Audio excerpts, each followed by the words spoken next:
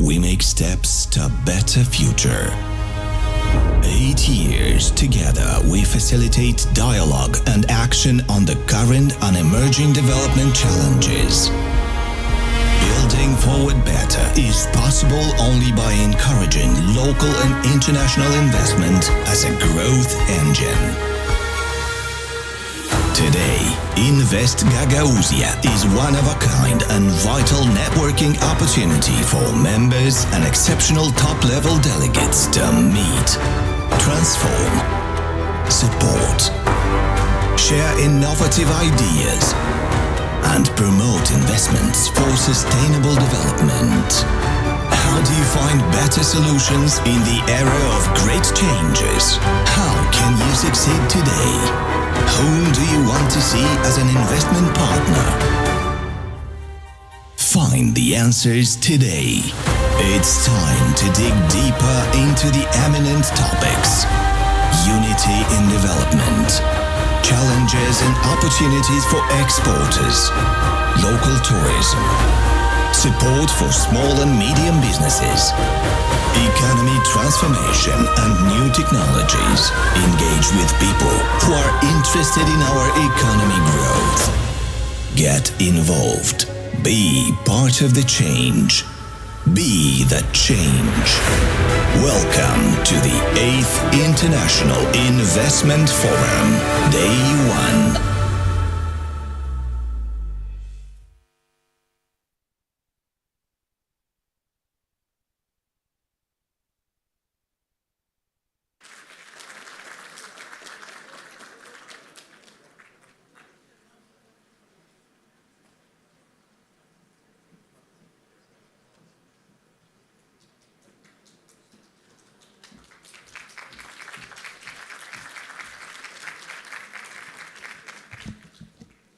Ваше превосходительство, уважаемая госпожа Башкан.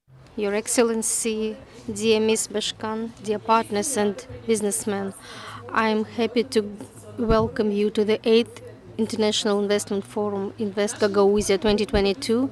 Today, our forum turns 8 days. We are proud of this figure. During this time, many platforms were born and passed away, and our forum proved its high demand and became one of the main events for the business of Gagauzia and the whole country.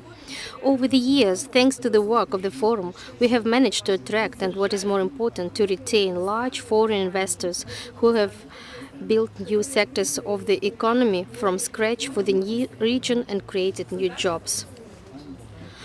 What a number of new partnerships and stable business contacts have developed on the sidelines of our forums in an informal setting. I'm sure that this year the effectiveness of the Invest Gagauzia Forum will not be any lower, but even higher than in previous years. We tried to prepare for you, dear participants, a rich program. We invited the most informed and competent speakers. More than 600 guests from 15 countries of the world participate in our work. We are pleased to welcome guests from Turkey, Russia, China, Azerbaijan, Ireland, Austria, Greece, Macedonia, Romania, Germany, Belgium, Italy, Czech Republic, Poland, and other countries. Today, this site is attended by ambassadors of foreign states accredited in the Republic of Moldova, members of the government of our country, heads of business associations and investor associations, heads of foreign and Moldovan companies, economic experts. It is a great honor for us to host you in Gagauzia. We expect that an open and substantive discussion will take place within the framework of the forum, especially since the government and business have a whole range of common issues and problems. The main theme of our forum will be unity in development. This topic did not arise by chance. Today, both business and government are going through difficult times and face unprecedented challenges in the energy, financial, and security sectors. We will be able to overcome all challenges and minimize losses only by combining the efforts of the state and the business environment. Without unity, there will be no development. Caught in a crisis situation, we all had to transform, change, and adapt. Today, we will talk about the opportunities that open up to us even in the most difficult times, how the state is changing and how business is changing, success stories and stories of colossal self-improvement. Difficult times give birth to strong people, and often everything that seems impossible is just another step in our development. When the borders are closed in front of us, we look for opportunities. When we face obstacles, this is the cut that stimulates us with temper that tempers our character and develop. It's no secret that we faced a lot of logistical problems which negatively affected the promotion of exports of manufactured products and imports of goods and services to the Republic of Moldova. Today we will talk about the challenges faced by our exporters and new solutions that have been generated in such a difficult time. I'm sure that during these 2 days you will feel our 360-degree openness to the world, our strong desire to include Gagauzia and the whole of Moldova in international economic, logistical, and financial chains. Our desire to build constructive partnerships and mutually beneficial ties. On behalf of the Executive Committee and Investment Agency of Gagauzia, I want to thank each of you for being part of the autonomy today, for being interested in the development of the country and the region. You are our partners, our guests, and our friends. I wish all of us a productive 2 days of the Unity in Development Investment Forum. I declare the 8th International Investment Forum open. And welcome to Gagauzia.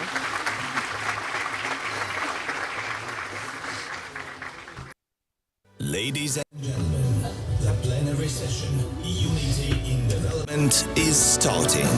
On the discussion panel is invited moderator Kirill Gaburic, entrepreneur and ex-Prime Minister of the Republic of Moldova.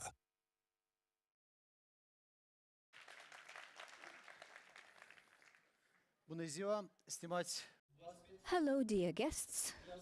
I would like to invite my colleagues, the speakers of this panel of discussion, and we would start with the governor of Gagauzia, Irina Vlach, the host of this event.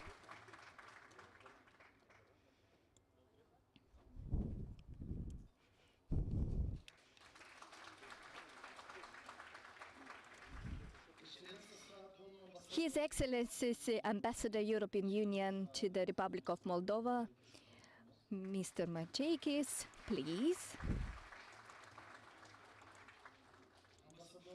His Excellency Ambassador of the USA to the Republic of Moldova, Mr. Loxton, please.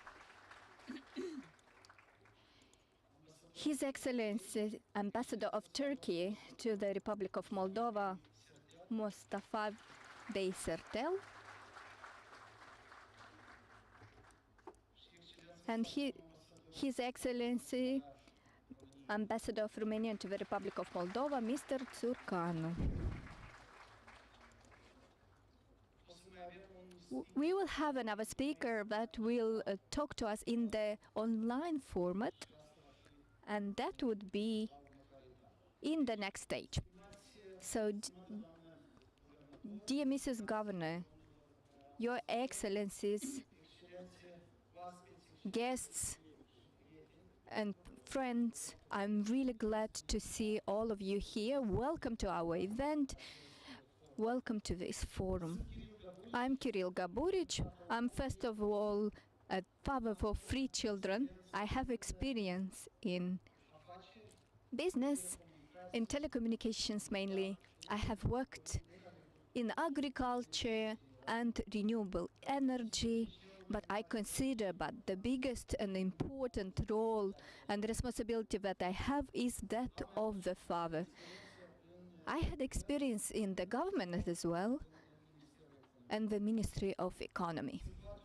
I'm honored to moderate this panel of discussion, Unity for Development or Development through Unity.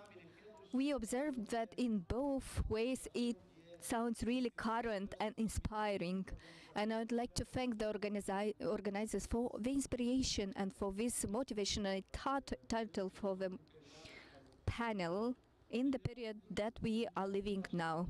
The word unity is very beautiful, sounds very good to me, and it's a challenge that the human beings have currently.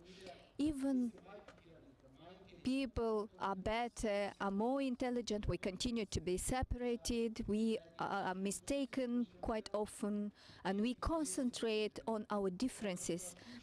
But at the same time, we have everything so that we can construct a better world together. Because together we can build economical models that are friendlier to the environment. And together we can clean the planet of milliards and billions of tons of waste that are distributed and spread everywhere people live and work. So we have everything to live in peace and to be able to cooperate efficiently. But unfortunately, after 3 decades of technological development and scientific progress, after 3 decades of social economical development, we are again in the trap of the conflicts. We give up on the dialogue too fast, and we give up on the compromises in our communication too fast. But we have enough resources to develop weapons. According to some specialists, in 2022 only, for the development of the weapons, they were invested, or they will be invested, over $4 trillion. 4 trillions of US dollars. I think that there are much more important sectors that need this money for the development. Nowadays, only 300 million of children are not going to school because they don't have enough supplies. We have problems with the global warming, and we need to reduce the pollution of the air, of the soil, of the water. In the processes of collection, processing, and recycling of the waste that we have. By the way, talking about waste, I will give you a small example.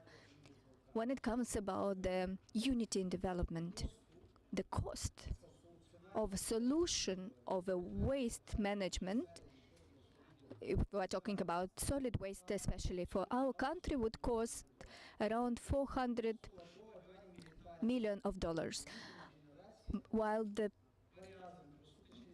cost for the planes, military planes, will be around, for one plane will be like $200 million.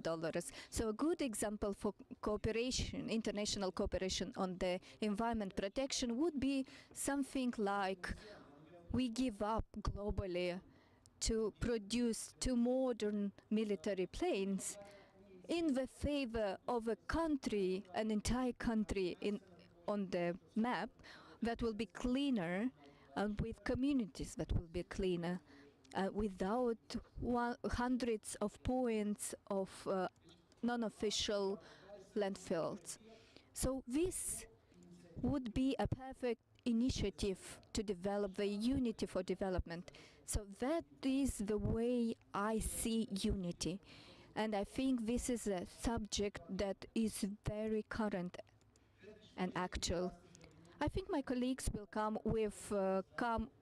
with unity examples or success stories, inclusively in Gagauzia. I would offer the word now to the first speaker of this panel, Mrs. Governor, Mrs. Vlach, which is the host of the 8th event organized here. And we know her as a very good host, Mrs. Bashkan. Thank you and welcome. I'm having loads of emotions right now, Mr. Minister, but I think today's should be a beautiful day and full of positive emotions and information. Honorable public, Your Excellencies, ambassadors, dear guests, I'm proud that today in Comrade we have so many honorable guests, representatives of the diplomatic sector accredited in the Republic of Moldova representatives of the business sector. It is symptomatic, according to me, that within this event that are so awaited, the administration of Gagauzia, we are managing to create a good example of communication cooperation between the representatives of elite of the government, because any power have things to be proud of, but also to be punished for. The good things and the good initiatives, fruitful initiatives that are bringing the well-being of citizens should be remarked and continued. Doesn't matter what the desire stands behind of a government or another, if it's left or right. Dear friends, this event of today is organized in a geopolitical intentioned context. But we hope that the rationality of the actors involved will triumph and the peace will come back with all the results. It's clear that the war in Ukraine will leave us a difficult heritage.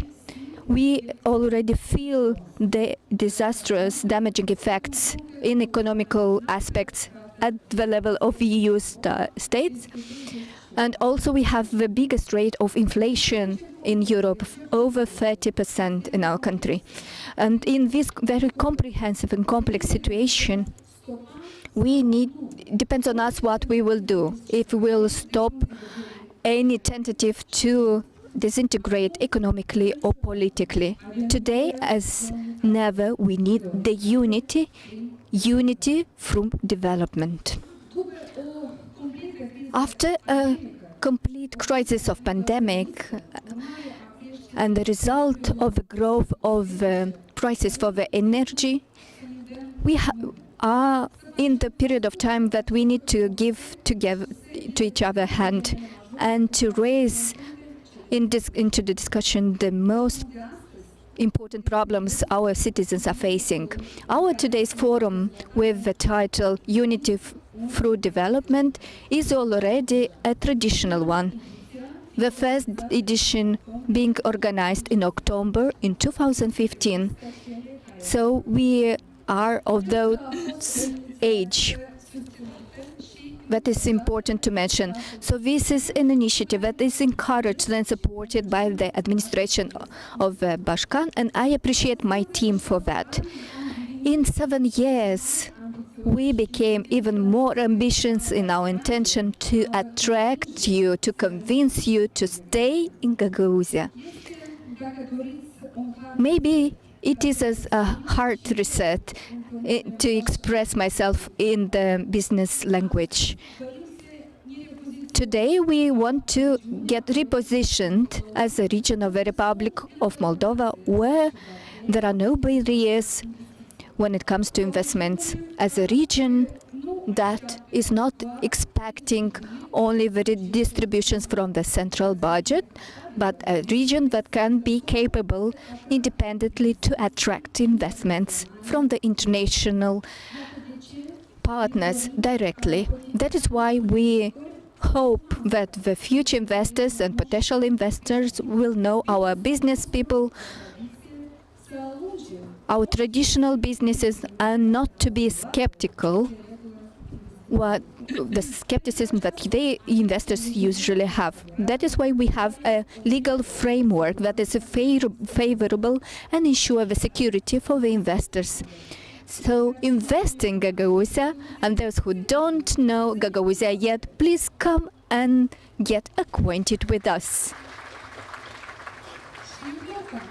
And it's very important. In Gagauzia, there is lots of transparency in decision-making process. Honorable public, friends, it's clear and sure that investments are the engine of development for acceleration of a society. The foreign investments are source for economical development and help to create job places. For us, it's very interesting to have the investment flows when it comes to industry, infrastructure, agriculture, zootechny, digital business, construction, health, and of course everything that would keep our young people at home. The construction of the industrial college or investment of Turkey is a relevant example in this direction. We hope to get even more because we are aware that we need to position ourselves very well in this new geo-economical context. That is why the first investment is done today, here, now, within this dialogue with the business environment and business sector, because the dialogue is the one to build the trust, and without trust there can be no investment. That is why from all my heart I wish to get interested as many entrepreneurs as possible, from the SMEs up to economical agencies with imposing capital numbers, to convince them that Gagauzia can become a destination for business. And who is not trusting us or doesn't believe in that, please come and see us. The provocation of the challenge of today is to invest in this piece of land of Bujak and to make sure that the technological progress can have a footprint in a decisive way. Honorable audience, you see, I'm getting really emotional. You can see and feel it. With joint efforts and mutual trust, I'm sure that today we are opening a new page when it comes to the activities of investment in the south of the country. At the same time, I don't want to sound too pathetic. We are aware that the risks that are involved when we are talking about an investment is bigger when the environment is unstable from the political point of view. Nowadays, the security risks or threats are really big. Gagauzia will not become a point of instability in the Republic of Moldova. Friends, Gagauzia is opening her doors openly for the foreign investors, for well-coordinated investments that would generate revenue and will bring well-being and healthy economy. We invest together and we build together.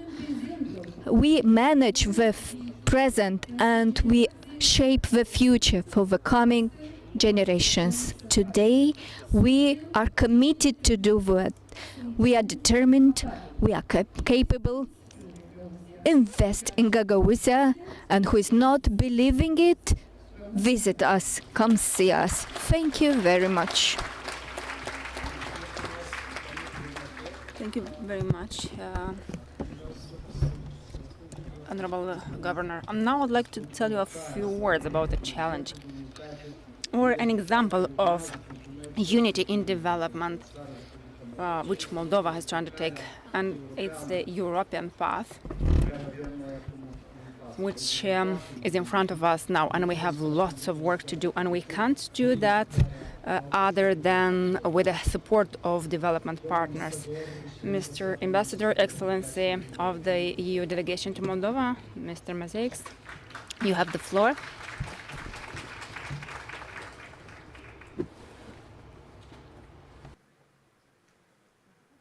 Is it working? Okay. Bună dimineața, good morning, доброе утро. Госпожа Bashkan, dear colleagues, I'm glad to be here today with you at the 8th Investment Forum in Gagauzia. And from a European point of view, this year is really different because your country has undergone a tectonic change. Because this year, Republic of Moldova has become a candidate country for membership in the European Union, which means that if I'm looking at it from investors' eyes, if I'm investing in Gagauzia, if I'm investing in Republic of Moldova, I am investing in a future member of the European Union, which brings all the possibilities of this huge market, which brings the predictability, which brings stability that I think is important for any reasonable investor.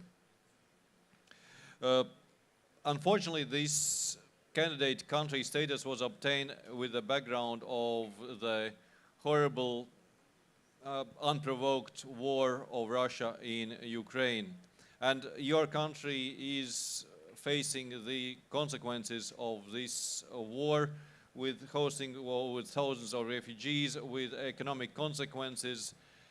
And you all facing not only these consequences of the war, but also many other crises, not least the energetic one.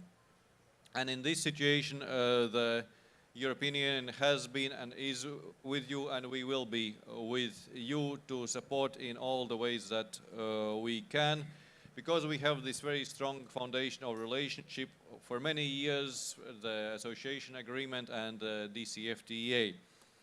And this is important not only in good times, but also in bad times.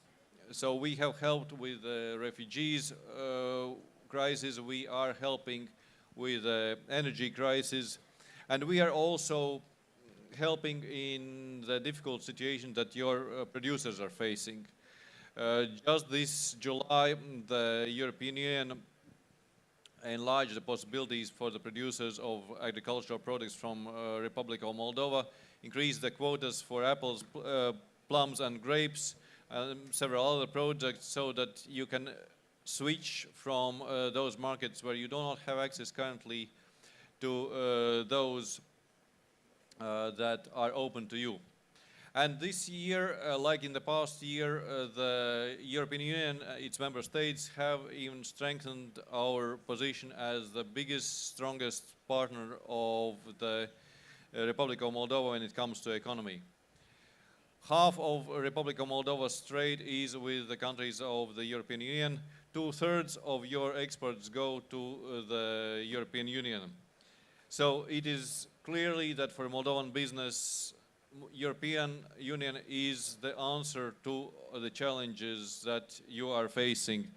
And without undue modesty, I will say that yes, this is the best exit from the crisis for the Moldovan producers and business people. Наряду с этим я бы хотел поговорить. Along with this, I would like to talk about involvement of the European Union in the region. The European Union is supporting Gagauzia, has been supporting it for many years, particularly in the area of economic development and efficient management.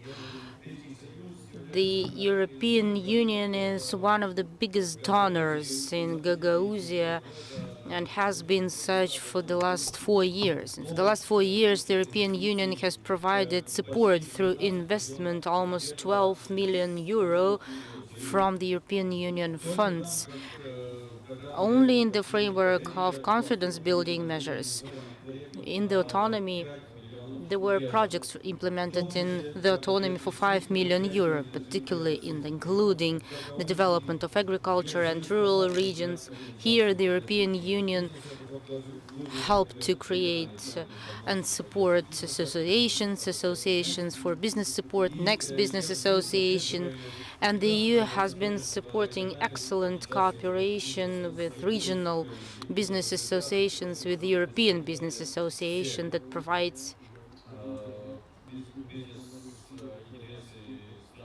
represents all the business interests of the European Union. And I would also like to note the investments that were made. The amount of foreign investments from the European Union in the Republic of Moldova has been constantly growing and has doubled during the recent time. More than 20% of all foreign direct investment in the Republic of Moldova comes from European Union countries, and we are delighted to see that our investors are represented almost in all areas of the economy of the country. And to preserve this trend and to strengthen it it is very important how the business environment is going to develop, what is going to be the predictability and stability of the legislation, how we are going to ensure supremacy of law.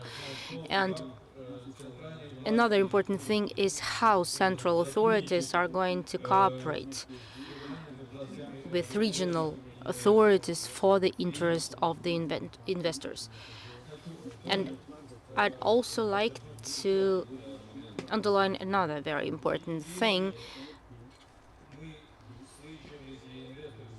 If investors hear declarations and statements about Russians are being closed and we are going to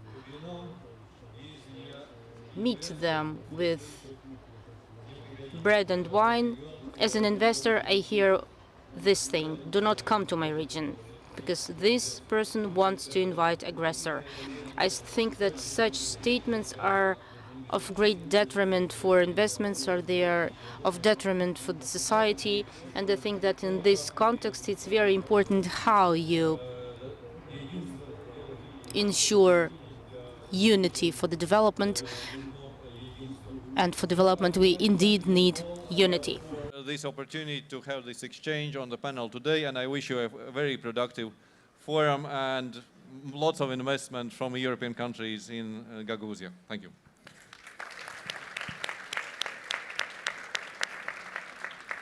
Thank you, Mr. Ambassador. Now we will move to the next speaker of our panel. I would like to invite the Ambassador of United States of America, His Excellency Longstone. Thank you. Good morning. Madam Bashkan-Bla, colleagues, good morning. Bună dimineața, zdravствуйте, salam. Thank you for this invitation to speak today at the 8th Gagauzia International Investment Forum. It's a great opportunity for all of us to meet with local business and, of course, to learn more about Gagauzia's investment and development potential. The United States values the diverse array of partnerships that we have throughout Moldova, and we strongly support increased development in Moldova, including here in Gagauzia. We invest in your success through a diverse and a comprehensive assistance program, and we're also encouraging U.S. business to invest in Moldova. This year, the United States and the Republic of Moldova are celebrating 30 years of diplomatic relations, and it was great to see Bashkan-Bla at the USAID celebration of our 30 years of friendship just last month. Over the past 3 decades, we have worked with our Moldovan partners on this path to building your country. In this country, we want it to be secure, democratic, and prosperous. That means we've invested over $1.8 billion in assistance to Moldova from the American people since 1992. Our assistance programs, especially through USAID, have strengthened Gagauzia's economic growth, expanded its tourism potential, promoted trade digitization, and helped Gagauzian wine producers improve productions and increase exports. In May, I was here to open the Techwell Comrat ICT Excellence Center. This ICT Excellence Center will help create jobs in Gagauzia and attract more investment by providing ICT education and training for the local workforce, and also encourage businesses to improve and to engage in innovative new technologies. We're also committed to supporting English language training here in Gagauzia, and we have a full-time American citizen Fulbright English teaching assistant at the American Center here in Comrat University. In the agricultural sector, USAID's high-value agriculture activity has provided assistance to Gagauzian agribusinesses operating in the fruit, table grape, wine, and honey sectors. And this includes support related to production, post-harvest handling, international standards on good agricultural and food safety practices, and capacity building of the local agricultural association. Later today, I will be launching our new agricultural program dedicated to rural competitiveness. And I think that we're all looking forward to this new program to continue our USAID investments in Gagauzia and building on the success we've already had. Yesterday, I was lucky enough to attend a conference of the LEADER program, a joint support project for rural communities with the EU and Poland supporting. And I visited with several Gagauz farmers, and I even got to try kavirma. And I won't forget my first visit to a USAID-supported guest house in Kongas with Dwamna Anna. I'm sure we've all tried Gagauzian wine, and we know the high quality of producers here in Gagauzia. We hope that our assistance is helping increase the competitiveness of Gagauzian agribusiness and wineries and helping them access the European Union and other non-traditional markets, just as Ambassador Majzik said. Last month, I was excited to welcome the American Central European Business Association delegation that was 10 US companies who made its first ever trip to Moldova. We welcomed a spectrum of US investors in industries from IT to defense to renewable energy. We're excited about the path Moldova is paving in working to improve its rule of law, which, as we all know, is the foundation for greater international investment. We're also promoting and supporting independent media in Moldova and here in Gagauzia to further promote that rule of law. American businesses see potential in Moldova, and the United States is excited to walk this path with you as Moldova develops the systems necessary to capitalize on its investment potential. I think I'm already a frequent visitor to Gagauzia, and I look forward to many more trips in the future. Thank you.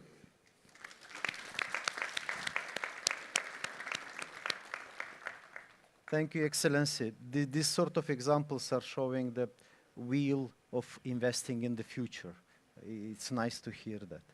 Now, acum o să trecem la următorul speaker acestui panel. We'll move to the next speaker of our panel. We are talking about the ambassador of Turkey to Moldova, Mr. Sertel.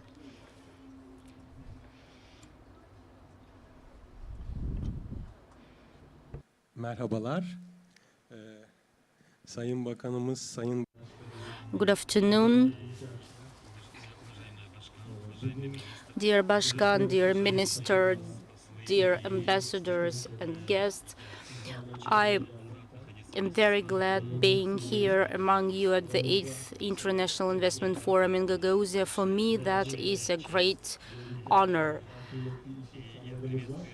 And I'm greeting everyone, all the business people present here from Turkey, from other countries present at this forum. As you know, I started my position a couple of months ago, and in the framework of this forum, just in short, I would like to say that what our country has done in this country, in Moldova, what else we could do in the future, I'd like to tell about that quite in short. Our strategic partner, Moldova, has a special significance for us, our cultural, historical bonds, our common past, and all that creates a foundation for the friendship between our people. And regardless of the thing that we do not have common borders, we have always considered the Republic of Moldova our kind friend. And our cooperation with Moldova is based on strong legislative framework. Between our countries, we have an agreement on free trade agreement that came into force in 2020, and since then, turnover between the countries constituted $750 million. And today, Turkey is one of the main trade partners of the Republic of Moldova. We hold the 5th place in export and the 3rd place in the import of the Republic of Moldova. We have a lot of projects, with the amount more than $40 million. And as Ms. Bashkan mentioned, currently we are developing a construction project. This is construction of Lyceum, and among the main areas of our investments are the youth, valuable youth of this region. And in Congas, we also in the process of constructing an educational institution and planning to finalize that by the end of next year. In 2020, the first 4 months, of this year, during this time, we registered an increase in the turnover of 38% in between our countries, and we are planning in the shortest time possible in the future to further increase this turnover up to an amount of $1 million. As you know, it has been a long time that different investors have been working here in Moldova, investors from our country, and they're holding valuable places, respected investors. And these are mostly in such areas as food industry, this is construction of roads, this is about hospitals, IT, light industry, textile industry, this is hotel industry, and so on and so forth. Dear participants, we have strongest historical and cultural bonds with Gagauzia, as well as solid economic cooperation. Currently in Gagauzia, we have more than 100 investors from Gagauzia, and I'd like to know that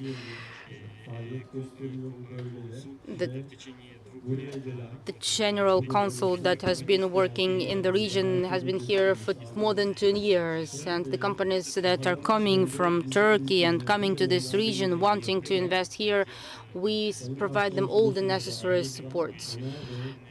And respectful general council is among us, and our wish is that the number of investors coming here to Gagauzia be in growth. And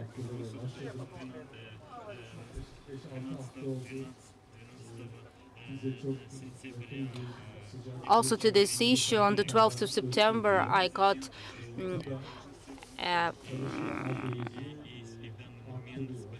the title, I started working in my position, and we are currently working for this purpose, for this country. And as an embassy of the Turkish Republic,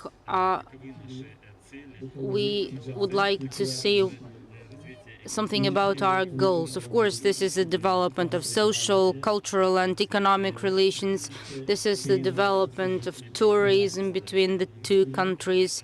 This is the development of dialogue between our countries and the implementation of new projects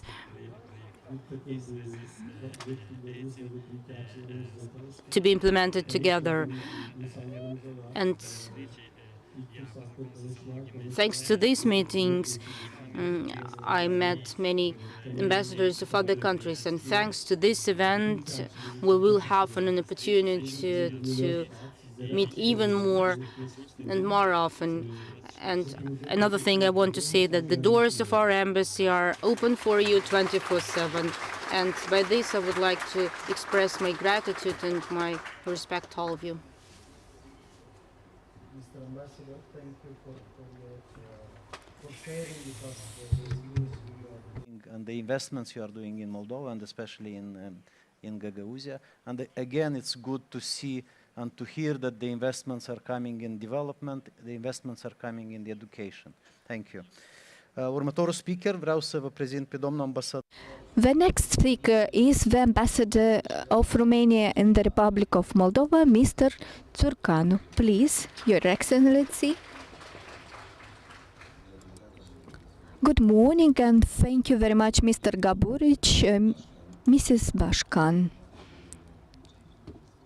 Dear Deputy Prime Minister, Excellencies, ladies and gentlemen, And dear representatives of Romanian companies who are here today, I'm honored to be next to you and to speak at the opening panel of this forum, a reference event in the Republic of Moldova, which is in the 8th edition. The forum is a platform that offers the possibility to identify the best opportunities of investment, a platform that would connect with the Occidental partners and have a potential to bring added value to the investment climate of the Republic of Moldova. These are the real reasons that make me even more optimistic when it comes to the growth of foreign investment and economical development of Moldova.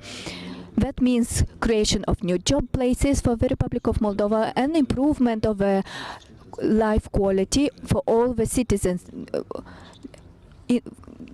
for all ethnicities. For a citizen to be happy about the well-being and qualitative life, you need three things. First of all, you need peace. We need a good communication and unified life. Doesn't matter the religion, ethnicity, opinions, or language that is spoken in their houses, but also to have respect for the history, culture, and language of a state that you are living in. So the state that is offering you possibility to have a family, to go to school, to construct your future, a state that is taking care that each citizen is respected when it comes to human rights. A state that ensures the well-being of its population. Unfortunately, the neighboring war showed the clear and terrible image of the fact that what an illegal war is meaning when it comes to the usual citizens. It showed that tens of and thousands of Ukrainians should take the weapons to fight for the peace, for the freedom, for the future in Europe. We can see that elderly women and children should refugee in our countries. People that paid with their lives because they could not live in front of the tanks. People that believed in the Russian peace. The war that started by Russia against Ukraine is not against Ukraine. Russia is using the gas weapon against the entire Europe. Without taking into consideration all the contracts with the EU states. The alimentation crisis affected all the EU states, not only Moldova. The increase of alimentation products, the prices for the energy affected Poland, Romania, France, and so on to reduce and made them reduce the energy consumption. Because the rehabilitation of the economical aspect is related not only to the EU states but to each state. The gas problem cannot be solved overnight. It is an important problem that needs time to identify resources and alternative sources. What is related to the renewable energy inclusively. If talking about the European countries, inclusively with the government of Chisinau, try to identify alternative sources to procure energy. Even a few days ago, on the request of the Moldovan government, we are sending from Romania some wood, and we are identifying gas and electricity that would help the citizens of the Republic of Moldova. The war that started by Russia against Ukraine proved that the West is not just a trustworthy partner for the Ukraine and Republic of Moldova, but is also a stable, continuous partner. The commerce of the Republic of Moldova is done with European countries. The relations of EU and Moldova are stronger, more beneficial than ever for the entire country, inclusively for the population on the left bank. So we are talking about the candidate status of Moldova is offering more financial support, e-commerce, and mobility for all the citizens of the country. We are living in a difficult period of time, but this will end.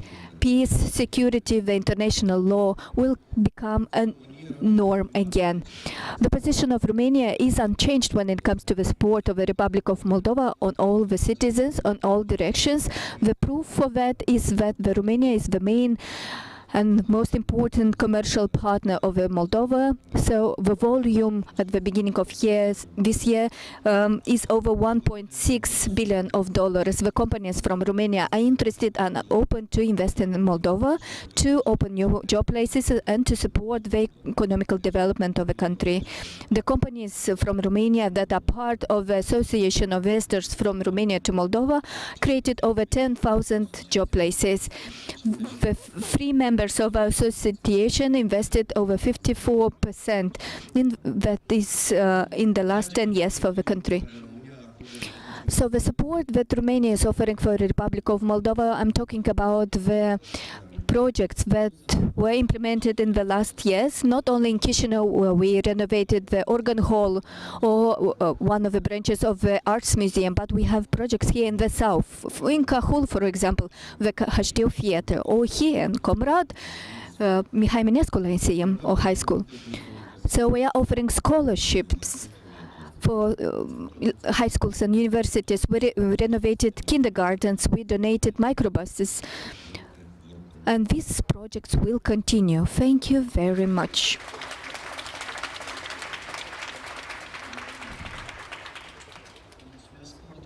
Thank you very much, Excellency.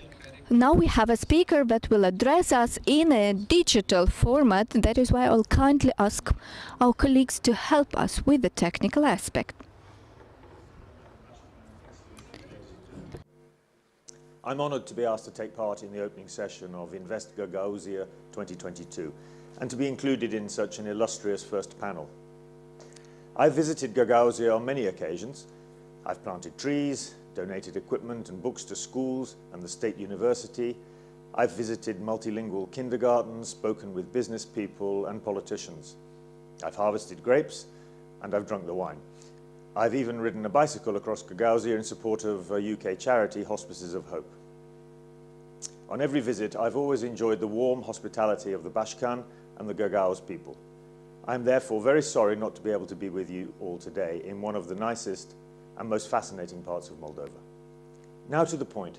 How would I encourage a UK investor to invest in Gagauzia? What, for that matter, drives any foreign investor to invest anywhere outside their own well-known jurisdiction?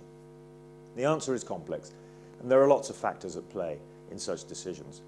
Today, I'd like to focus on just three interrelated factors, which I think are the most important. Investors need three things. Economic justification.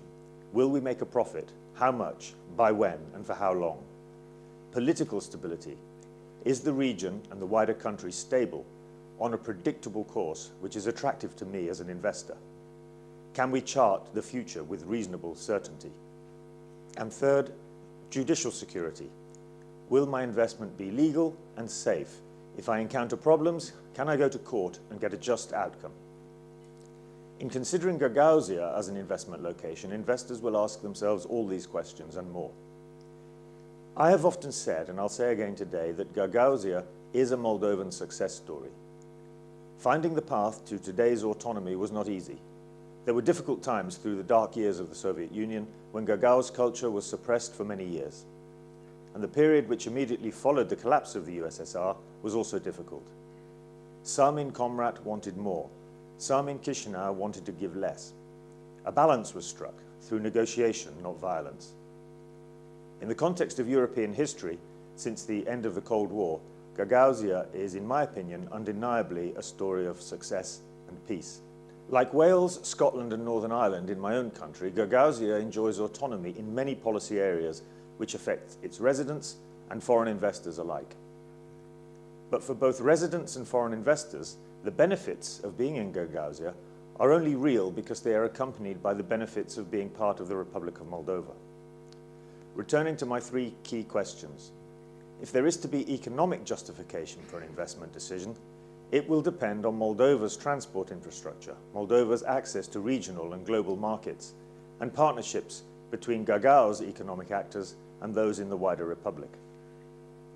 if there is to be political stability and predictability in Moldova, it will depend on the policies of governments and political parties at the national level, as well as those in Comrat.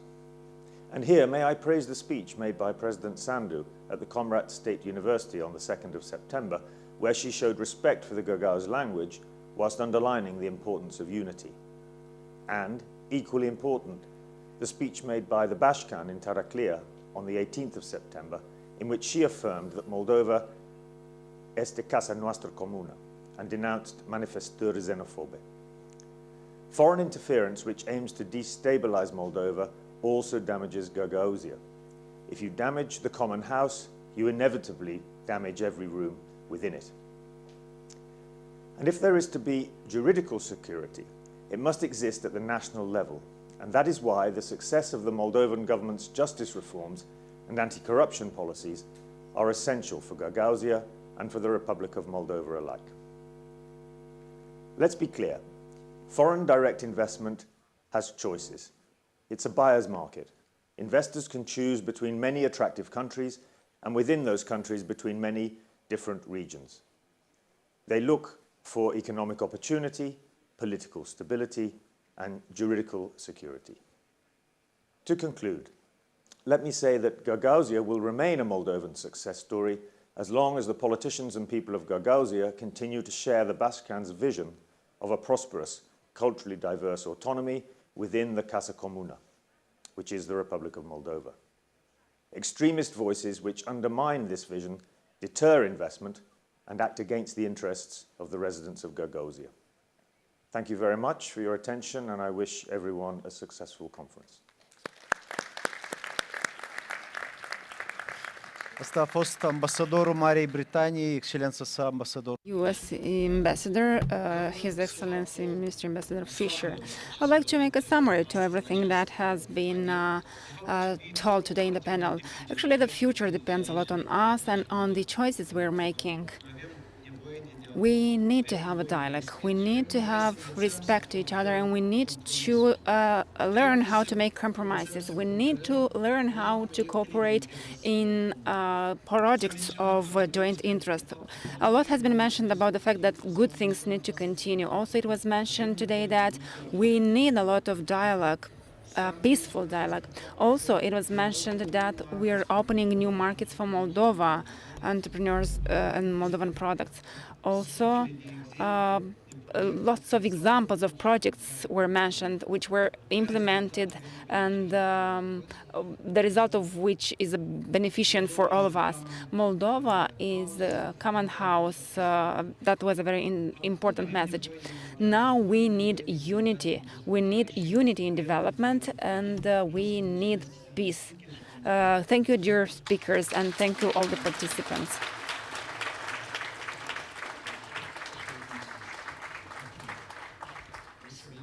Thank you too. I'll kindly invite you for joint picture.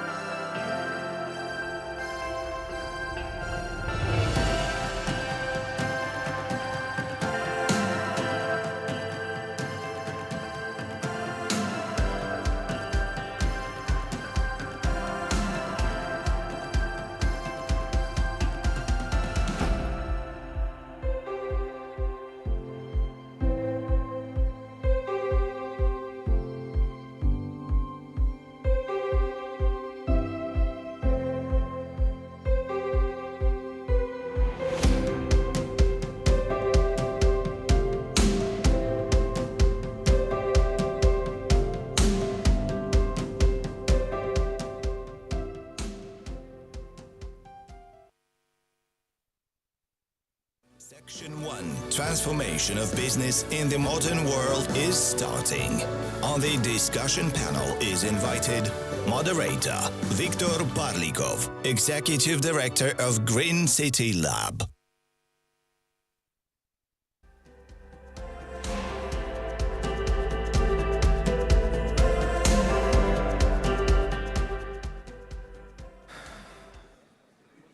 bună ziua tuturor, sper că mă auziți. Good morning, everyone. First of all, I'm so impressed to see such a big number of audience in this investment forum. I'm so happy it's in its 8th edition, and it's a successful edition. You can see that by the public. I'm so honored to have been invited as a facilitator of this panel. And the agenda has been slightly changed. Unfortunately, Mr. Gaibo is a little bit delayed, and if he comes in time, we'll go according to the agenda. But now I would like to introduce the panel. The panel is called Transformation of the Economy in the Modern World, and everyone can see what changes are in the modern world.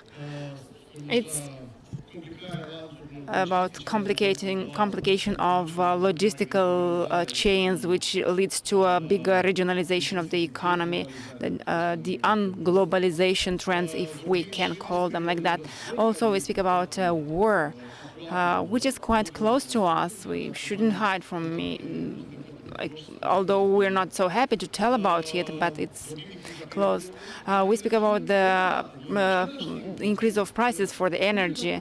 At the same time, we speak about the fact that Moldova has a status of a candidate country for joining the EU, and this provides new opportunities to the country. Moldova is in a much better position in terms of energy security starting from this year, and I can tell that to you, particularly after 16th of March,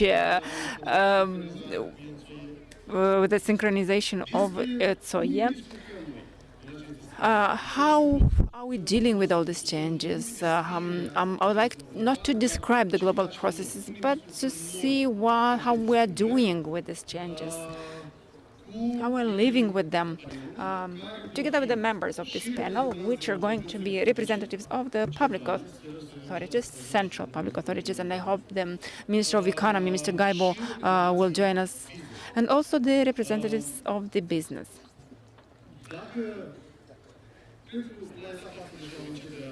I think now I'll start inviting on the stage the members of the panel.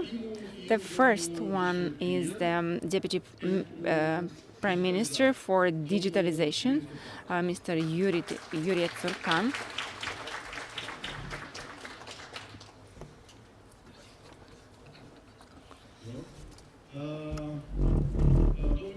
Mr. Minister of Economy will join us a little bit later. We'll leave him a seat. Also, I invite on behalf of the public authorities from the Gagauzia region, the Deputy Director of the Investment Agency, Mrs. Olesia Kovrik.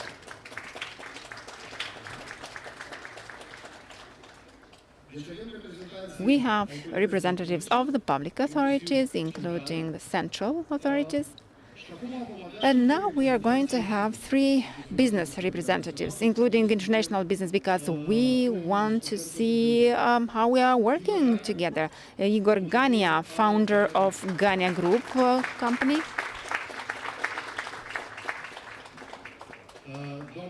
Mrs. Angela Pilugin, director of Fujikura Automotive.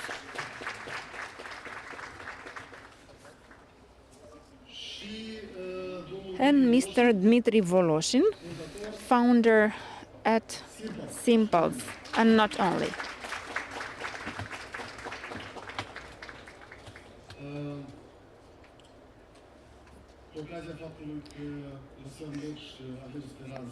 We leave a seat, and we hope very much that Minister will come in time, so I will facilitate while standing. I would like to thank all of you for having come, and I would like to announce you that time is limited. Originally, I planned for us to have format where first we talk and then we'll have a QA session. But we are going to be able to do that only if we fit into the agenda with our presentations in a short time. I mean, so Mr. Turcano, Deputy Minister, if you manage to do your presentation in 10 minutes, I hope we'll be able to take 10 minutes of questions for you as well. It's actually a challenge for me to fit into 10 minutes with a message that I want to send to your excellencies, ladies and gentlemen, the excellencies ambassadors. I'd like to welcome you and thank the organizers for this invitation. It's a very special event. And as Mr. Losdan, ambassador said, I'm a frequent visitor in this region due to different factors, due to the fact that this region is a very warm and heartly one, and also because it has an enormous capacity for development. And in terms of digitalization, that's even higher. Everyone knows that our country has a clear path in modernizing itself and digitizing all the authorities, central authorities, local authorities, and switching all administrative processes into digital area, and all the public services into the digital area of digital documents and so on, so that we could become free citizens and business people without limitations of bureaucracy and without the need of being ridden to a certain place or consuming services in a specific time and going physically to some service desks. That's a comprehensive process. That's a quite time-consuming one. And here you can use the motto of this event, unity through development, development through unity. Only together can we develop. That's why we have undertaken a number of visits to this region where we have seen special potential. We have seen very well-prepared teams and a capacity for alignment to the needs and the processes about which I'm speaking in terms of digitalization, which I haven't seen in no other region in Moldova.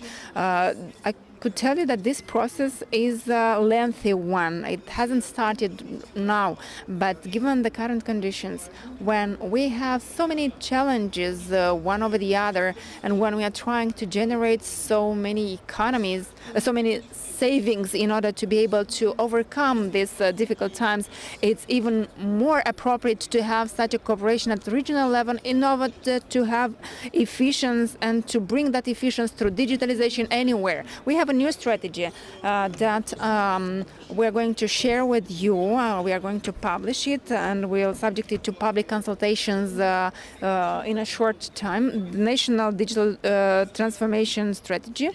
And the key words of the strategy are inclusion, because we want to have inclusion and not to have that division between center, outskirts, centers, rural areas, the urban areas, or differences between generations when we speak about technological intake. We want through this strategy to achieve that unity. Given the fact that the key word of the strategy and the core of the strategy is on the human, although we speak about digital transformation strategy, it's actually a transformation of mindsets and transformation of the way we interact with the state, how we do business. And knowing that we have this potential and this invite, I kindly welcome all the business people who came to this region and those who come in Moldova with investments. I would like to tell you that during a number of years, but particularly lately, in the past several years, there was an intensive process of eliminating the bureaucracy in doing business. From 400 permissive documents, we have reduced through automated data exchange. We have reduced the number of documents to 130 permissive documents, which can be obtained online. You don't have to go physically to any desk and make any efforts.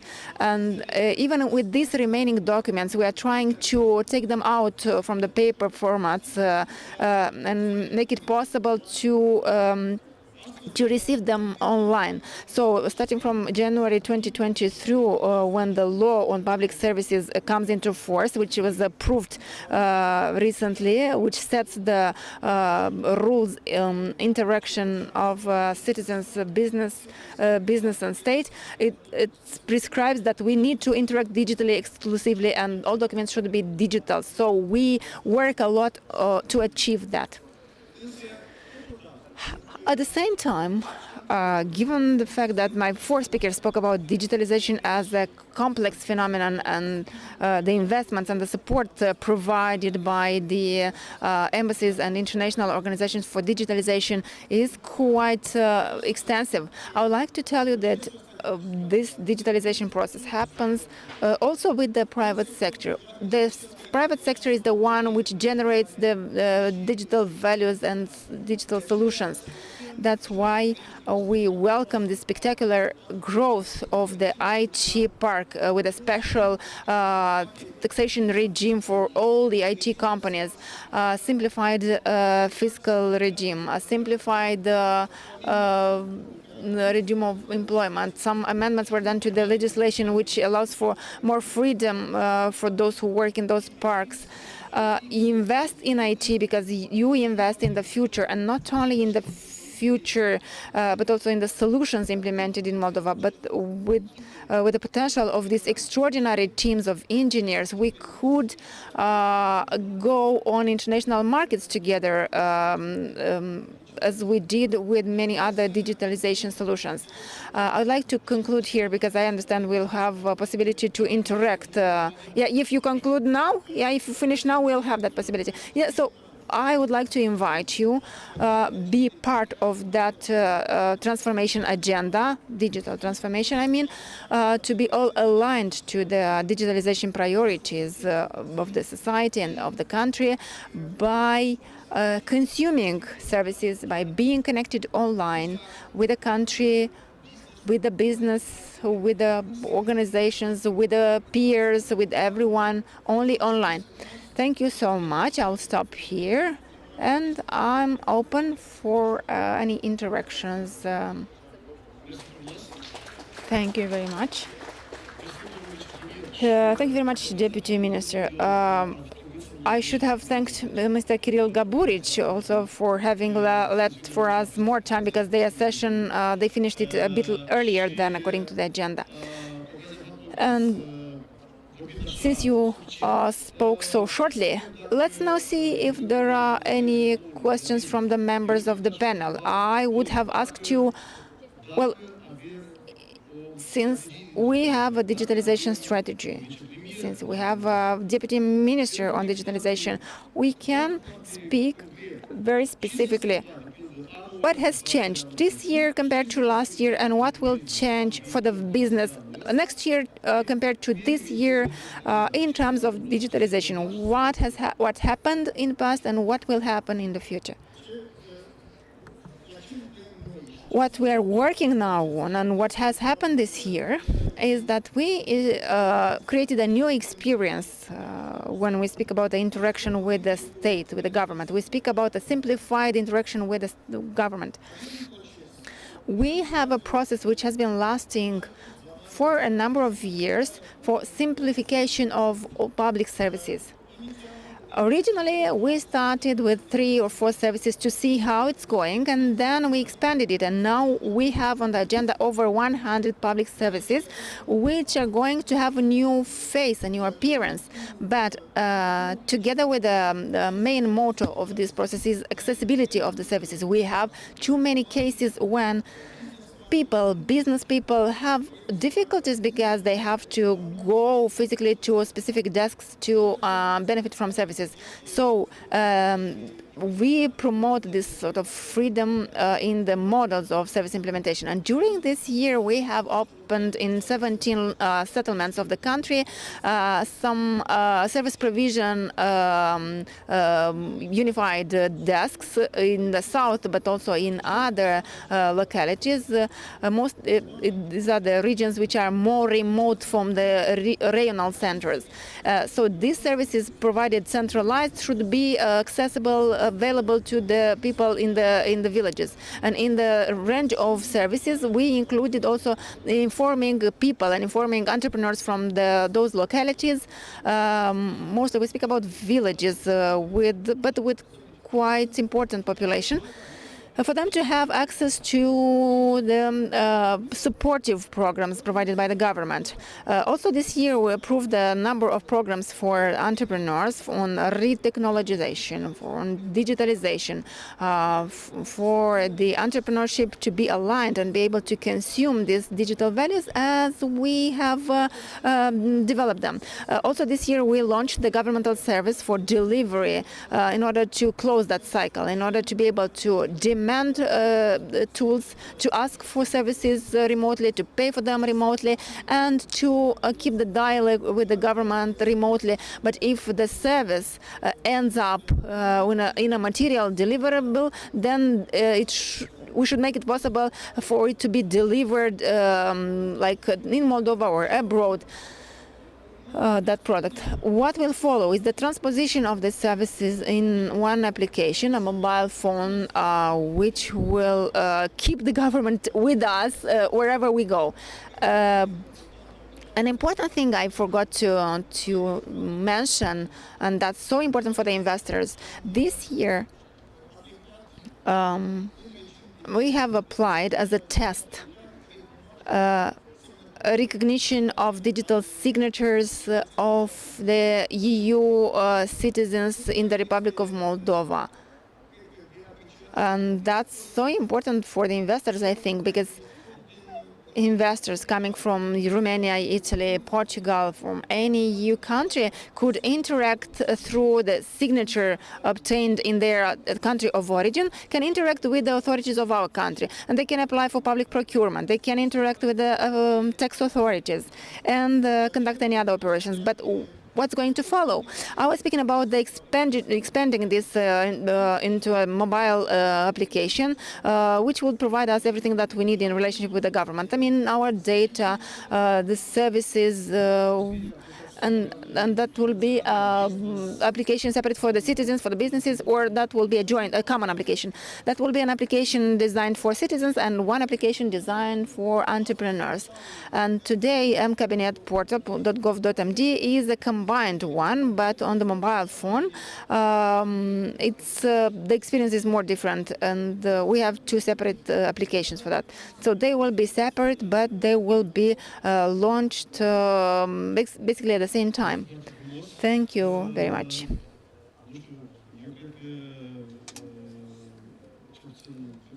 For me, at least, it's clear. I understand what's happening. Since we have the Minister of Economy has joined us, Mr. Gaibo, if you could give your CV. Mr. Gaibo, you have the floor. The format is the following. The quicker you finish with the presentation, the more time you get for the questions.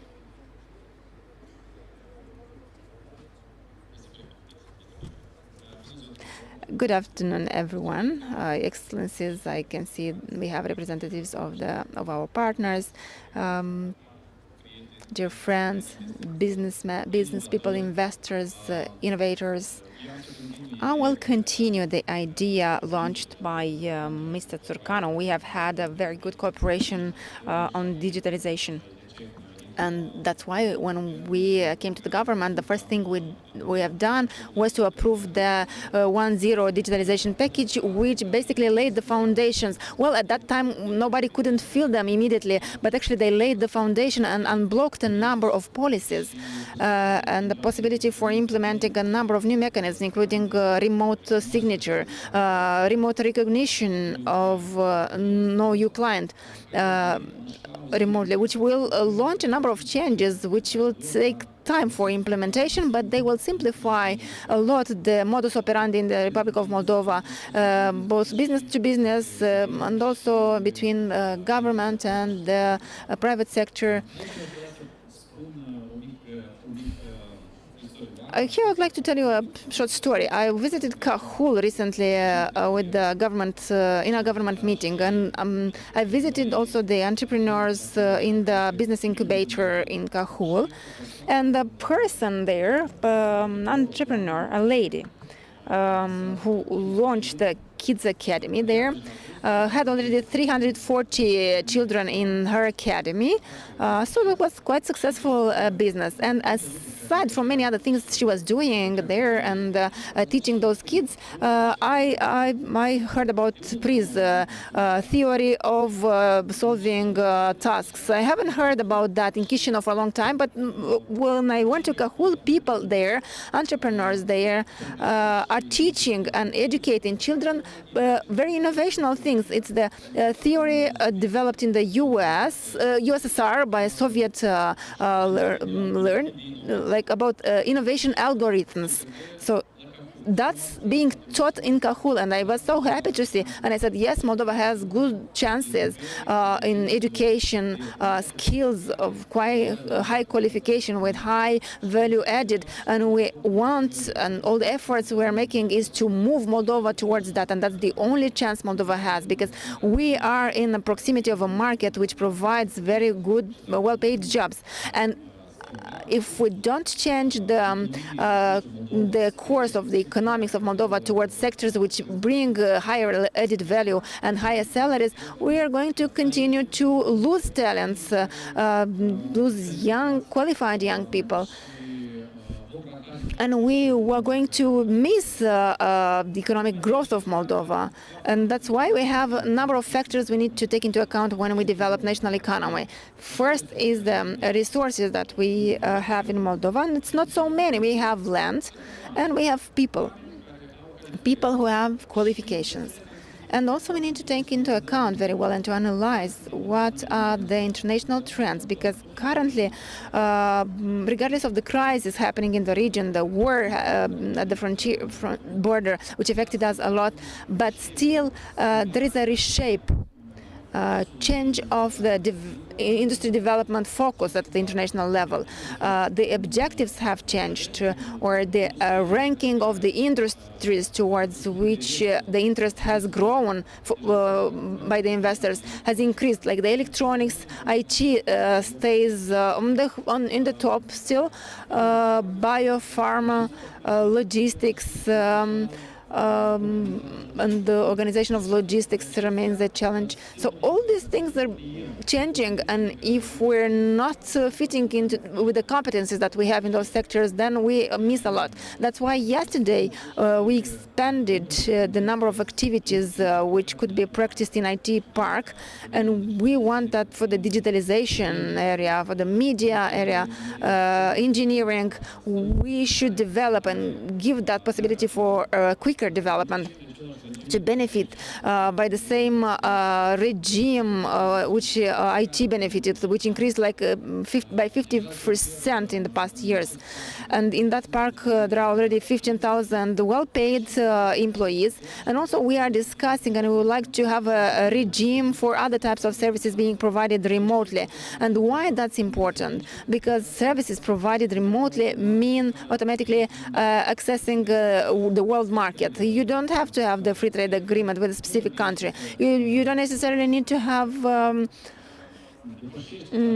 to overcome barriers related to the current logistics, because now it's so hard to organize the logistical processes. So this becomes more and more expensive. Cheap production is very expensive to take it abroad to bigger distances. So it shortens the area on which you stay competitive with these products. That's why we need to focus on high value-added products per unit. And here we have the area of services. We have the electronics with a number of companies that I have visited, but I actually knew them earlier. They have very good performances regardless of the crisis that's deepening in the world, but also in Moldova. The electronics has had an increase by 70% now in July. Some others have had some decrease. But we need to count on the sectors that will have a relatively rapid growth in order to diminish the negative impact of the economic recession that is expected in the region. But also at the same time to create a good foundation for following growth. And we speak about high value-added industries, clean industries, because we don't have mineral resources, but clean industries.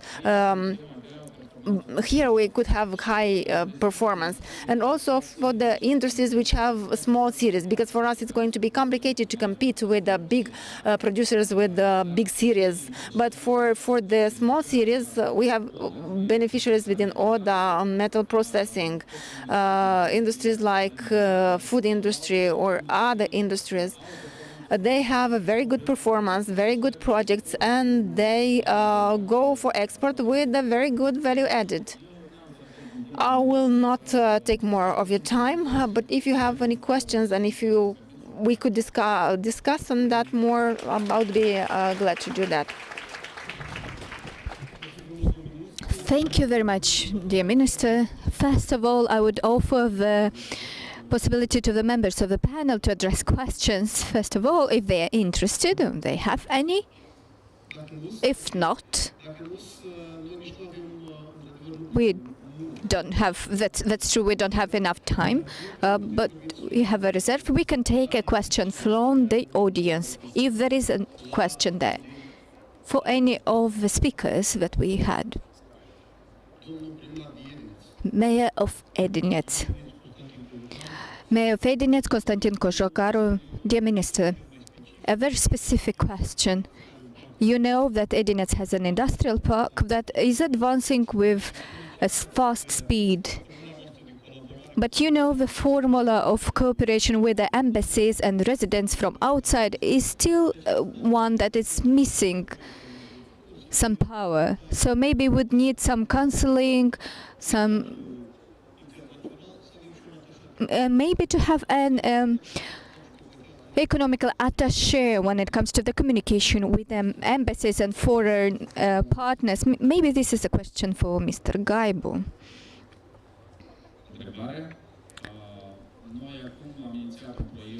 Currently, we have initiated a project, and we are working with GIZ in this direction, a new strategy on which is called economical diplomacy. So that's true. We need to review the philosophy of partnerships in our country, and we had these discussions with ambassadors, and when I had been in study visits abroad, and we should understand what is our interest and what would be the interest of the respective country, host country, when it comes to the skills and competences of the Republic of Moldova, and fulfill, based on these specifics, on these features, the relations, the bilateral relations.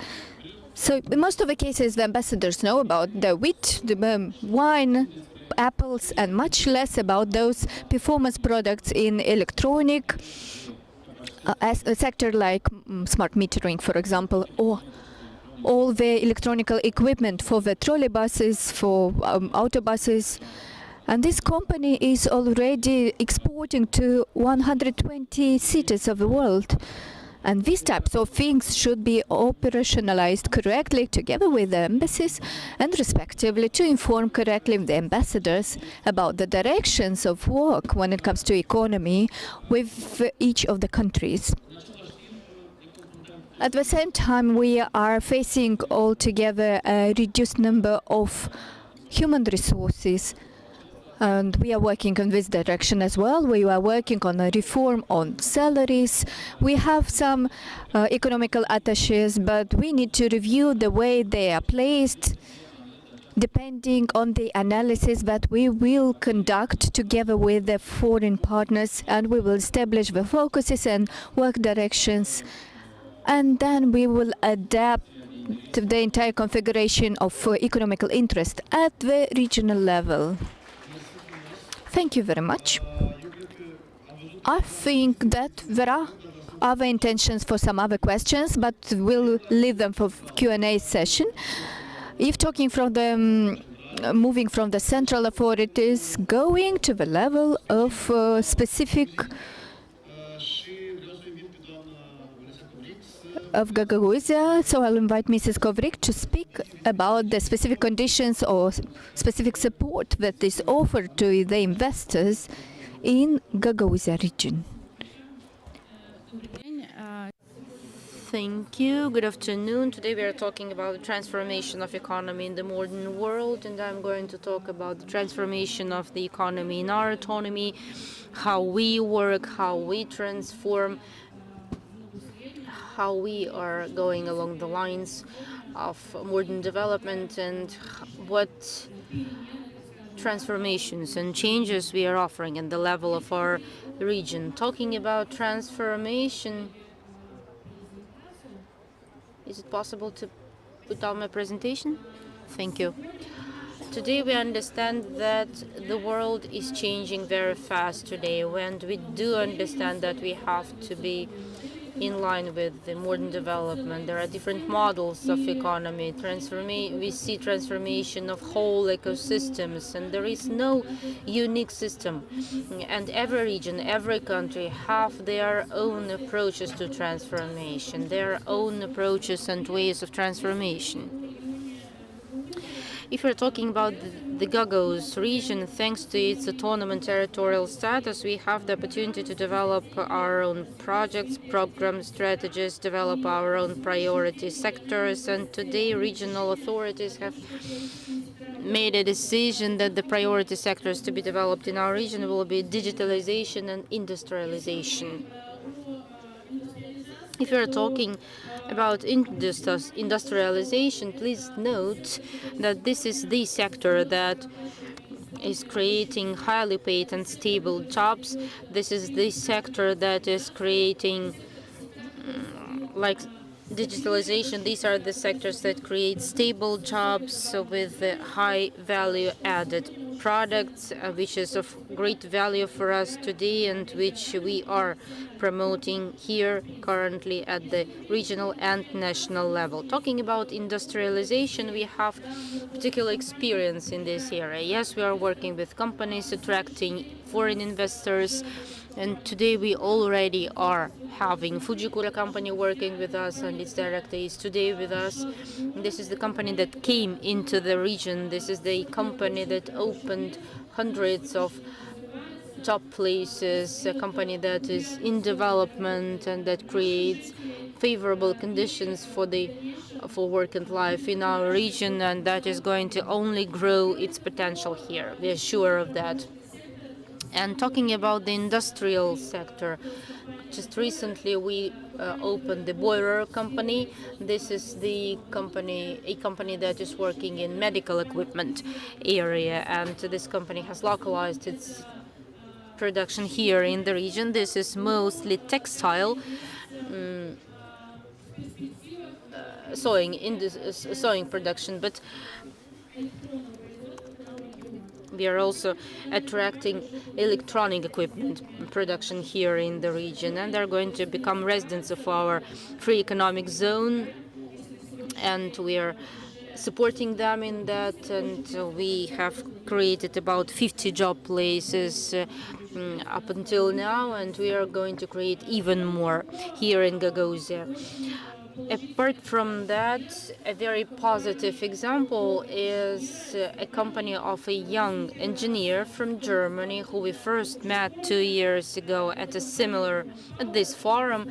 This is Avian Power. This is Michael Babutsky, who has also localized his production here in Gagauzia. This is gas electric generators production. This is a company that is going to produce this equipment here in the region. A company that will concentrate specialists, engineers, and specialists in the area of innovative technologies. This company is another company that is of very high potential, and we are also supporting its development here in the region and are working together with them in the territory of Gagauzia, both in import and export transactions in finding specialists and finding locations and so on and so forth. Talking about industrialization, we understand that this sector is having great potential and we need to develop this area, the thing that we currently do. Talking about digitalization, we understand that today IT technology is our future. We understand that IT technology is development. It is working for the perspective, for the future. This is working with our young people, with our students. When we started talking about the topic of digitalization here in Gagauzia, honestly, it was not perceived in a very serious way. But today already we have 7 companies that have been registered that are residents of the Moldovan IT park, and they're here in Gagauzia. Apart from these 7 companies, we have other IT companies that did not yet become residents but are planning to become residents of the IT park. When we are looking at the sector, we are conducting meetings with the managers of big companies here in Moldova, also meetings at international forums and exhibitions of IT companies. And we understood that in this sector, the main thing is 2 sectors that are quite important for the sector to come into the region. First of all, this is specialized staff, qualified staff. And the second is infrastructure. Talking about the human resources, this is another success of ours. Today we already have IT STEP Academy that is training both young people and older people in the IT area. We have the TechWell project here in Gagauzia, which we are very proud of, that is implementing a lot of programs here in Gagauzia, both for students and for professors, pupils and students studying at the Comrade University. We also have a company that has started a branch here in Gagauzia. This is Power IT, another company in the IT area, who are our friends and who are located at the university. They are actively involving our students from the Comrade University and developing their activity here in the region. We understand that this is of great perspective and having great potential, and we continue studying this area. Talking about infrastructural projects, the authorities have developed a project of creating Comrade Innovation Technology Park. Thanks to the support of our GIZ partners, we have already developed the cost documentation,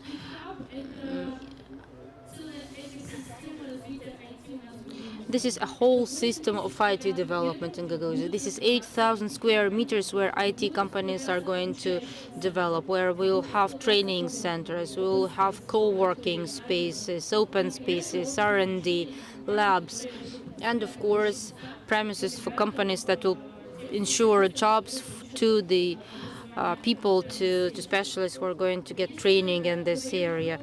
If we're are to talk about training, then we understand that personnel for today's companies, for investors, is a very important aspect. And today in Gagauzia we have major projects, and many of you, when coming to Gagauzia, have already probably seen the process of construction of the industrial college with the support of the Turkish Republic. This college looks at creating a training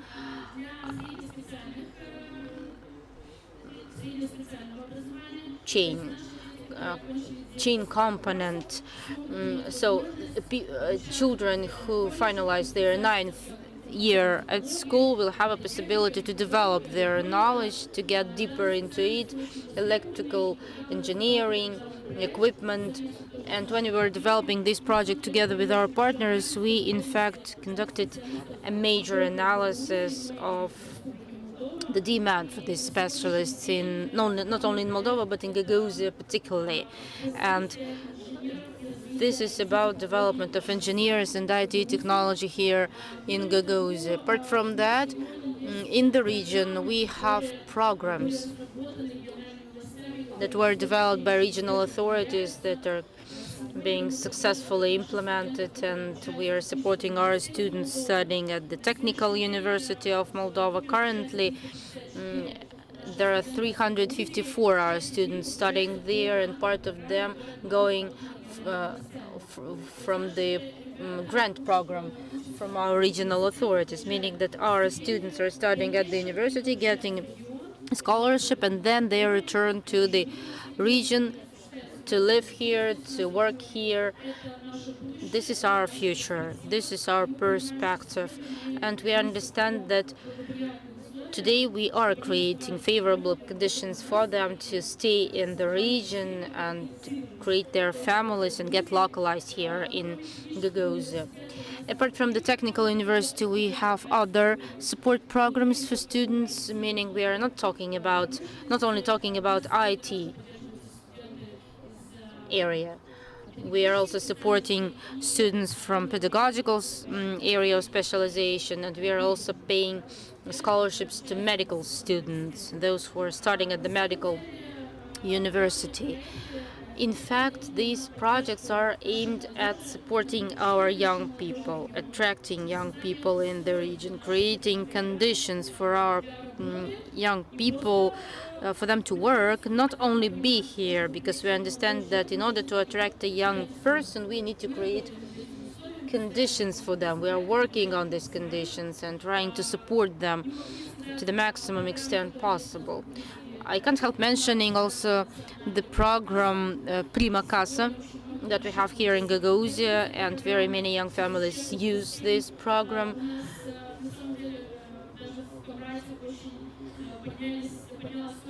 Thanks to which,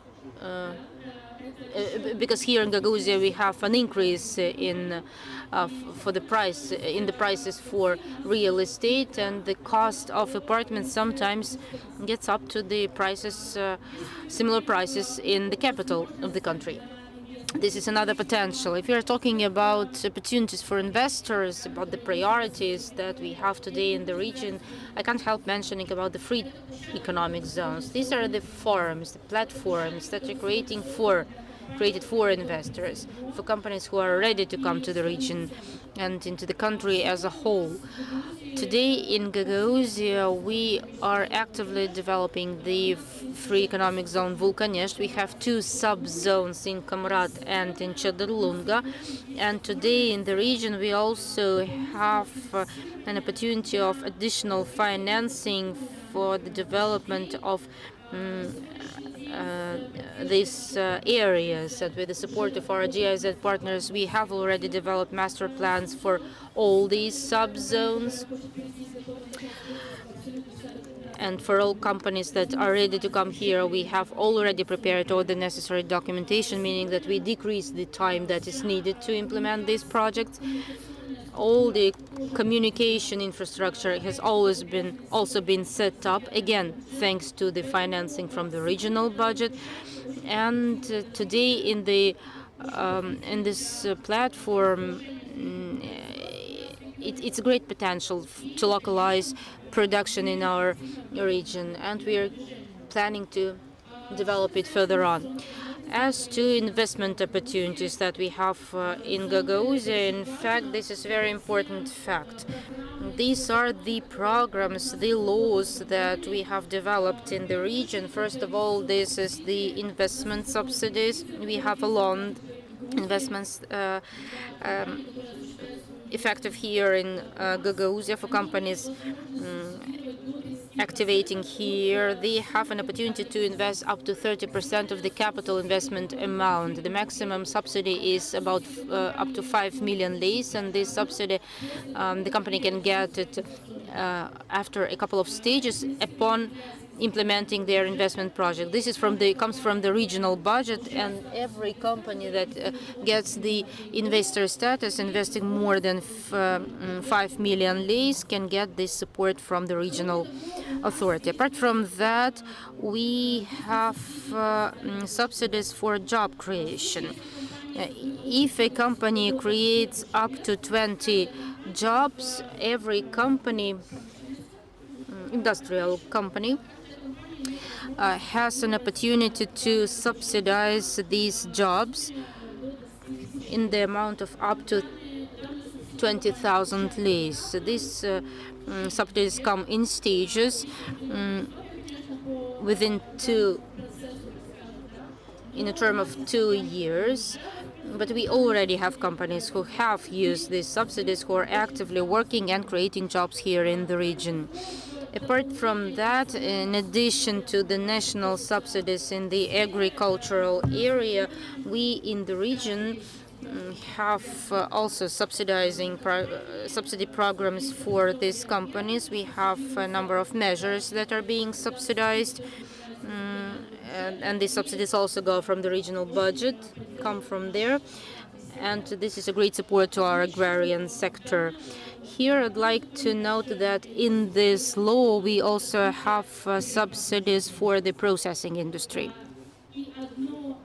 And one of the most important, in my opinion, opportunities that we have in the region is the creation for the investment attraction agency and attraction of export in Gagauzia. Our agency was created just recently in 2019, but you already see what successes we have achieved and what achievements we have, positive examples, what companies come into the region, how many people know about our region, how we promote it at the national and regional level, thanks to our partners, thanks to our friends, thanks to the fact that we are already going out to a broader level, different level. The region is being known about, it's valued. And I personally would like to thank all of you for being today with us. Thank you for being here. We are always open. We will always support every company, every project that will come into the region, 24/7, 360 degrees around. Invest with us, and good luck. Thank you, Olesa. I see that you love your job a lot because you are so passionate talking about it. We actually have used up all the reserve of time for the other speakers, so we will not have questions. But if and when we are going to have time in the end, I think that we will be able to ask the questions and get answers to them. But let me invite the next group of speakers. These are business people, representatives of business. These are the representatives of both local companies, and I would call them two entrepreneurs. Indeed, people who start their own business in Moldova, and representatives of international companies, international investors, particularly working in Gagauzia. The first I would like to invite is Mr. Ganya. If you do not object, Mr. Ganya, please. Good afternoon, everyone. Buenos dias. Тематика трансформации экономики. Трансформация, которая проходит всегда. Может быть, мы этого замечаем, не замечаем, но этот путь протекает, этот путь идет. Мы сегодня, если к нам в дом постучится камевояжер с большой коробкой и желанием что-то нам продать, позовем детей и скажем: дети, посмотрите, вот так выглядел Amazon 50 лет назад. Потому что это прошлое, мы это прекрасно понимаем. Но надо понимать то, что аграрный бизнес, который занимается сегодня практически вся страна, это уже тоже прошлое. Текстильный бизнес, производство, это все тоже прошлое. Даже IT в том виде, в котором мы сегодня, это уже прошлое, потому что наступает сегодняшний день, а тем более будет завтрашний день. Поэтому все нужно трансформировать. В первую очередь нужно трансформировать идею. Расскажу немного о себе. Моя идея изначально была в том, что я буду просто покупать мед. Я его куплю, продам. Но я понимал, что эта идея настолько из прошлого, она настолько древняя и настолько неэффективная, что мне пришлось ее полностью трансформировать. Трансформировать в создание первой в мире системы промышленных пасек. Для того, чтобы получать мед качественно, современно и получать тот продукт, который мне нужен. Но если бы это была просто идея, которую я трансформировал, всем рассказал, выступил дважды на форуме, все такие: какой ты молодец, так оно и работает. Следующим идет трансформация технологии. Мы создали улей, который в 5 раз легче обычного улья и в 7 раз более эффективен. Мы создали единую систему пчеловодства, потому что, если вы знаете, наверное, вы не знаете эту шутку, но обычно говорят, среди 3 пчеловодов 5 систем пчеловодства. Мы решили это все искоренить, то есть мы создали новую систему пчеловодства. Мы создали новую систему логистики, чтобы вы понимали, сегодня наша система логистики в 15 раз более эффективная, чем система обычной логистики, потому что когда простой пасечник возит все на своей машине и делает это 2 раза в год, мы используем фуру, которая в день перевозит по 300 ульев. То есть поймите, какая эффективность сегодня у нас относительно другого пасечника. Все это делается почему? Потому что идет постоянная трансформация. Трансформация идеи, трансформация технологии. Но если я не поверю сам в этот продукт, в этот процесс, в эту идею, то ничего не произойдет. Поэтому очень важна также трансформация меня самого. Эту трансформацию я провел довольно-таки радикально. Я решил 30 дней есть только мед. 30 дней я ел только мед и пил воду. Для того, чтобы понять, что же за продукт я произвожу. Действительно он полезен, действительно он ценен. Потому что только для себя, только через себя, понимая, что ты делаешь, ты можешь давать это людям. Нести эту ценность, нести эти знания, нести эту аргументацию. Нельзя просто читать что-то в интернете и говорить о том, что это так или это иначе, пока ты не сделал это сам. И когда пройдешь этот путь сам, ты этот путь переносишь дальше, ты отдаешь. Ты несешь трансформацию общества, трансформацию восприятия обществом продукта. Чтобы вы понимали, сегодня у нас существуют нормы потребления любого типа продукта. Это может быть вода, 2 литра в день, это есть углеводы, протеины, минералы, все. Так вот, наверное, в зале никто не знает, но по меду есть тоже такие минимальные нормы потребления. Это 50 грамм в день меда. 50 грамм в день. Если сейчас сегодня я в зале спрошу всех, вы едите мед? Все скажут, конечно, да. Я скажу, вы все меня обманываете. Все в зале обманывают. Никто не ест мед. Потому что если бы мы все ели по 50 грамм меда в день минимум, то на 1 миллион человек потребление меда было бы 20 тысяч тонн. Но чтобы вы понимали, производство Молдовы – это 4 тысячи тонн, с которых 3 тысячи тонн мы экспортируем. То есть на наши 3,5 миллиона мы потребляем 1 тысячу тонн. Это примерно 2% от минимальной нормы потребления меда. 2%. Вот я хотел посмотреть, как бы вы пили по 50 грамм воды в день и выживали. А вот медом мы не доедаем, и это проблема, которую надо менять. Нужна трансформация. И если я говорю о трансформации меда, о трансформации общества, то я не могу заставить сегодня прийти каждого из зала, из каждого жителя нашей страны, каждого жителя соседних стран, соседних континентов и сказать: идите в магазин, покупайте мед. Это невозможно, потому что мед дорогой. Я сегодня говорю о меде, но проецируйте мой продукт на себя, на каждый сервис, на каждый продукт, что вы производите. Потому что мы говорим сегодня о меде, но в лице меда мы говорим о мировой экономике, которую надо трансформировать, о каждом продукте, который вы производите. И когда я прихожу в магазин и вижу тот же сахар по $1, и вижу мед по 5, я не имею права заставлять людей покупать только мед, потому что сегодня экономически это сложно. Невозможно сегодня людям перейти на полное потребление меда вместо сахара, потому что это сегодня дорого. Но мы идем к тому, что мы трансформируем продукт. Мы будем создавать продукт, который будет общедоступен, который будет везде, и он будет ценным, и он будет практически уравнен в стоимости сахара. Но чтобы прийти к этому, мы должны изменить производство меда, но то, как производится сегодня пшеница, как производится мясо. Мы должны стать промышленным, индустриальным производителем. И чтобы к этому прийти, производство меда в мире надо повысить в 30 раз.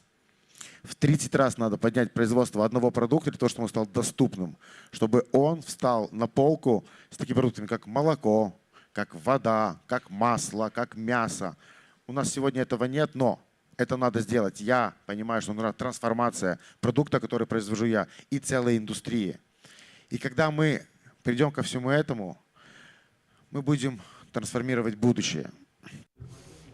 When we come to this, we are going to transform the future.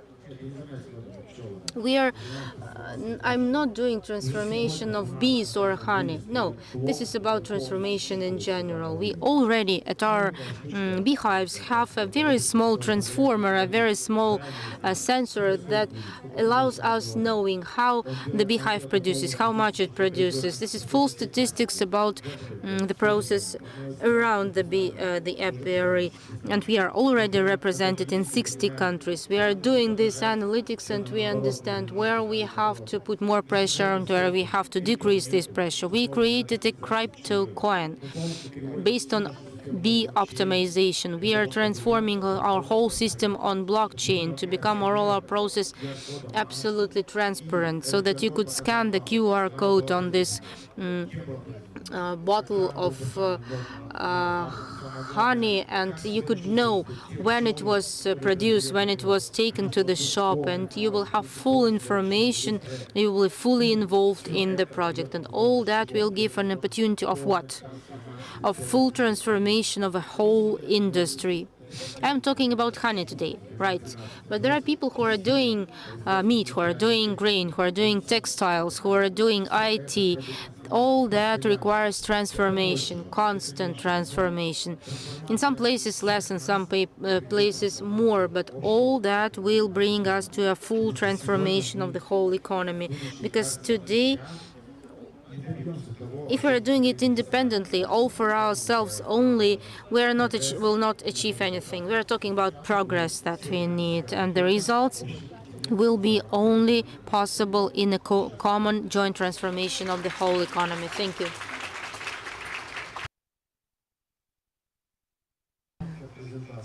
The sweetest presentation.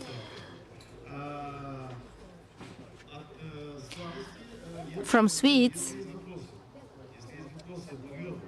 Do you have questions on honey, by the way? Maybe somebody is fed with honey. If no questions about honey, then we'll go to less sweet products, but created in Gagauzia, produced in Gagauzia, created in Gagauzia, thanks to foreign investors. And I would kindly ask you, Mrs. Director, to share the successes. If you could center on your experience and how do you feel, and how did you take the decision to invest here? Are you happy about this decision, or maybe not? And what's your experience and what you would like to do next?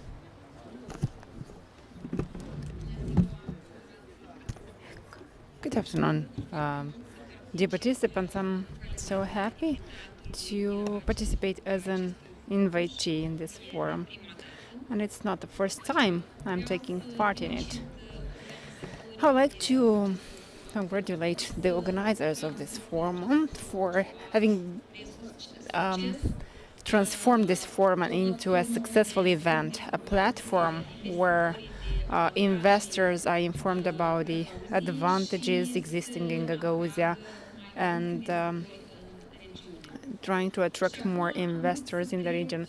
And now I will use the international language, the English language, because I see here people with the headsets, and I think it's going to be useful for them to be able to hear my presentation into English. Hello, dear participants. I'm representing the company Fujikura. Fujikura is international company, Japanese original company. We have in the whole world around 54,000 people working for Fujikura. And in Europe, we have the staff around 10,000 people in Europe. We started our production in Moldova in 2016, and we started from the location of Chisinau. We started our first plant in Chisinau region in the free economic zone. Our main product in Moldova is wiring harness.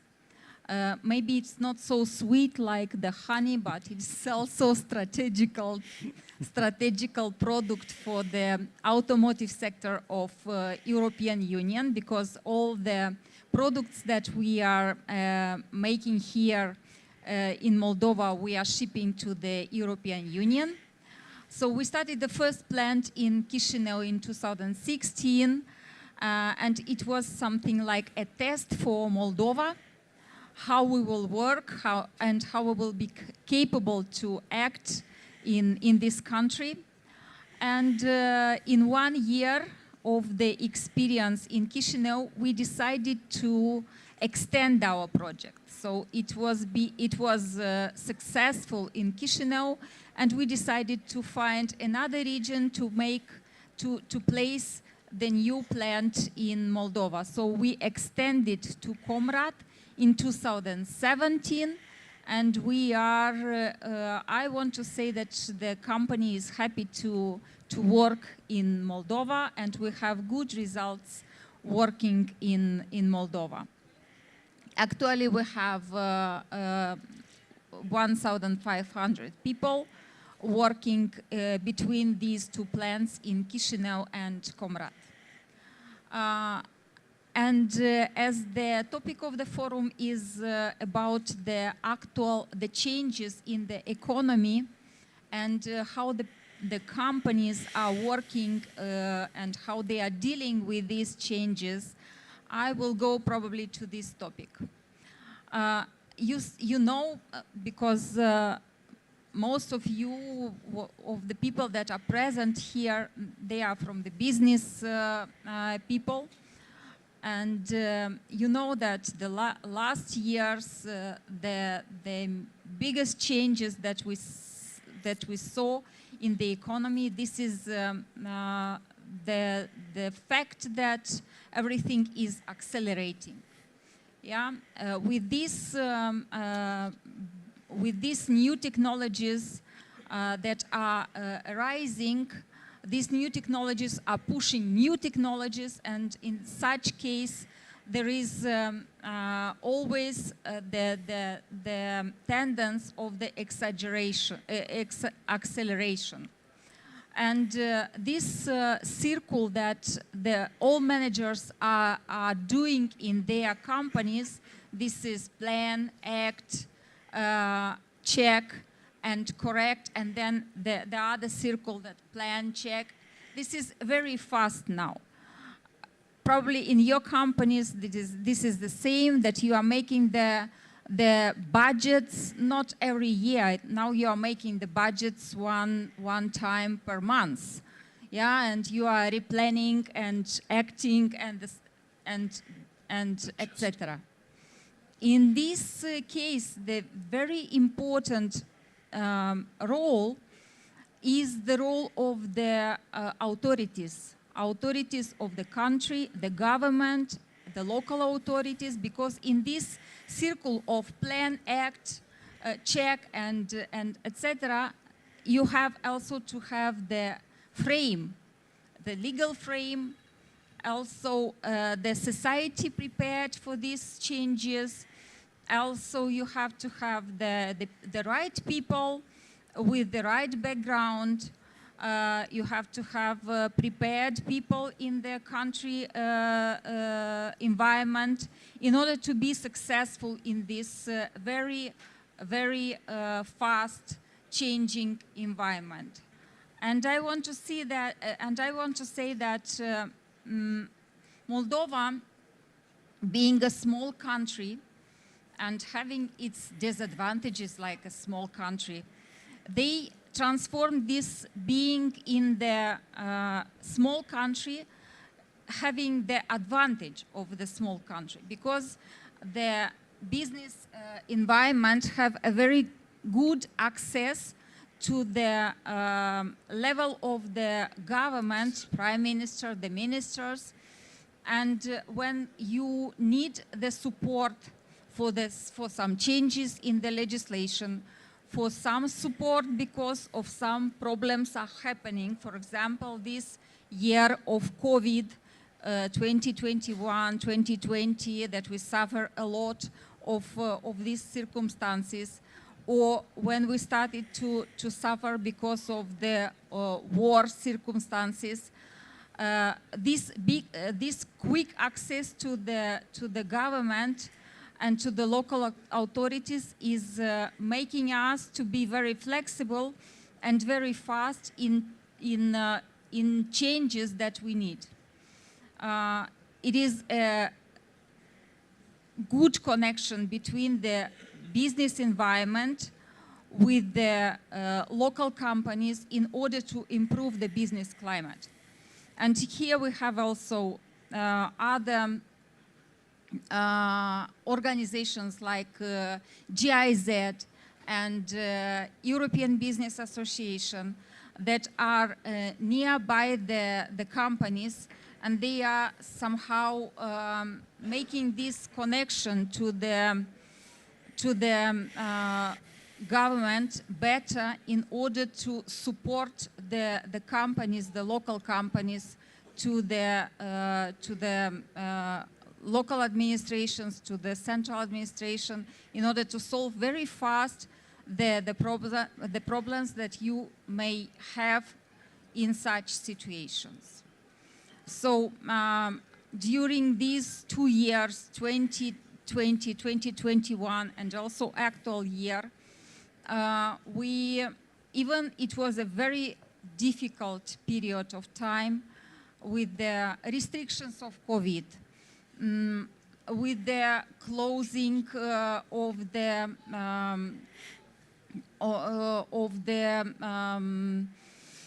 circulation in the country, logistic problems and so on. The solutions that the government found was very fast and very efficient. They were thinking about the short-term solution, about the mid-term solution, and about the long-term solution in order to support the investors and to create the best business climate for them. And now if you have questions, you can ask, or we can continue with the other investors. Thank you very much. Thank you. My only question would be a very general question. Are you happy? As a representative of an investor, are you happy? Yes, we are. Yes. I think that we can say that that it was the project of success, and I think it was a good decision when the Fujikura company made the decision to come to this country. Thank you very much. And we hope that this will also inspire others, because it's one thing when authorities speak about good investment climate in our country, and it's a different story when investors confirm it with their own experience. Сейчас хочу перейти к Now I would like to give the floor to the last speaker of this panel, which is sitting maybe bored in this row, Mr. Voloshin. Representative of IT sector and energy sector and many others. We could not switch on my presentation, or did we manage? May I see the pictures? It will be about happiness. You asked the previous speaker about whether she's happy. So how to make an investor happy? Let me show you 3 small video shots. We are short of time. The sense of it is that recently I visited a forum in Baku, the capital of Azerbaijan, and I've got an insight there. I will tell you about this later. But before, I'm going to show you 3 stories about 3 investments of different businesses, each of them having its own goal. So the first business was ambitions. Every investor should be ambitious and eager to make something big and great for this world in order to transform the environment he is living in and to create something unique. May I have the sound? It will be like more interesting. Make it louder. We're going to have lunch soon. So this is a story this story started 3 years ago. So this is the smallest radio station, underwater radio station, in order to help the coaches to communicate with the sportsmen when they are underwater.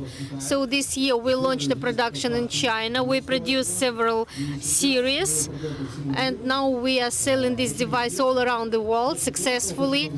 Having good feedback, and now we're working on the second version. Please make it louder.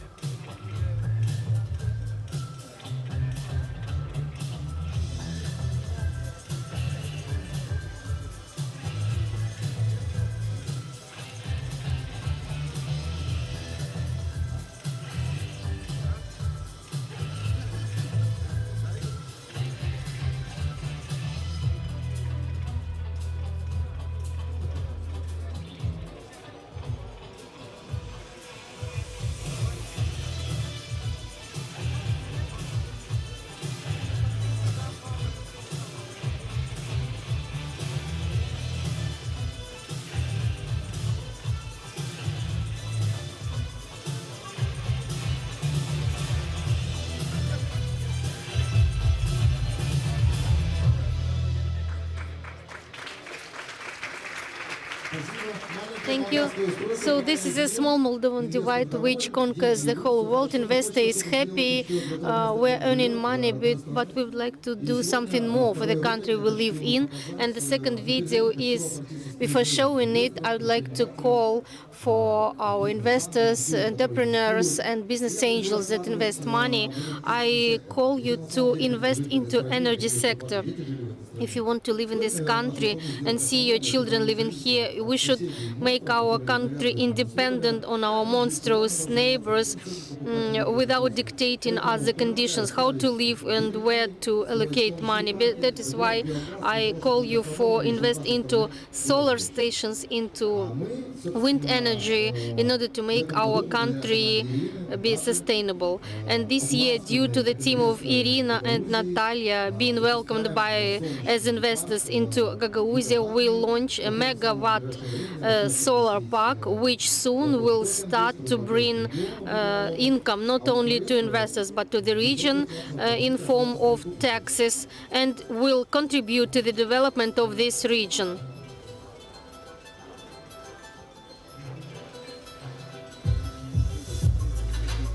Power. Production in a year. Price, euro.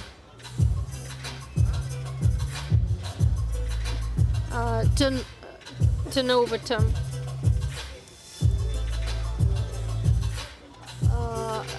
Term of implementation, months. Panels. It may lighten 470 houses. Taxes, lei per year.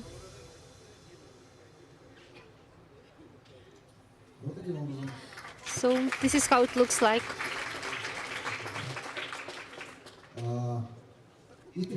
And the third business I would like to tell you about is very local one. This is living in my heart. In this heart, I like sauna. I'm an experienced user of sauna. I have my own sauna in one forest where I bring my friends and guests. And this year I realized that this story becomes so important to me that I decided to launch money to launch this business at a higher extent, and in order to share my experience, the technologies, and the joy a person may get from using sauna.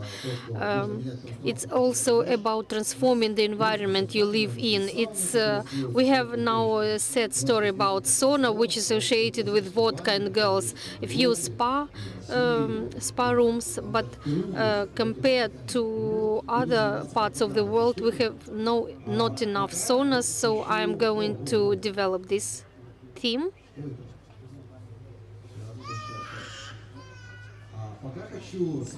But now let me show you my sauna. This is my experiment. I try to turn it into commercial project. So I am going to open my place of strength in order to share my experience and to better understand what our market needs. Now companies start to come to me, and so I cannot say that this is about money. This is about pleasure, because I think that I have such an insight. So here is our team.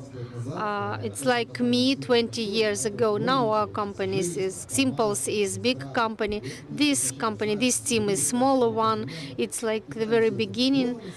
And so an insight from me: make big business which brings you money in order to invest this money into society you live in, which will thank you for your business from the whole heart. So in order to have this face, this is like the face of our future investor. And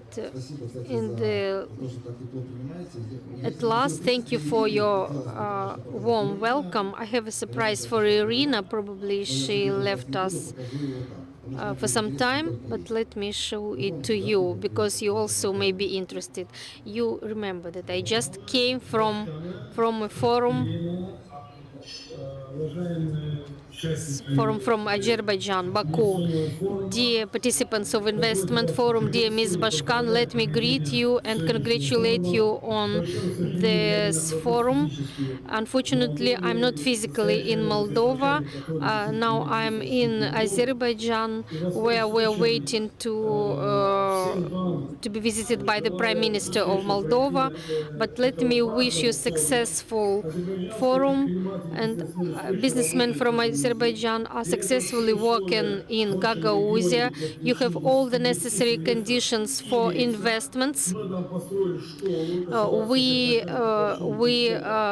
built a school in Chadorlunga, and the next year we plan to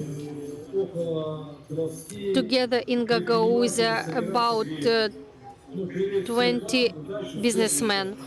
So I wish you everything the best and good luck. So this is the ambassador of Azerbaijan in Moldova. So he welcomed our delegation in Azerbaijan, showing that Moldova is loved and respected in Azerbaijan. Thank you, Dmitry. Thank you, as always, for your energy, for your motivation, for all who are present here. We're a bit short of time, but let me ask you maximum 3 questions, or let anyone who wishes to ask a question. Maximum 3 questions. Mr. Kovalenko. Mr. Kovalenko, please.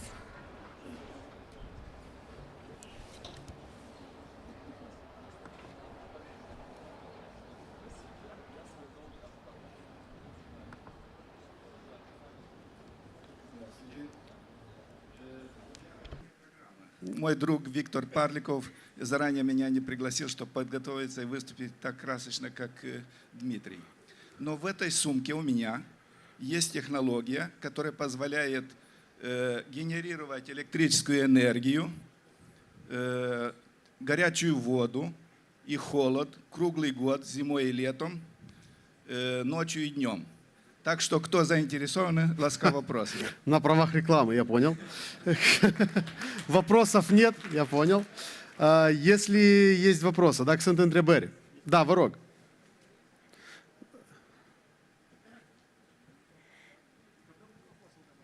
Да.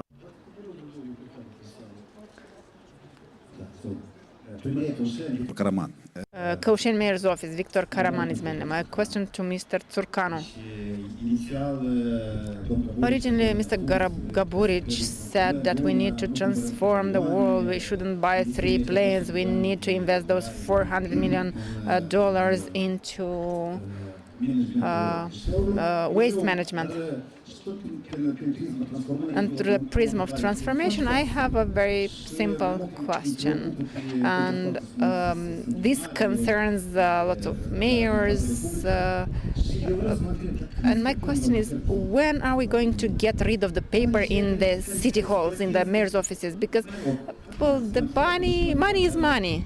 But we are speaking about the trees that we need to cut in order to make the paper, and we need to have lots of rooms and space for those documents which nobody uses. So your question, when we are getting rid of all the paper in the mayor's offices? Got it. That's a good question, but the answer all of us should give, because on the one side it's about common efforts in order to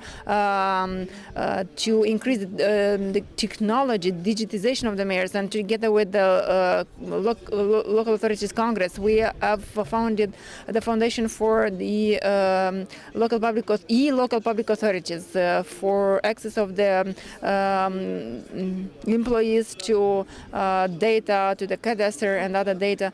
But on the other side, we also need to ask ourselves, to also make it less bureaucratical, all the processes at the central and local level. And even if we have a situation where everything is digitized, any way people want to use the paper. So that's about changing the mindsets.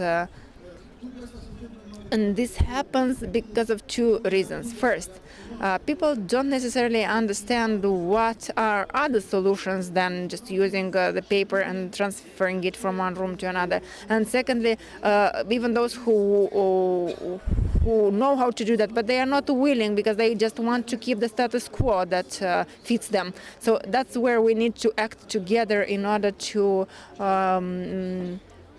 make the balance go towards the other side, so to generate the critical mass of positive attitude towards digitization. But in order to finish on a more positive note, next year, starting with January, we are going to have a practical program for implementation together with the mayor's offices to implement that local public authorities platform.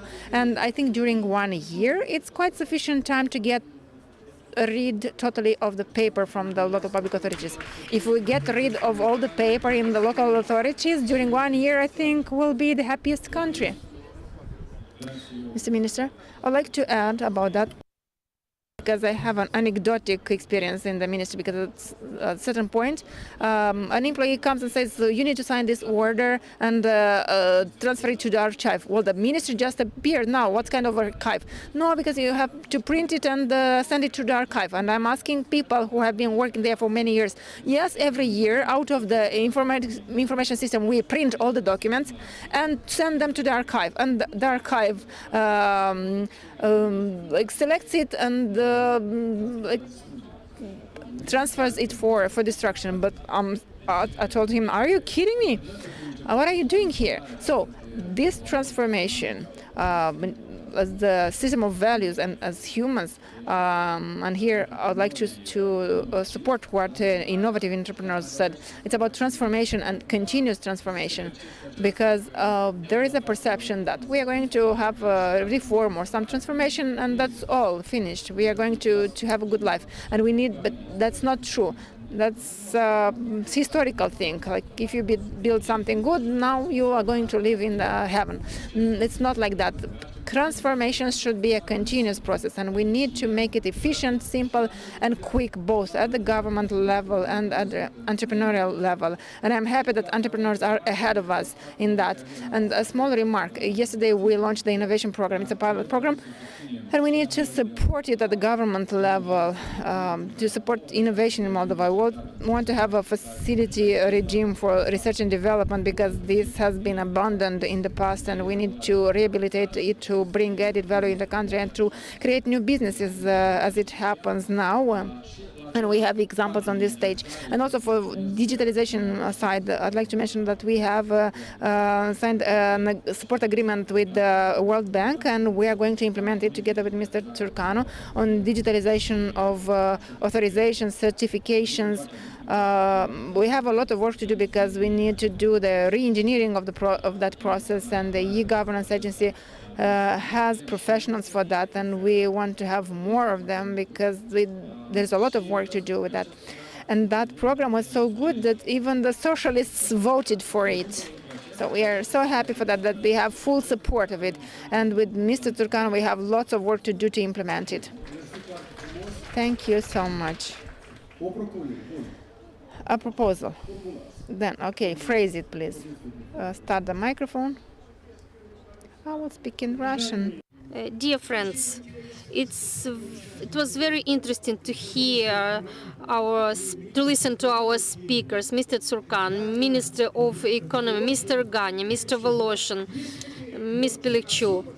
But I would like to emphasize the speech of Olesya Kovrig for the Ministry of Industry and Digitalization. As an economist, I listened very attentively, and as here is present the Minister of Economy, I have such a proposal to conduct deep analysis of economic and social situation of Moldova, and to establish a Ministry of Industry.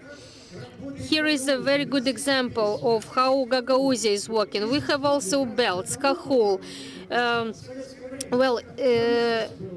long time ago, in Soviet times, we used to have this ministry, and now I think we should think it thoroughly and solve this issue, and then we'll have our people coming back from abroad and develop our industries. And the second question is to develop industrial cooperation with European countries and CIS countries. And the third thing is to have these figures that sounded here be used by our government in their work. Eu cred că aici finalizăm. Eu sunt sigur. I think we're going to finish here. I'm sure there are lots of questions, but we'll have a tea, coffee break, time for non-formal interaction. Do you allow me to take more? Yeah? Okay.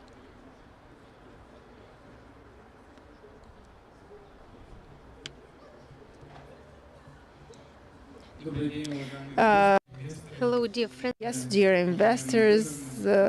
Irina Fedorovna, dear ambassadors and businessmen, I am the mayor of the village of Dizginja. Vasily Kapsamun, one of the speakers showed us an investment project which started to be implemented this year, and within a short time, by common efforts, within since March, within 7 months, this project is to be implemented. And we would like to express our deep respect on behalf of our Mayor's Hall, because this is to be a project called to improve the energy efficiency of our republic, and a lot of entrepreneurs which are going to invest into green energy. The large number of such businessmen means that we are going to become more transparent and more independent from other networks, energy networks, and to be able to receive the local energy. And the major plus will be for the local budget, which means local taxes and opening new jobs in the field. And this work has been implemented within very short time. And it was a common work together with the regional authorities, and of course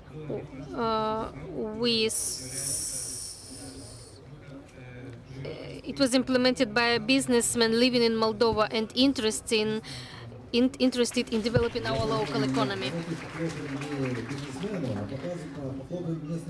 Let us applaud not the businessmen but the local authority that brought the businessmen on their hands, helped with the land and with everything, and with documents, and the excellent team of Irina Vlacha has made all that possible. And I think in a week we are going to have a party. And on this positive note, thank you. Nostru transformarea economiei în lumea modernă. Eu sper că am dat tonul bine și un forum de succes în continuare.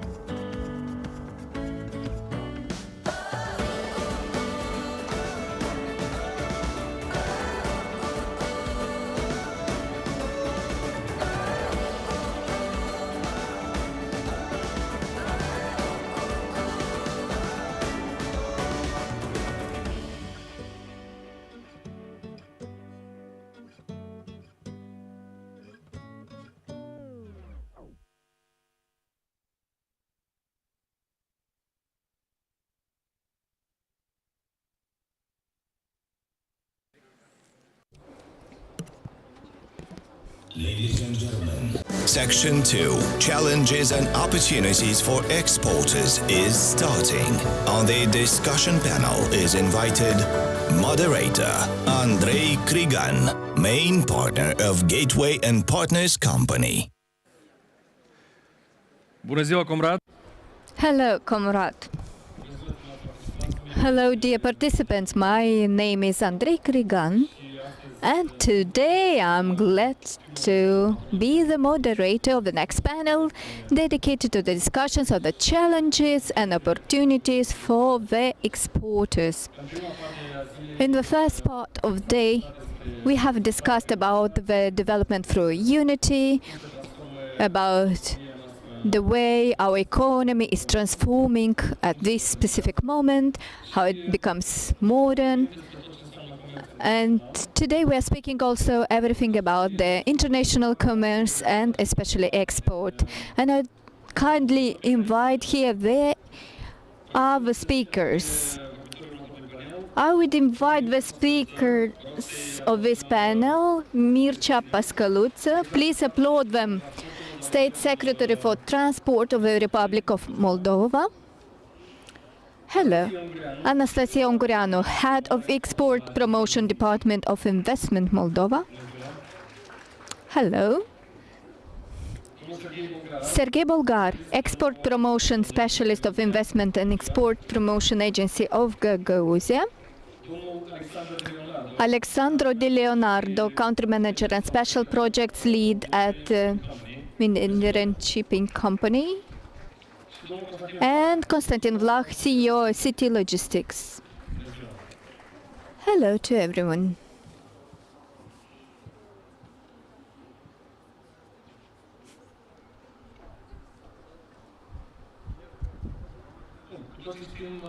We all know what is the context we're in.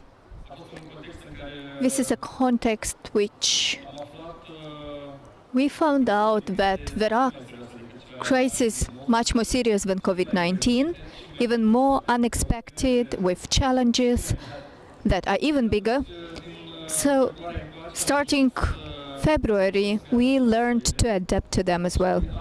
And today we're discussing about how we managed to do that and what else should be done further on, and what are the successes in the promotion of exports, and inclusively with the colleagues of Gagauzia doing that, and what are the technical solutions, how we can move the goods faster, more efficient, cheaper, the tariffs are changing. So we're discussing these subjects.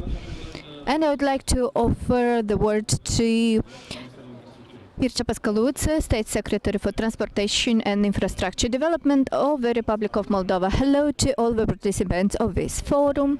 This is a very important forum, especially considering that we have so many challenges in the last period, and we will have later on. I will start with the very big challenges when the conflict in Ukraine started. The situation actually was looking like following.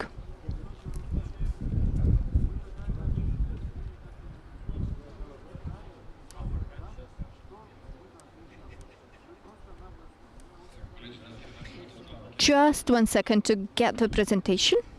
Yeah. Perfect now. So first of all, when the war started in Ukraine, we were in the situation to face challenges that we've never met before on all segments and directions. Only on the transportation segment, the situation was looking like that. The transit of the territory of Ukraine was blocked. Many of our transportation companies were caught in the border between the Ukraine and Moldova, and they needed to abandon their trucks. Many of them should come back. Others should use our routes in order to go through European countries in order to get home. So practically we are in the situation which we needed to manage the process of coming back of a transport operators, and we could understand you cannot go with the truck without specified accreditation and licensing. And we were talking about the lack of this license on transportation of goods. Overnight, practically Republic of Moldova became a path of transiting from Ukraine to Europe and the opposite. So that was putting an enormous burden on all the transportation means in our country. Another consequences was suspension of train traffic on Odessa-Chisinau route. As a result of NOTAMs, emission of NOTAMs that declared the airspace of the Republic of Moldova as a space with high threats and risks, it was closed partially and now is operating only partially. And the biggest problem was managing the flow of the refugees. As the level of the ministry, we practically were involved day and night to ensure with transportation the refugees that were running from the war. At the level of the government, we tried to ensure the transportation of these refugees from the border points to Chisinau and other centers for refugees. In this direction, the ministry, together with the subordinated institutions, joined their efforts to face all the challenges that appeared. So in order to support the transportation operators, we created green corridors were identified for the return of transportation units blocked on the territory of the Russian Federation and the Republic of Belarus without transport permits. So we had the corridor Georgia, Turkey, Bulgaria, Romania, and Latvia, Lithuania, Poland, Slovakia, Hungary, Romania. An important aspect is that we have negotiated that these corridors are used without those special licenses. Another important aspect was the negotiation with each of the state, because many of the transport operators should reorient their logistical chains. We needed to negotiate to obtain additional quota with each of the countries. So as a result of a negotiation, we obtained a number of 4,150 authorizations intended for Moldovan transport operators from Hungary, Georgia, Lithuania, Azerbaijan, Slovenia, Bulgaria, and Turkey. Another important aspect was related to transportation operators. They know that in order to have an efficient activity for international transportation was obtaining the SEMT authorization. So it was a negotiation of ANTA, and from the FTI we obtained an additional quota of 50 basic SEMT. It's 1/3 more authorization than previously. Another mechanism that was important was the approval through CSM to facilitate the transit of goods from Ukraine for the transport operators from Ukraine without having the specialized authorization. In parallel, starting with this crisis, we had some requests to the European Commission. So we requested the liberalization of transportation for the Republic of Moldova. As a result, the European Council signed agreement ensuring the proper functioning of the supply chains and the country food security, which was seriously affected by the war. So the transport operations were exempt from authorizations. In Lyon, Ukraine and Moldova are signing the agreement of free transportation with the EU.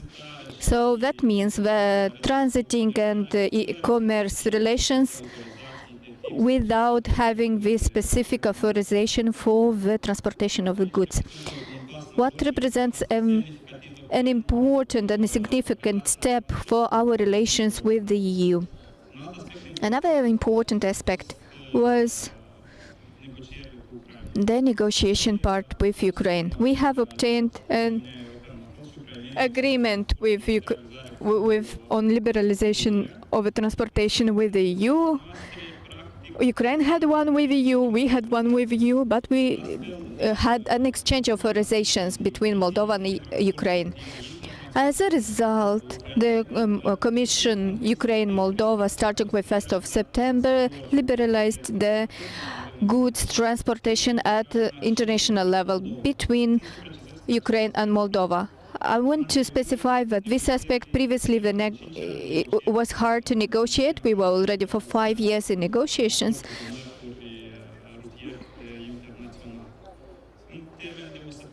So in a week we had all the needed meetings, and through the protocol of mixed committee we agreed to have a similar agreement as we have with the EU states.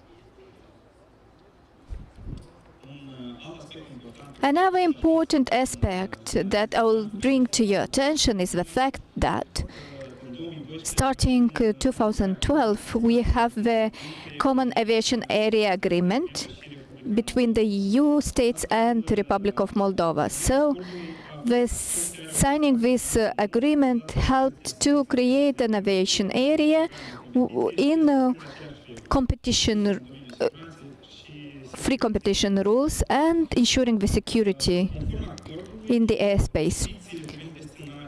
The restrictions of the destinations and the capacity was eliminated, so we had the possibility to open new air routes and to include on the cargo routes to operate flights in order to ensure the activities when it comes to export and import of goods.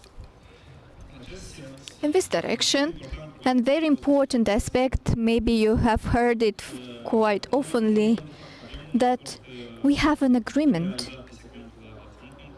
on the aviation, because we have bilateral agreements with different countries.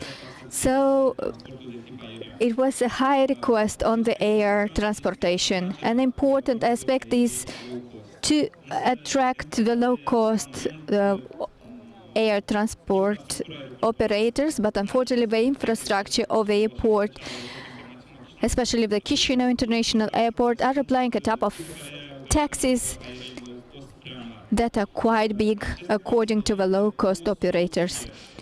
So a solution that is needed and is related to develop the Marculeshti International Airport.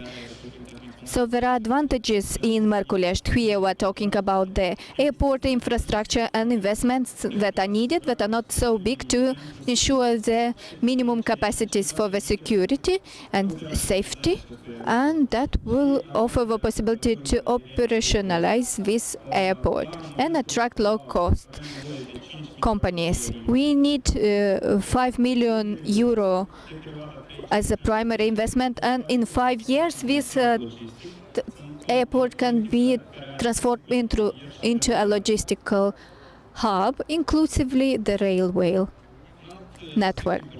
Another important aspect is the field of naval transportation. And naval transport challenges are related to the improving the ship registration mechanism. Currently, the route can be navigated only on some segments because of the mud and maintenance works that are related to maintain these segments. So that is why the naval transport is used in a reduced capacity. But we want to improve that. In this direction, the ministry requested to the development partners to identify to bringing the parameters of the waterway of the Prut River to the dimensional standards established in the European Agreement of January 1996, and by procuring specific equipment and also improving the capacity of transportation of the goods and raising the volume of goods operated on our territory. In this slide we have the port Giurgiulești, where we have a state enterprise of the Giurgiulești Port Complex for passengers and goods. They are reduced currently, and we need to invest in order to ensure the increase of the volume of processed goods on this territory.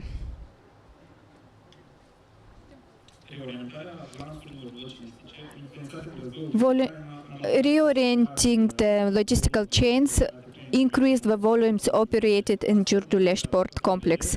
As you can see, at the level of first and second semester, we have a doubling of the volume of the goods. So the conflict in Ukraine actually put pressure on the naval transport, but the Giurgiulești Port Complex faced all the challenges very well and managed practically to increase the volumes 5 times. Another important aspect when it comes to the challenges on the import and export of the goods is related to the railway infrastructure. When the war in Ukraine started, we understood once more how important the railway infrastructure is needed. Ideally, if we would have the railway infrastructure prepared and be ready to face all the challenges on the goods transportation, but we were in the situation when all the majority of the segments of infrastructure was in bad status, and even now we have limitations on speed, on quantities, on weight. At the level of ministry and the government, we tried to implement, and we are in continuous discussions with external development partners to invest in the railway infrastructure. We understand that this is an important mechanism to ensure export and import of the goods. So, an important aspect I would like to mention is that due to the efforts of our colleagues from Ukraine, in a record time of 2 months, we had the Basarabeska-Bezerino line. That is after 25 years when this line was not functionable. So we could import and export goods through the Danube port in Ismail, and will ensure the connection with the port in Odessa. Reopening of the Basarabeska-Berezino railway will offer the possibility to transport over 12 million of goods, and Ukraine will be able to transport goods in the Republic of Moldova, but also to the EU states. This project is called the Train of Solidarity. That is showing that we have a cooperation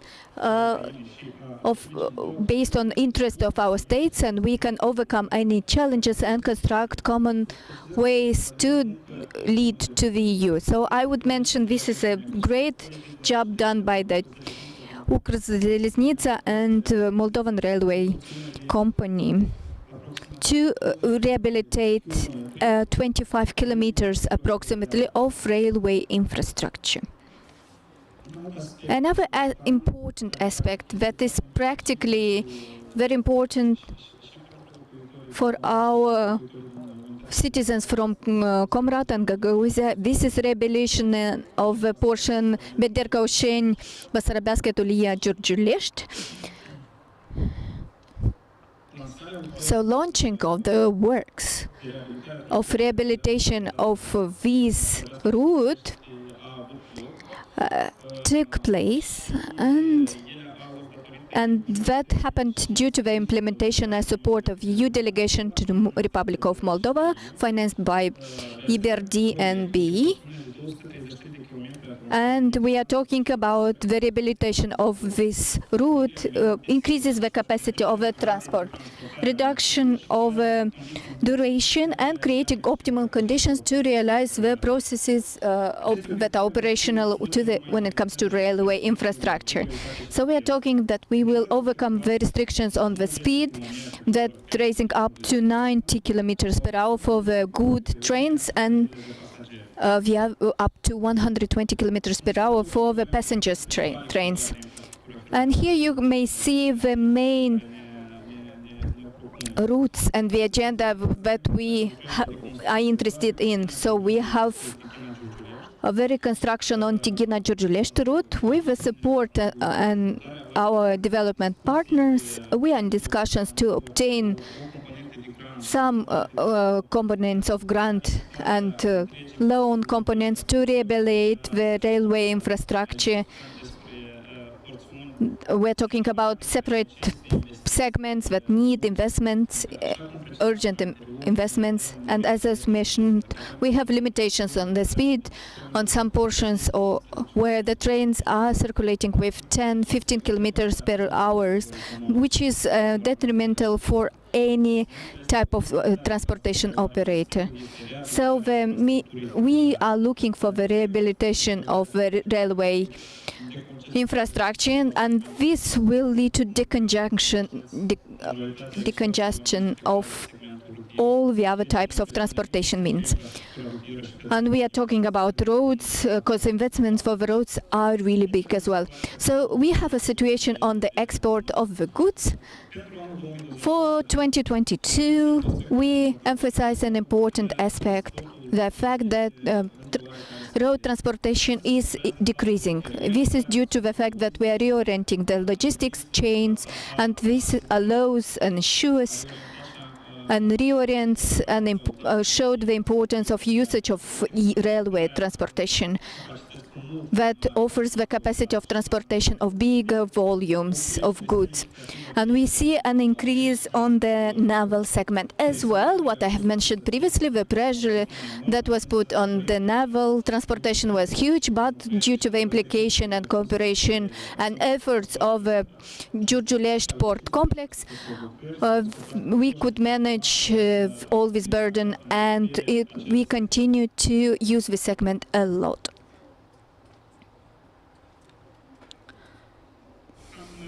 That would be it from my side when it comes to the transportation and logistic chain. So thank you very much, and I'm ready to answer to your questions.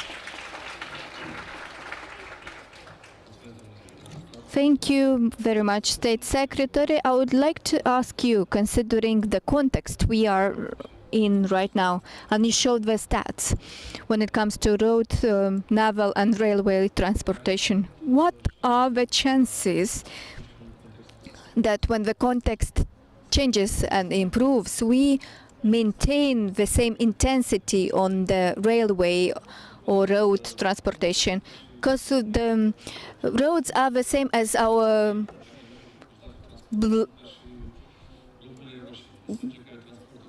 blood system, so and the cars or vehicles are as blood cells that are going through our veins. So we need to improve the infrastructure, and we need to have benefits that are better. And we are looking at the perspective, because everything that is related to air is really important. How do you look at that? So the war in Ukraine or conflict in Ukraine showed our weak points that should be developed even nowhere would happen. And for a good period of time, these segments of transportations were just left alone. So we had no priorities related to their development. Now we have an irreversible process. We have an agreement on liberalization related to the road transportation, and as a candidate state, we will adjust our acquis communautaire that practically will allow the signing of some agreements on an undetermined period, both on the road transportation segments, but also on the railway infrastructure. So we are talking about advanced negotiations and discussions that our infrastructure will be included in the trans-European network that practically ensures the continuation of investments and attract directing the investments in this direction. So we started some processes that will allow the openness for the funders. As a candidate state, we will be able to negotiate an agreement to strengthen this status, and will offer Moldova the access to more funds, inclusively to the funds on infrastructure. So we wish to continue all the and finalize all the processes that I have mentioned, because these projects should be done as an emergency aspect. But we will develop a new mobility strategy that will include the mobility strategy from the EU part. So we are at the stage of feasibility study, and in a year we'll have a mobility strategy that will correspond to the requirements and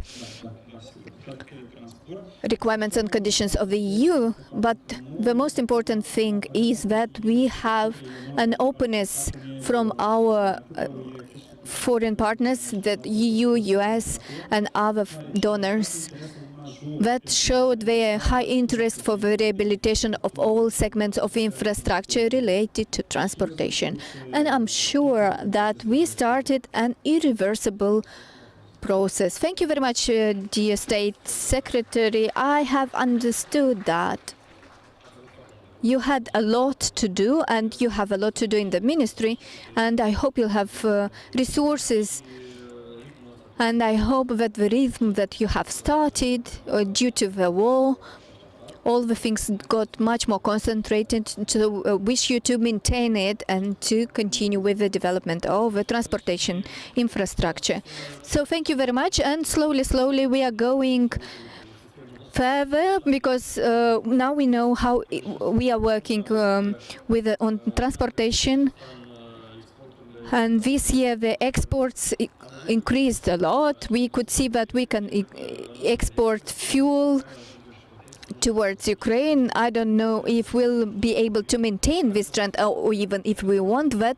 But we have our priorities that we want to promote, and slowly we are going to Anastasia Ungureanu, who is the head of the Department of Investment Agency. And please tell us how you exporters can benefit from all the tools offered by the agency. It's not a small one, but we will find out more from Mrs. Ungureanu. Mrs. Bashkan, Irina Blach, Excellencies, ambassadors, ministers, guests, friends, colleagues. I would like to welcome all of you and congratulate you on organizing this very nice event. All of us have met here, government institutions, business, the associative sector and the partners, in order to find opportunities and solutions to promote our products and to move forward not only products but also to promote the image of the country as a whole. I represent Investment Agency of Moldova, and aside from the fact that the Investment Agency aims at drawing investments to Moldova, also it has another important mandate to promote exports from Moldova in different sectors of the Moldova's economy. I would like to make a short introduction. I will speak about some general figures. Republic of Moldova is a small country, but with a big heart. We are few in terms of population. Last year, in 2021, the number of population was around 3.5 million. Now I think we are less than that. We are a people which speaks a number of languages. People here speak German, Romanian, Russian, Italian, Turkish, and some others. We can speak any possible language. The labor force rate was 41%, employment rate 41%. The inflation was 34, now almost 14. Probably given the situation that we have, it has increased. It should be around 35%, I guess. Yeah, that's it. You're right. Export volume is $3 billion and the import is $7.1 billion. Talking about exports, the first country which is a strategic partner for the Republic of Moldova and is in top is Romania, and then followed by Turkey, then Russian Federation, Germany, Italy, Switzerland, and so on. The total volume of Moldovan exports represented $3,144,000,000. The biggest exports were done to EU, and in 2021 it increased by 17%. In the Community of Independent States, it also increased by 23.7%. With regard to the import, until 2021, the biggest imports were from Russia, China, Romania, Ukraine, Germany. Turkey is 6th in top, Italy, Poland, France, and Belarus. The biggest imports were from the Commonwealth of Independent States, representing 44.5%, and from the EU, representing 27.5% of total volume of imports. I will talk more about the mechanisms implemented by the investment agency in order to promote exports. During the past 2 years, we have had a number of programs which we implemented and which was successful. We had the program Creative Export, where we helped around 24 companies. We prepared a digital kit to enable them participate in exhibitions, forums, and meetings. These were small companies which had no logos, had no website, and we have helped them to, in order to have a good presentation to promote their products. Also, in the area of light industry, we had 2 programs which we implemented. It's the Go Online and Level Up. For a Level Up, we contributed by creating the online shops for the companies in the light industry. There were companies which are part of the Dininima country brand, whom we helped to create online shops, and which already started sales online during the pandemic period, because then it was very hard for them to have sales on the market. So we have been thinking how to make it in order to help these companies to promote and to sell their products. Also, we have conducted some market research.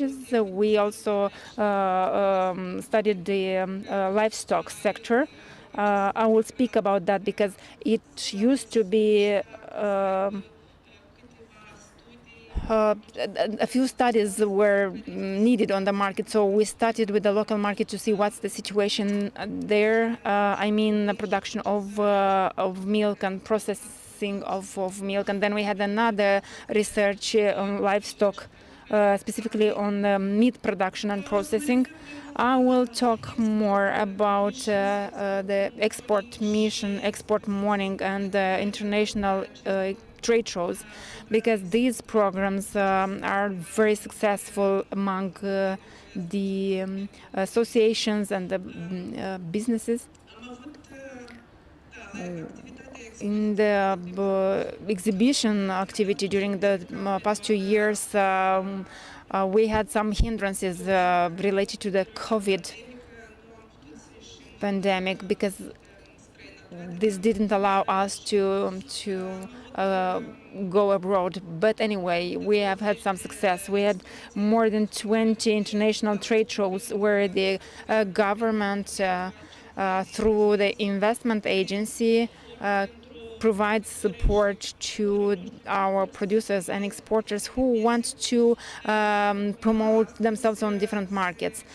Today, for instance, one of the most important trade shows for the fresh fruit producers, Fruit Attraction trade show happening in Madrid in Spain, where our producers participate with a country stand, and we have 11 exporting companies participating there. And based on our discussions, I have found out that they have already set some contacts with the companies from North Africa, South Africa, the Emirates. So as soon as they come back, they are going to start deliveries because they have understandings and concluding contracts right there on the spot. The Export Morning Program is a program that we initiated also during the pandemic period. It was planned to be physical format, but because of the restrictions, we have switched to the online format.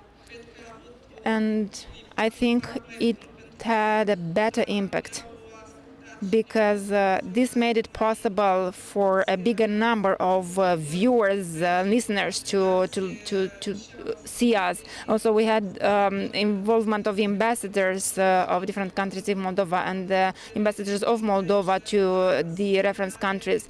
I mean, a target market where we conduct broad analysis and inform the producers and exporters who want to expand their exports to and find another market, how to fit into that market, how to get on that market, so they can receive a broad information about what are the trade relationships with their respective country, what are the preferences of the consumers, what are the distribution networks. We had 17 sessions, and I think we're going to continue it because it's quite demanded, specifically now during these times, where a lot of producers and exporters want to find out more information about other markets. For instance, we intend to organize a session with Egypt.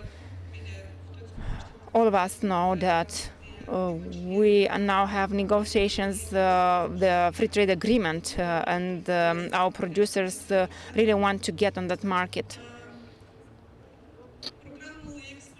Export Missions program is a program that we have started 2 years ago, and the beneficiaries of it were 90 companies, because we had 2 rounds of the program with the support of our development partners, World Bank and EBRD. It made it possible for us to provide support to 90 companies of fresh fruit, electronics, wine, food products, and non-alcoholic beverages. And these missions were planned to happen physically, but we switched them to the online platform.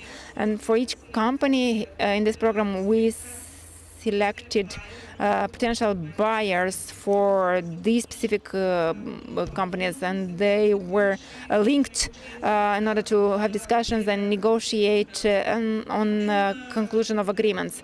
We have good results. We have conducted a monitoring of the results, and after 6 to 9 months from the end of the program, 31 of those companies have already started exports, and exports reached up to 5 million euro. But I think we won't be able to continue to monitor that. But the agreements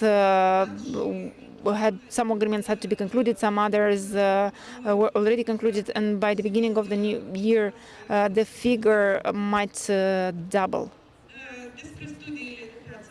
So I told you something about the market studies. So our intention was to provide support for the livestock sector, and the beneficiaries are the associations and our local producers. Here there is a high development potential. We need investments for that, and that's why we are conducting these studies. Also, we have a program which has already been finished, EcoRaf Moldova, a shelf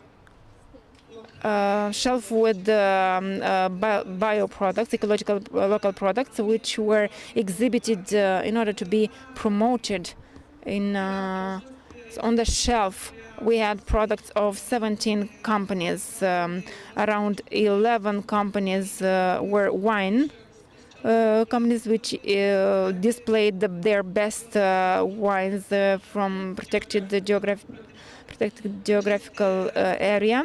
And they were exhibited in 35 diplomatic missions of Moldova abroad, as well as in institutions such as the Ministry of Foreign Affairs, the Ministry of Interior, Ministry of Agriculture, State Chancellery, and in the offices of our development partners. That's all I wanted to say. Thank you very much for listening to me. We have some other plans for the future. If I have the possibility, I will talk about those later on. Thank you, Anastasia. I'm thinking about the team of the investment agency, like Moldova, a small team with a big heart, and you have succeeded to do so many nice things for the exporters. I think we still have high potential for using the tools, and if the team of the agency doubles or triples, I think the results of the exporters could be 5 or 10 times higher. Yes, I totally agree with you, Andrei. As in any other institution, we also have a problem with the staff. We have too few people. We are only 2 people responsible for export promotion, myself and my colleague. But you have succeeded to do so many things. Yes, we are doing our best. We're trying hard because we have lots of ideas, lots of desire, passion, because we like what we're doing. And particularly when we see these results, the results of the exporters, I mean, who every time are thanking us so much for our work, for helping them. They say the government is supporting them because we are promoting them. Even in the exhibitions, not the companies and the products, but we are promoting the country as a whole. If they attend for 5 years the same trade show, then the visitors from any country of the world, they know that the Republic of Moldova is in that stand and they necessarily should visit it. So that's a big value, and we are so happy for that. We have plans for some other activities and to expand the export missions for the exporters. Also, we have planned for a broad campaign. We are going to start with Romania. We're going to promote the products from Romania. I have seen that Romania is in the top of your partners, yes. And then Turkey, and after Turkey, we are going to see what are the targets. We have lots of desires, but the human capital is small. Do you have sufficient applications? Because the export mission, it was harder to bring the exporters in order to provide a support to them. Yes, that's true. The export missions program was the first attempt. And many people didn't understand at that time what that is. They couldn't understand why do we need so many filters? Why do we need so many eligibility criteria? Because when we go for a mission, the company needs to have volumes of export, to have stocks, to have goods, so lots of other criteria. And now, after we passed first program. I think a lot of people now are very much interested in this project, and they're looking forward when we are going to launch it. I got it. Thank you, and congratulations for those success, and hope you are going to be able to help even more exporters, and for us to have more entrepreneurs who also have business abroad. It's like export is sort of a marathon. You need to learn how to do that and then move forward. That's why, dear exporters, please use the opportunities provided by the agency, and you are going to get to sales of millions of euro, and that's possible to do. We have seen that. Those who do their homework, they manage to be exporters and raise their turnover. Thank you, Anastasia. Now we're moving to Invest Gagauzia. I will switch to Russian. Now I'm going to speak English, Russian, and after that English, including to make our event more international. And now I would like to pass from national to regional level. Invest Gagauzia, if I'm not mistaken, it was a pioneer in the context of region brand and organizing investment forum. It's now the 8th edition. Thank you, Ms. Bashkan. It's now the 8th edition of Invest Gagauzia, and I think that the results are already seen, and the format and the participants, we see new faces and new projects. And Invest Gagauzia, Gagauzia has its own investment agency, and Sergei Bolgar is today presenting this agency, dealing with promotion of export. And as far as I know, in the recent weeks and months, he is working on his own program on promoting export and attracting investments. Hello, Andrei. I am happy to greet everyone, all the participants of this forum. I cannot call this program my own. I developed it together with my colleagues of the Agency of Economic Development and Tourism, but it's focused on the region mainly. We try to make it as much local as possible. Let me present the program developed together with my colleagues. It contains about 40 pages. Let me be brief. The goal of the program is description and implementation of the range of measures aimed at increasing the export potential of Gagauzia, creating a roadmap for the experts dealing with promotion of export. And we tried to make it as flexible as possible, indicating the most effective and adaptive measures for the region to achieve maximal positive results in the context of export, in the field of export. In order to understand where to go and in which direction to follow, we have to understand the current situation in export. The general statistics helps us to realize not only where we are, but what are the capacities that we have. In 2021, we exported into about 63 countries, which represents about 25% growth, and over 2.4 billions of lei, the highest index in the recent 5 years, and the majority of export positions depend on climate conditions.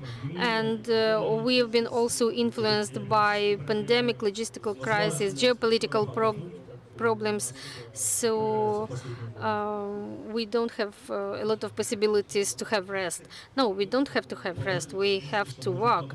No, so we must grow, but not only solve problems.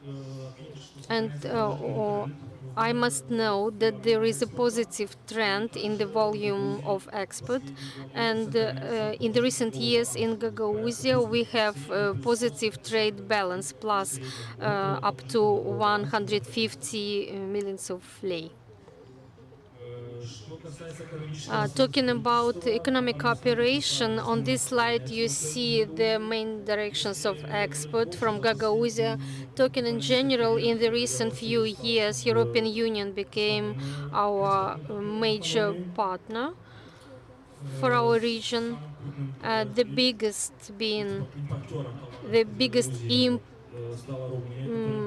biggest importer from Gagauzia became Romania, not only in the context of the money amount, but also in the context of the group of goods produced in Gagauzia. Also important role here play Poland, Czech Republic and Italy, and CIS countries and Turkey. Mainly textile goods, about 90%. Also, I should note export to Ukraine and Georgia, considerable numbers. And the third group, traditional markets for the region, like Russia, Belarus, and Kazakhstan.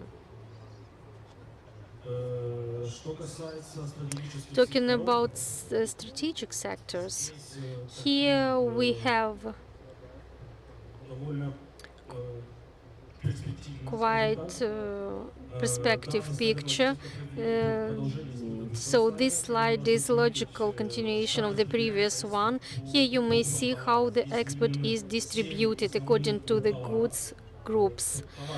Here we have 7 major groups which make up to 90% of our export. The first place is given to beverages, then textile, then processing of fruit and vegetables, glass products, cereals, oil products, and fresh fruit and nuts. It's important to know that the highest rate of export is distributed between 3 countries, Turkey, Romania, and Russia, which take up to 60% of our export, which also covers all strategic sectors. And so the problems with one country may strongly influence on the export to other countries. Also talking about cereals and oil cultures, over 140 million of export of cereals, and which opens interesting perspectives for processing and further products having higher additional value. This is general statistics. We cannot live and work without statistics, which helps us to realize which direction is to be taken. Talking about the program itself, we divided it into 3 parts, which are independent on each other and which give us the possibility to work individually with every businessman. This is informing, promotion, and financing or financial support. Talking about informing, a lot of companies and entrepreneurs from our region do not know about the existence of different programs, associations, like Anastasia has mentioned, like Export Morning, or other programs which allow to the exporters to find information or to find new markets, and so on. Besides the purpose of this information, or measures for information, the purpose is to cover maximum number of entrepreneurs, to make them know about the existing programs and agencies where they may come and get the initial consultation on the issues they are interested in. Another important aspect is database of the exporters. This database is mainly aimed at international companies coming to the region and wishing to find out about our products and goods, what we may propose.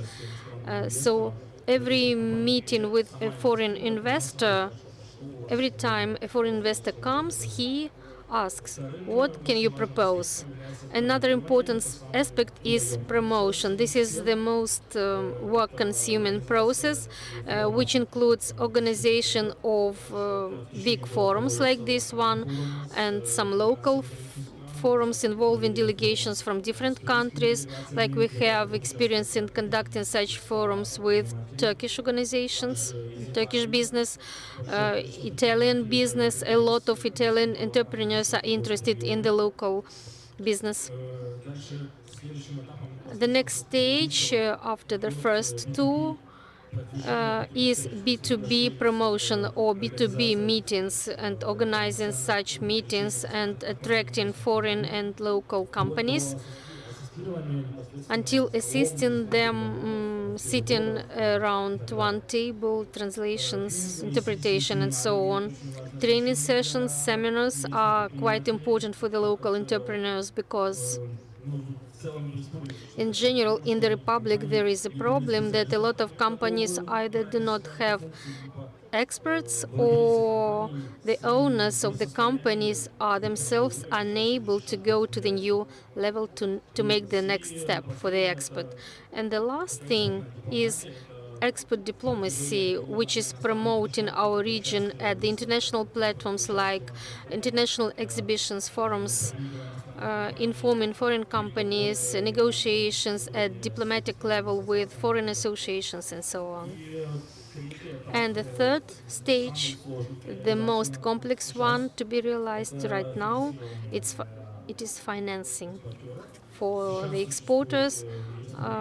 Now there are some Republican grant programs, the local law on investments, which allows the entrepreneurs to reach the new expert level. There are some subsidies, financing for participating in the international exhibitions, which reimburse sometimes up to 100% of the cost of participation, depending on the logistics.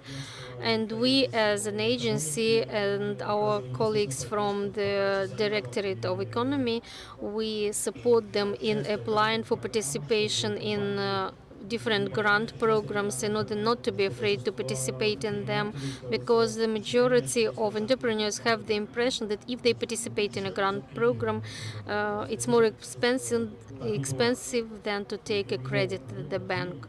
So this is their perception. Why we divided our program into these three parts? Because they allow us to show independent short-term results. So this is everyday routine work, and the same for promotion.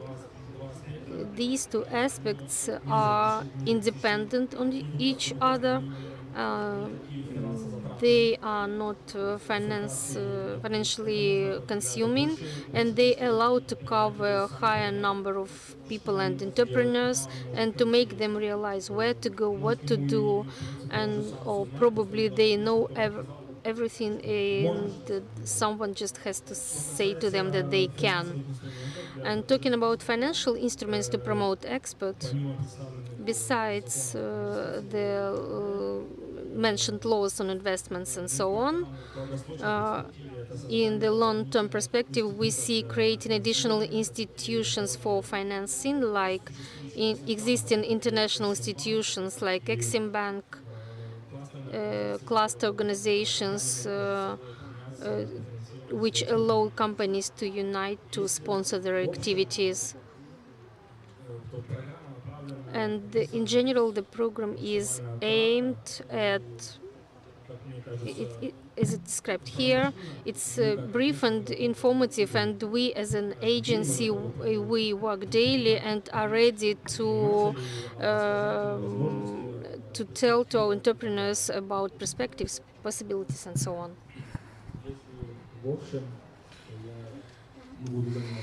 This is in general, and I'm not going to keep you any longer. Thank you, Sergey. Very interesting statistical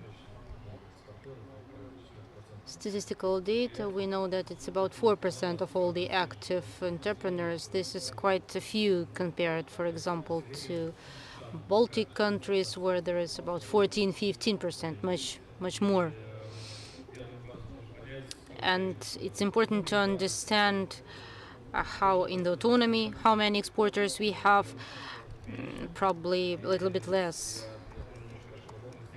And I understand that we worked with very many potential exporters, winemakers, and what I liked in working with Gagauz enterprises is they're very disciplined, hard workers, working a lot on themselves as personalities, on their work, on their homework, and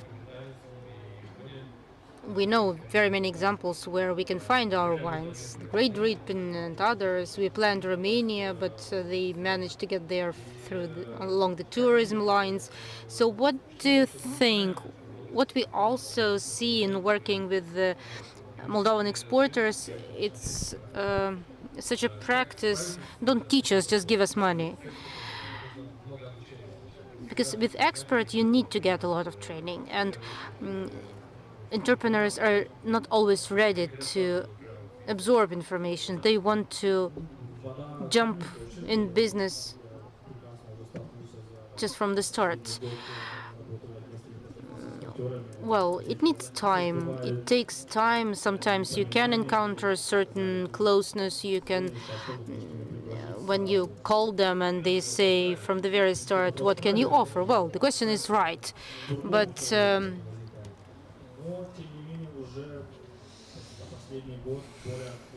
during the last year, we saw much more openness.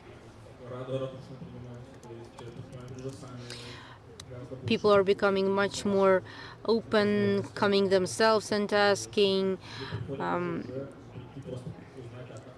Some even come and say, look, I have such an idea, I would like to implement it. Is it possible? And where it's possible to get financial support from that. So it started.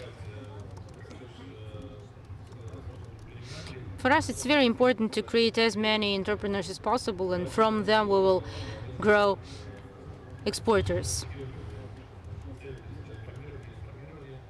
So it's about informing,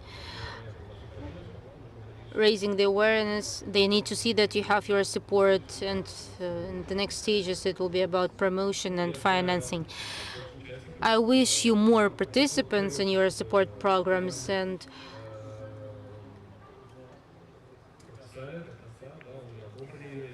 I wish that the program would be finalized and approved, and I wish you resources, because it's very important to have resources to promote exports. So we wish you good luck, and wherever we'll be able to help you, we will do that. Thank you.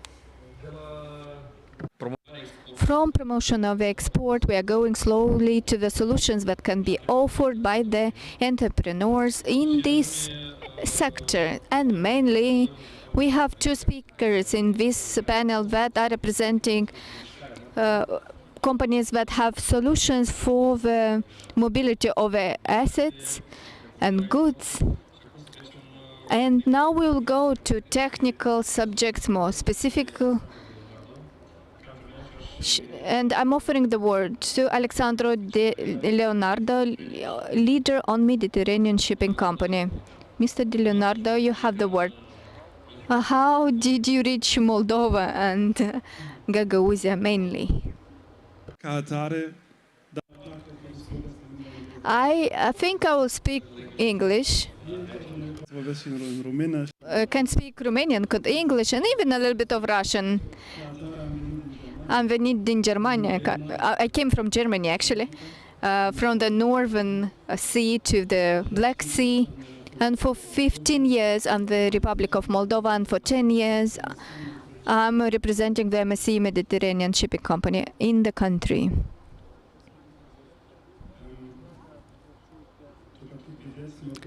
As you can see, we are responsible for the container transportation. Possibly you have seen some yellow containers going through Comrat that will have any type of goods inside. And Messace is a family company. It was founded in 1970 by Mr. Gianluigi Aponte, who's an Italian, not as me. I have an Italian name, but I'm from Germany. My company is based in Geneva, and it started with only one ship, one vessel. And currently, 52 years later, it's the biggest maritime naval shipping company. And we actually don't have only the containers on the sea, but also we have many other types of companies in the logistics and in the field of transportation of passengers. And total, our group of people, of companies employs 150,000 people around the world. As I have mentioned, we have two directions, the cargo division and passenger division. When it comes to the cargo, we have MSG that I'm representing today. We have a company that is operating the terminals, which is called TIL. We have Medlock company that is offering logistics solutions on trucks, railway. We have our storing spaces for the goods, so anything you need. And recently we opened a company that helps the ships in some countries to park. I cannot speak much about the passenger division and cruise line of Messace. It's the biggest in the world. And we practically have the most modern fleet, and we are having our market in South America and Latin America, and it's of $1 billion. How many ships do you have? 23 cruise ships. And besides that, we are offering transportation for passengers in the Mediterranean. If you'll be in Croatia or Italy, you can use this ship to cross the Mediterranean or Adriatic Sea. How to make them reach Giurgiulești? We'll be working on that. As I have mentioned, our company has 730 vessels, one of the youngest fleet in the world. And one big container could transport 24 small containers. So it's as big as this stadium actually, and has 60 meters width. So it's a huge one. We offer 260 services related to 520 ports of call, and 70 terminals with containers that we own: Limbo, Shanghai, Santo. So there are so many terminals in the entire world. So last year we had 23 million TEU carried annually. We have also containers of 2 TEU, which are twice longer. And also we have 675 offices in the entire world, and mainly in 155 countries. So practically we are covering the entire globe. Here you can see the exponential growth that we had in the previous years. And only in the last year we bought 230 vessels. Not all of them were new, but that helped us a lot to face the challenges of the pandemic and to offer a service on a regular basis. And you can see the volume increase in TEU. That is really impressive.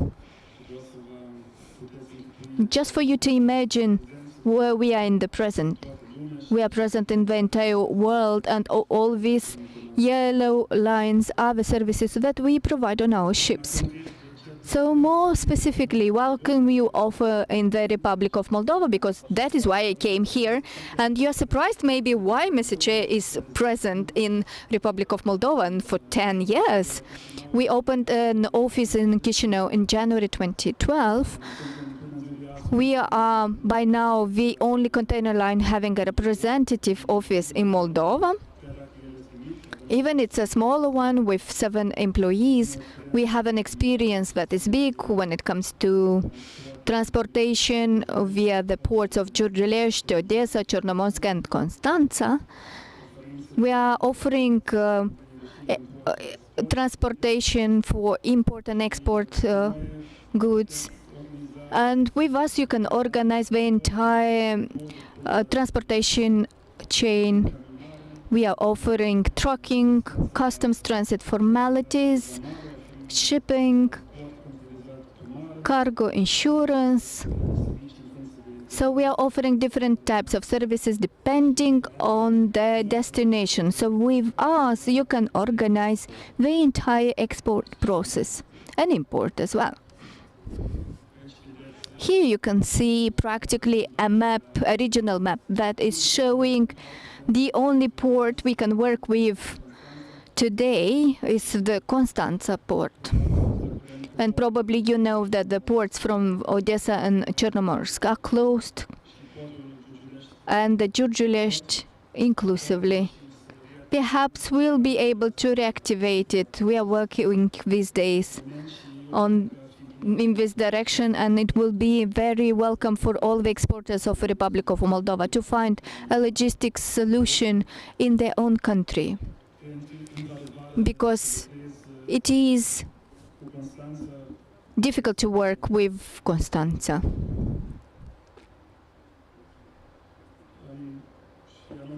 And how complicated is that?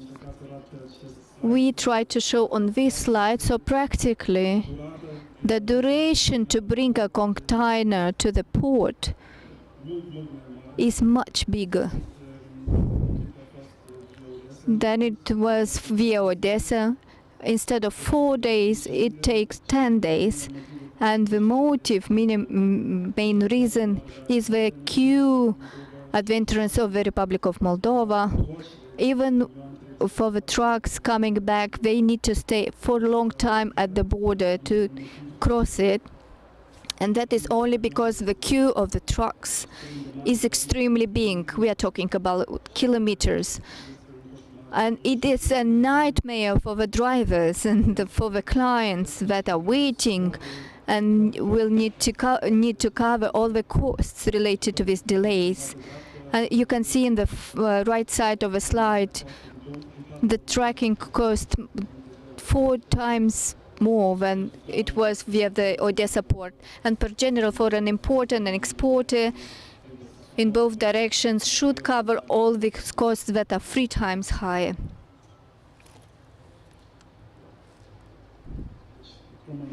As I have mentioned previously, the distance to the next port, the closest port, is very big, much bigger than previously. Not all the trucks can circulate on the EU territory, Romania, because of restrictions that are imposed. The costs are much higher, the transit times are higher. It's really complicated, but at the same time, there are many opportunities. Practically, the exporters from the Republic of Moldova nowadays have a smaller competition from Ukraine and Russia because of the war that is unfortunately taking place in the neighboring country. And as it was previously, this crisis is offering many opportunities when it comes to the opportunities for the Republic of Moldova to diversify the destinations for their goods, and maybe they need to find new clients that would be interested to buy their products, and mainly to reach the new destinations that usually, as you have mentioned, are already further, where you cannot reach by trucking only. For example, Egypt, Middle East, the best way to reach these destinations is by shipping on the sea. And this is a good logistic solutions that we can take 25 tons and shouldn't find an entire ship of 3-5 tons, but also have just have a smaller one that will go to Australia, for example, or Brazil, or United States, or South Africa, any destination, 520 ports. We can help you in that direction. So this is our address where we have our office. We'll be glad to hear from you and we'll be glad to help you. Thank you, Alexandra. They are positioned very strategically in the heart of the capital. So I wanted to ask you what industries you are working with. For example, Sergei presented the wines, the fruits. Are these alimentation products or not? So what type of products are you transporting mainly? What are the classical or traditional clients you're working with? Evidently, we can transport any type of products, but in the case of the Republic of Moldova, this is related to the cereals, drinks, alcoholic drinks, wine, vodka, or anything else that is produced. Recently, we had export of concentrated apple juice. So anything that you are interested in, anything that is available. So now currently it's mostly related to the drinks, alcoholic drinks and cereals. Yes, those that are produced in the country and are exported, and usually we help with the transportation. I don't know if in Lova are we ready to cross the Prut River or not. Not yet. Maybe that crossing point will be useful when it will be opened. Maybe we will decongest this. We would be happy not to cross the border, but to have the Giurgiulești port open for containers as well. That would be the best solution for the clients from the Republic of Moldova. We wish that as well, that the things move faster and the costs will be accessible to everyone, and the commerce to go in a good way. So wish you loads of clients and you're offering them as much value as possible. So thank you very much. We can applaud because these are solutions that are needed for the exporting companies. From this moment, because my next speaker asked me that he would like to speak in English. Sorry, Alexander, I didn't know. I thought you were comfortable because we were discussing in Romanian in between. Yes. But Constantin Vlach, the CEO of City Logistics, would like to talk to us in English. Sure. And Constantin, you have an interesting offer.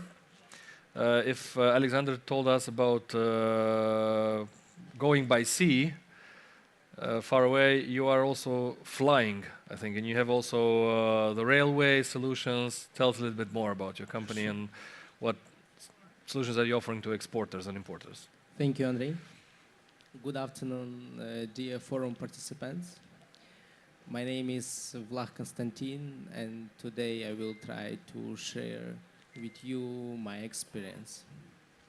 I'm studying in China, but still didn't graduate yet due to pandemic. But hope next year, this year, I will come away, fly away to China, and of course I will be in China in a different position. I'm a founder of a group of companies. First company I was opened when I was in a third student grade at university. It is Chengdu Road One training company. Few a while staying in Moldova, I opened 2 more companies. It's CBV, China Business World, and City Logistic, China Trade Logistic Company. China gave me a big opportunity to think why. And it's a country of opportunities, and of course, give me a big chance to think large. And the main point is to be able keep and use these opportunities. Today, previous speakers told us about crisis, about pandemic. For me personally, pandemic and crisis, it's a new opportunity, it's a new challenge. It's a chance to build new services. It's coming to a market with new services or product. In my practice, it's always like this. My business grow mainly in crisis. What's a crisis? Crisis, it's a set of problems of business and society, and always the best solution I'm trying to find to figure out these problems. In this case, we took a huge market in Moldova with our services.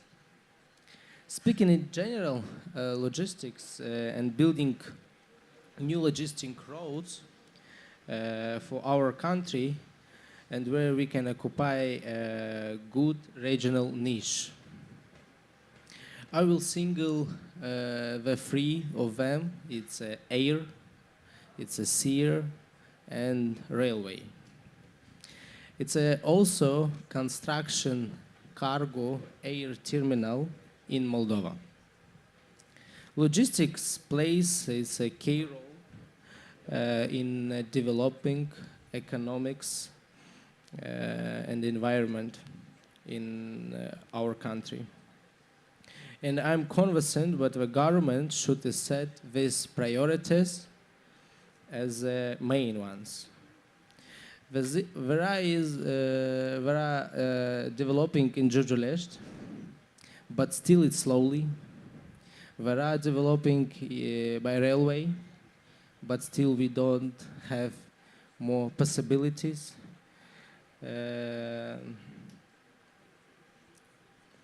But if we will talk about Silk Road, it's a main Chinese international road.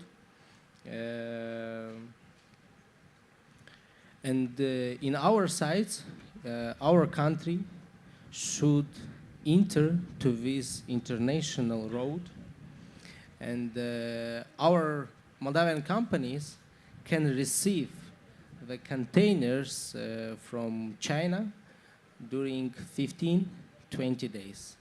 And it's actually real.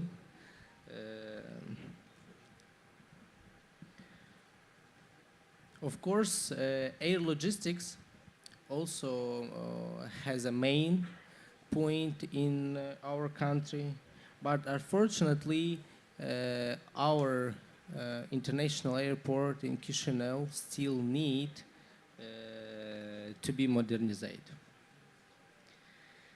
And the construction of a new cargo terminal in Chisinau, Belts, or Gagauzia, it can be Comrade, it is really necessary. This will provide new opportunities for the development of this industry, and as a rule, such a large-scale projects should be implemented with the support of central government. As an example, I would to set Georgia. Georgia has 3 airports. And say the truth, the whole 3 airports totally busy, because Georgia decided to be a hub of air logistic terminal. Actually, in our sites, we also can do the same experience, and we can provide the cargo for our neighbors, as Ukraine, as Romania.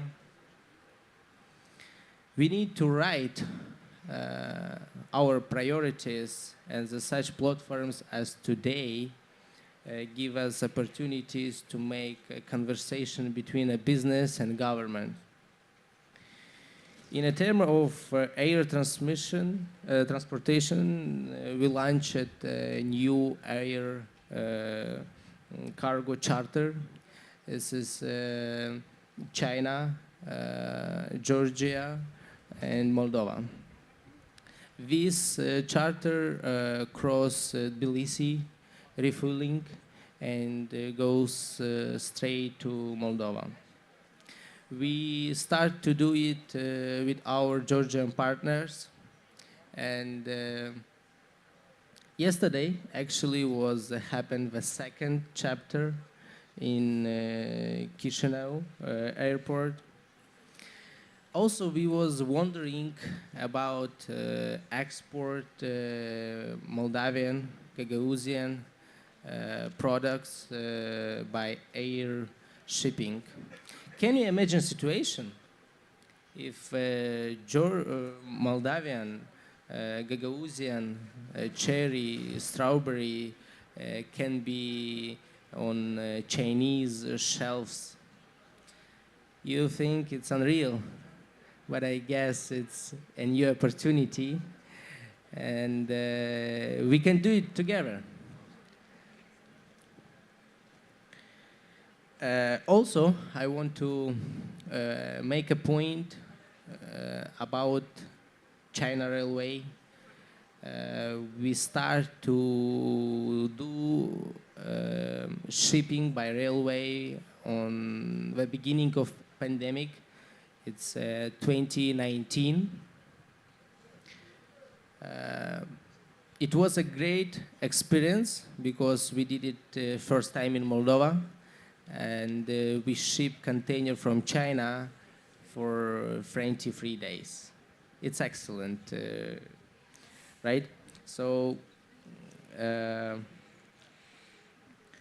now, when prices increased by sea freights in 10 times, the China Railway was a really great offer instead of two terms. It's good services and short transit time. Right now, we transport our containers till Moldova during 27 days. It's including loading goods in China and unloading goods in Moldova. I love Moldova very much because I born it here, especially Gagauzia, Comrade. I'm convinced what is necessary to do business in this country. Our country has many advantages, like good geographical location. We are only one country in Eastern Europe that has free trade zone agreements with CIF countries, European Union countries, and Turkey. And even my team, both Chinese and Moldavian team, speak in several languages as a total in Moldova. And what I want to tell is people from Moldova are great. Thank you for your attention.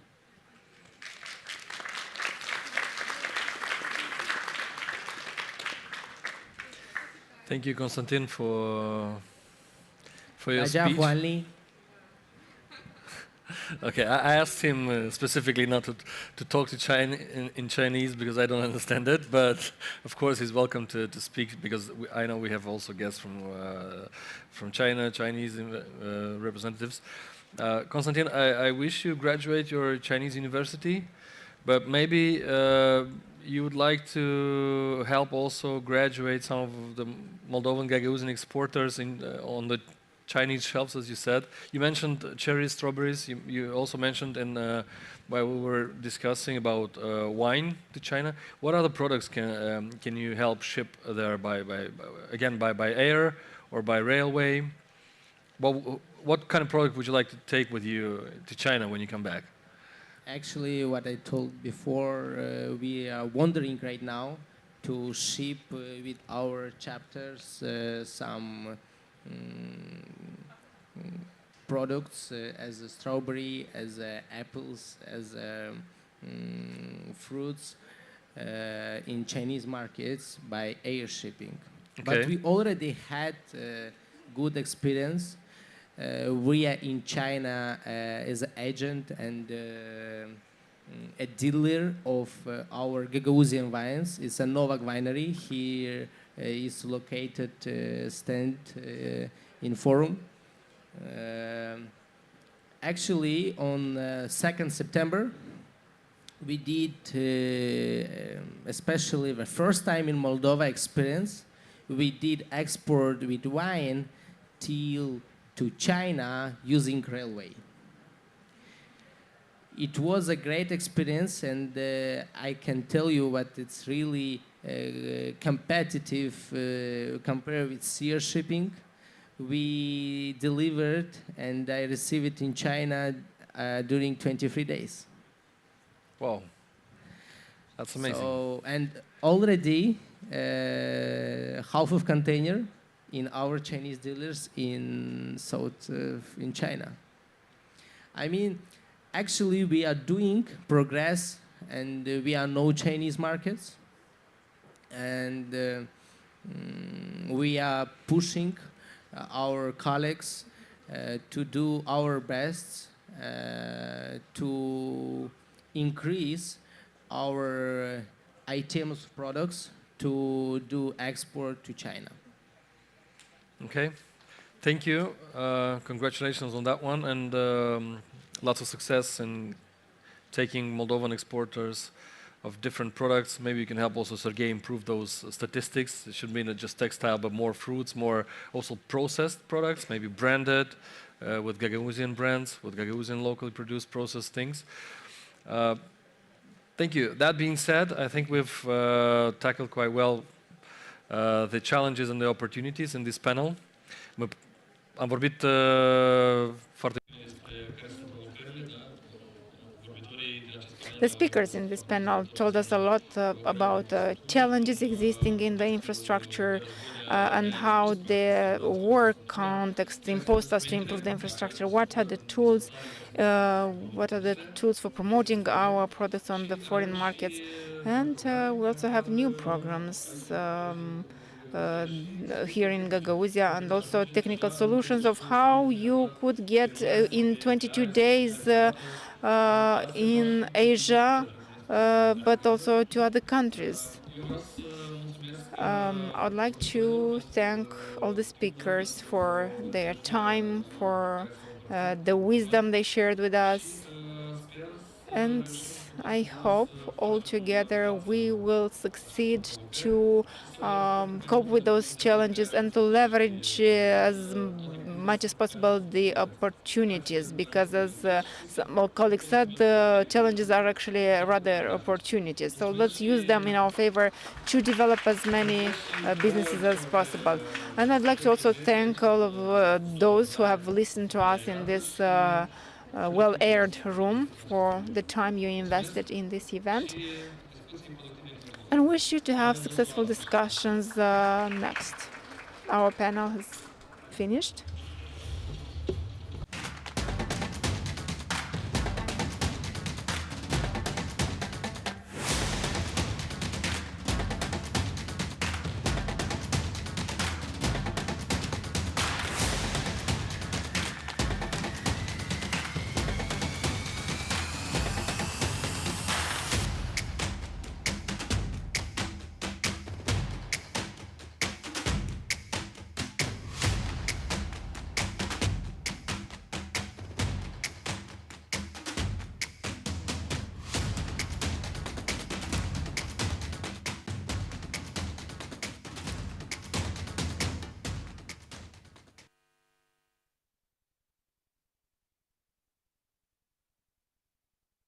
Dear guests and participants of the forum, Section 3, Tourism, Culture, Traditions or Business is starting. On the discussion panel is invited moderator Viorel Miron, Director of the Tourism Development Association of Moldova.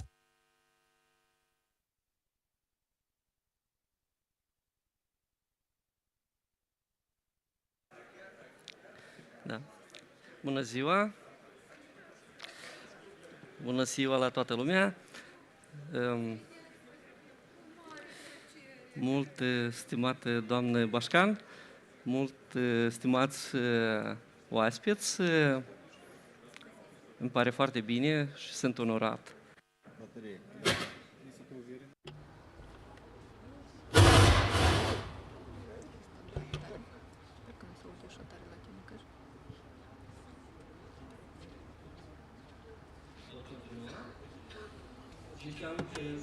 I was saying I'm honored today to open the first panel on tourism in Gagauzia.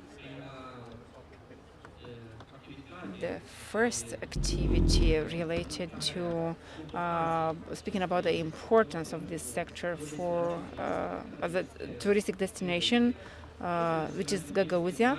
It is a special touristic destination. Everyone knows that basically in the later years, like in every tourism activity in Moldova, we've been speaking about Gagauzia. There is no one event where we wouldn't mention this touristic destination, which is so hospitable. All the more when we talk about intercultural dialogue, when we speak about the way in which things could be set up so as to leverage them, transform the cultural elements into touristic routes, that particular ethnic spirit for a touristic offer, then the touristic destination Gagauzia raises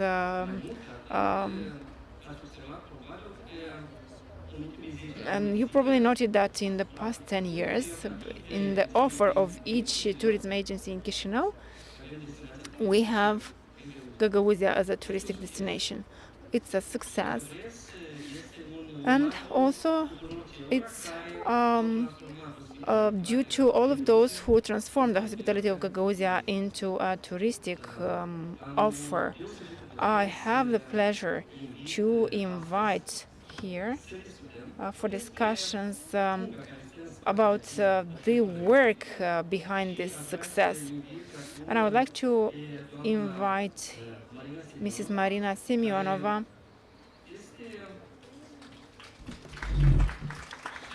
who is the head of the culture department of Gagauzia. Actually, when we speak about Gagauzia, we have a number of events in top 10 events of the Republic of Moldova, and 2 or 3 of them coming from Gagauzia, and we are going to discuss today about this. Please take your seat.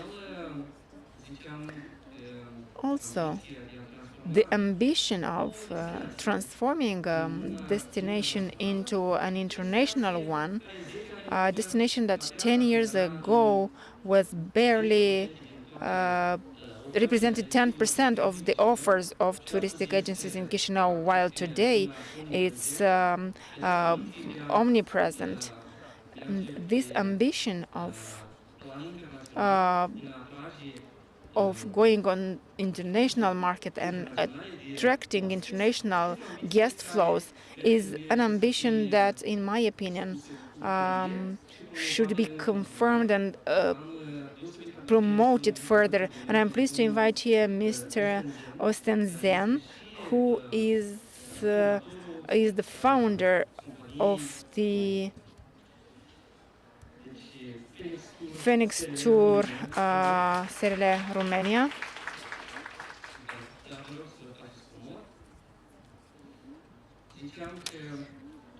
So I was saying tourism in Gagauzia has a feminine face. Women here have succeeded to transform things in an incredible way. And I would like to show you another experience from Moldova, which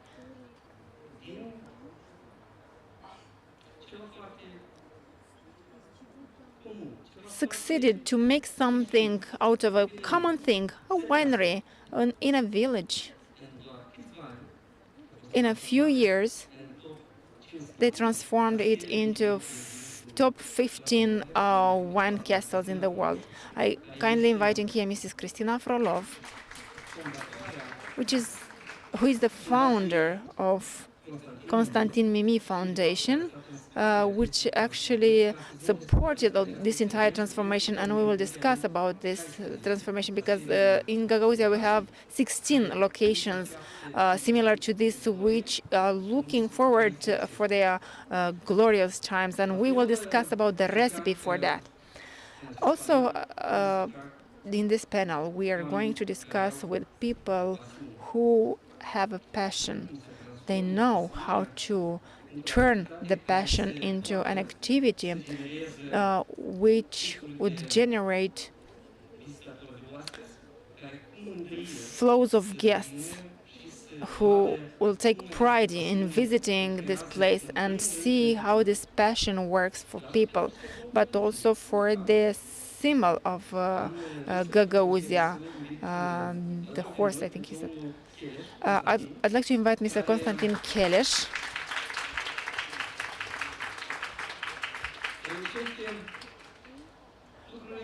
Who manages to do incredible things.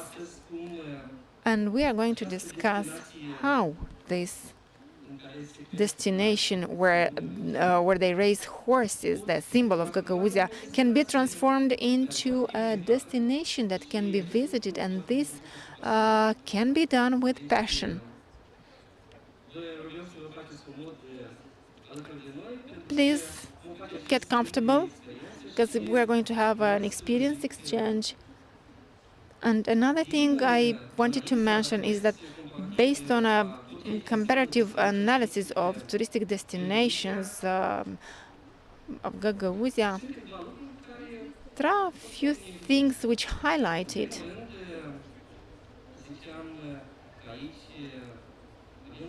First of all, here we have some performance indicators which are better than the average for the country, such as, for instance, conversion of visitors into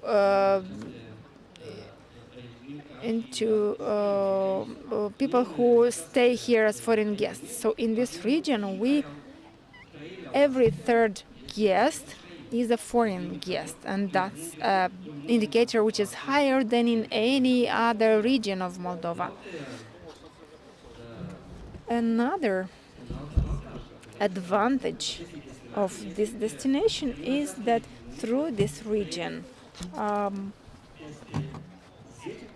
about 10% of all the foreign visitors of the country go through it, because there are a few important roads passing through Gagauzia, and we are going to discuss about how could we stop this flow and service it, because we have here people who can provide these recipes to us.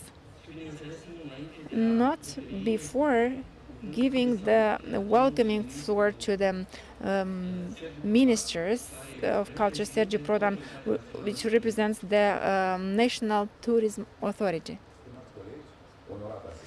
Dear colleagues, dear guests, I'm really pleased to address today this welcoming remark within the panel dedicated to tourism, culture and tradition, or business. That's an important topic which needs to be debated in the prospect of leveraging the cultural potential and promoting cultural diversity. cultural diversity is one of the most important richness of Moldova. Gagauzia is a part of this diversity, and tourism is an important tool for promoting cultural values. The cultural events happening in Gagauzia, like the National Headerless celebration, regional festival of popular clothing Gergelia, Kilimneri festival, wine festival Gagauz Sharapirtusu, and the local gastronomy represent important development resources. Through the tourism industry, we can create new opportunities for the local communities. We can create new jobs, stop migration, and give a new impetus to the villages, to handcrafts, to small businesses. Ministry of Culture, the institution which is responsible for the country's policies on tourism, conducts a number of activities and programs aimed at leveraging the cultural and historical heritage of the country. And the government intends to support sustainable development of the tourism industry in Moldova. For this, we have developed a national program for tourism development, Tourism 2026. And through this program, we aim at developing and promoting the touristic routes, particularly the ones with important cultural coloristic, drawing investor for developing tourism and promoting the touristic potential of Gagauzia is one of our priorities. After a drastic decrease in the number of tourists in an entire world, the flow of tourists is coming back. In the first half of 2022, it recorded an increase of 48%. Tourists are looking for new destinations, authentic experiences with the smaller countries and cities where they would be able to interact with the local people and find more about their lives, their traditions. And Moldova, including Gagauzia, can provide authentic experiences, traditions, and handcrafts which tourists could learn here. Wine tourism and gastronomic diversity. We need to invest more in touristic education, in touristic infrastructure, in restoration and leveraging cultural and natural heritage, in increasing the number of jobs which are qualitative, and in the prosperity of our localities. The government, together with the civil society, the business, and the development partners, is dedicated to leverage as much as possible the touristic potential of our country. I wish good luck to all the participants and prosperity to the touristic sector of Moldova. Thank you. Thank you. I'm so happy to see that we are on the same page in understanding the way in which you can transform different events into a motivation to come to an area which is so particular. Ms. Marina Semyonova, I understand that tourism in Gagauzia has feminine face, and the fact that you and your team managed to make it so that the top of principal motivative factors for coming to Gagauzia include an interesting and big list of events. And I think that this is a good example to multiply it to other touristic destinations. How you managed to do that? Hello? Dear participants, dear Ms. Bashkan, at the beginning, I would like to say that the topic of event tourism is one of my favorite topics. That is why I would like to thank you for inviting me to participate in this panel. But before opening my speech, I would like to pay your attention to the screen.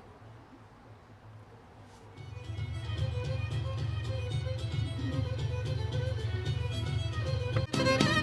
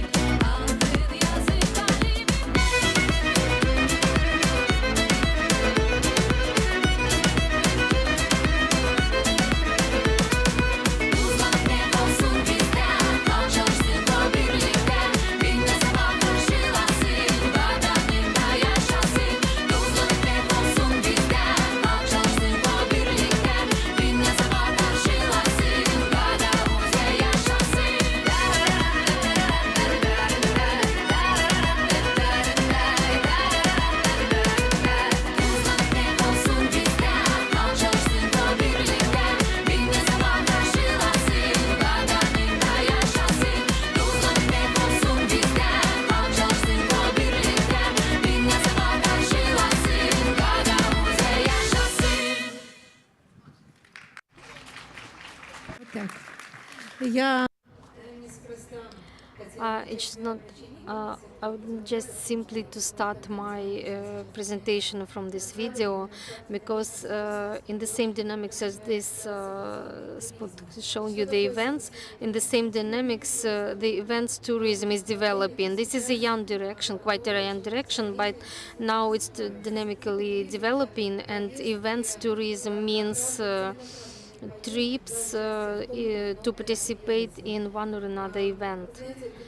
And because of the lack of certain rich natural resources in our region, we don't have the opportunities to develop the tourism to the extent that we'd like to, but we have a cultural legacy, authentic and rich culture, our songs, our dances, our beautiful Gagauzian language, and our principal legacy, hospitable Gagauzian people. And as a person working in the culture sphere for 20 years, I may surely say that even 10 years ago, we couldn't even dream of receiving here foreign guests to attend our cultural events, and we couldn't expect such interest in, for example, Heberlis Festival. People keep calling us, asking about those festivals, the data, and all the details. And what we can offer now to the tourists that come to visit us. Yes, these are our festivals, large-scale events, and we are happy to know that annually they become wider, more large-scale, and extend their geographical borders. These are our festivals, Heberles, Festival of Wine, of Bauer, Bujan Sesleri, and so on. And I'm happy that these festivals are being developing here and attracting higher number of tourists. And I must say that our festivals are not just songs and dances, not just cultural meetings or creative meetings. Every festival has its topic, its subjects, bringing its sense, and we work thoroughly on every festival. I would like to stop at some biggest festivals, the first of which is Heberles Festival, which started over than 20 years back, 20 years ago. Over 20 years ago, these were just competitions to celebrate our national celebration, Heberles Festival. Now it's conducted within this holiday. And I'm happy to say that we still respect this holiday. We celebrate it together by the whole Gagauzian family. We accept our friends and guests, and during over 20 years, this festival has grown into a bright, large-scale holiday, which is divided into several thematic zones, like art master classes where a tourist may spend the whole day and participate in those master classes, for example, dedicated to pottery, to processing skins, to how to deal with horses, how to cut woods, active games. This area attracts both adults and children. Fighting zone or wrestling zone, which is one of the favorite ones and is always surrounded by a large number of visitors. And in the plain zone, we also have an area where we practice our national games. We have very interesting national games, and I didn't come here with empty hands. Let me show you this simple game. This is a national one. It's our national game called Kura. Here you see a piece of wood with a labyrinth on it, cut on it with 18 colored cereals. It's maybe similar to chess, but it's more interesting. That is why it attracts both adults and children. Unfortunately, this game had been forgotten for a long time, but now we gave it the second life, and our master started to produce this game, and over 100 Qurans of this kind has been sold during the recent years. And as my colleagues said, maybe this is a minor thing, but if we take a serious attitude to it, this Quran may give start to a big, large-scale creative project. Going back to Hiberles, there is another very interesting zone with magic smells, gastronomic zone where each visitor may indulge himself or herself with our delicious dishes, Gagauzian cuisine. Here we also have an interesting competition for the best Gagauzian kubur, which is prepared traditionally for every Gagauzian holiday. Every mistress has her own recipe. This competition covers all the localities of Gagauzia. Is this true that in every locality they have their own form or recipe for gözleme? Because I cannot choose how. Yes, it is so. They have different forms and different recipes. Please visit us more often and you will find more about them. For example, in the village of Chechmeköy, Etuli and Vilkanesht, it's half-rounded, or it has the shape of an eye. That is why it is called Gizlime, which means an eye in Gagauzian language. But in Kongas, they are maybe more oblong. There are some round gizlimes in some localities, but they are all delicious and they all have their unique taste. Yes, so this is the originality of our traditional Gagauzian cuisine and culture. There are a lot of techniques for cooking gizlime, but they are all delicious. Going back to Hiberles holiday, maybe Konstantin Vasilievich will be able to tell us more about that, but I must say that this is a very bright and large-scale and spectacular holiday. And this competition is a visit card of this event. And in the center of this competition, every visitor, every tourist, and every guest visiting that festival has his or her favorite horse. Annually in August, we invite everyone to visit Gagauzia to come to our carpet festival. This year, the carpet festival had its 9th edition, and every time it changes its location, but not because we didn't like the previous one, but because we have more tourists, more visitors, and more those who wish to visit that holiday and to attend that holiday, and more mistresses would like to demonstrate and to realize their carpets. If 9 years ago I know that we started only from 100 carpets, the last time there were over 500.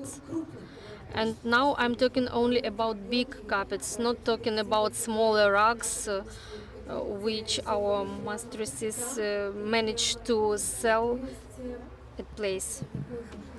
So this is a large-scale event that we are always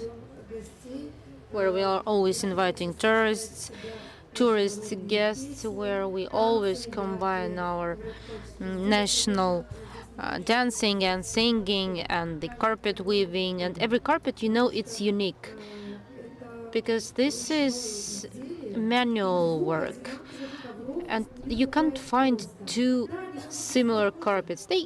can resemble each other, but you won't find two carpets in the world that would be absolutely resembling each other. And if you take such a carpet, you can only, to be unique, you can only find it in Gagauzia. Basically, the combination of our local cuisine, singing and dancing, and carpet weaving products and artisan workers, all these creates a very interesting mosaic of carpet weaving products that annually happens on the 9th of August. And before that event, before that celebration, I can say that this is one of the most large-scale, one of the most abundant celebrations. People from all around the world come here. We know that for sure because we accepted guests from France, Italy, Germany, Turkey, Spain. And in a month before that, it's difficult to book a place at the hotel because for 6 or 7 November you won't find any rooms at the hotel, because when a person comes once, they always return. They come back to always also become a participant of this colorful event, to share with us this event, to participate in master classes.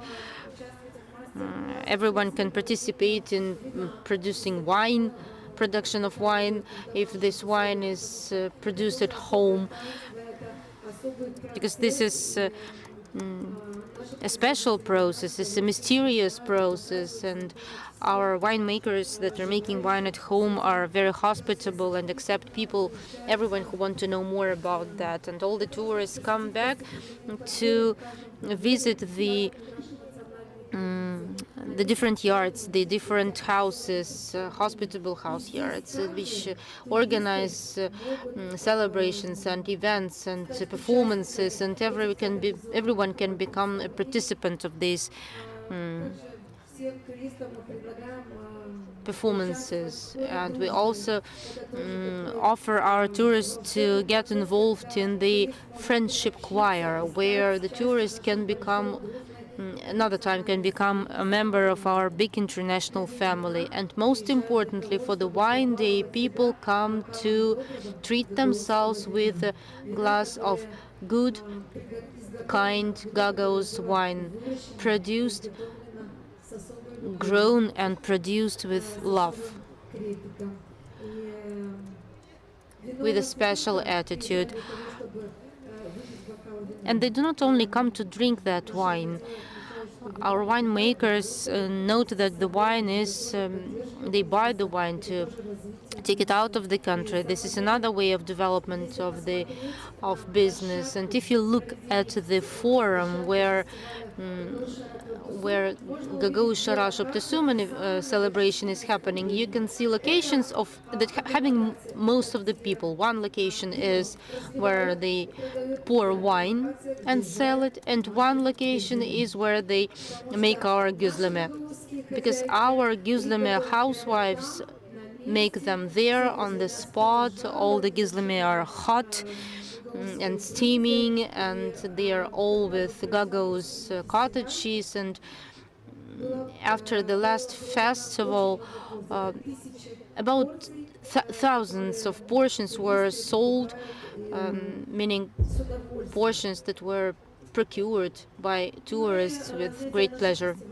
And I can talk a lot about for festivals. I will only say that every festival is unique. Every festival is outstanding, and it is a support for our artisans, for our businessmen who to these festivals bring products that are being prepared especially for a specific festival, and supporting that is the Quran and other things. By the way, this is a very good idea. Based on these traditional children's games, you can make out of them, you can make a very nice target, a part of the tourist destination. This is something that could be multiplied at the level of the country, because very many people want to attract as more families with children, and this is a very good example. So I think that you again can find yourselves among pioneers. Yes, we are good.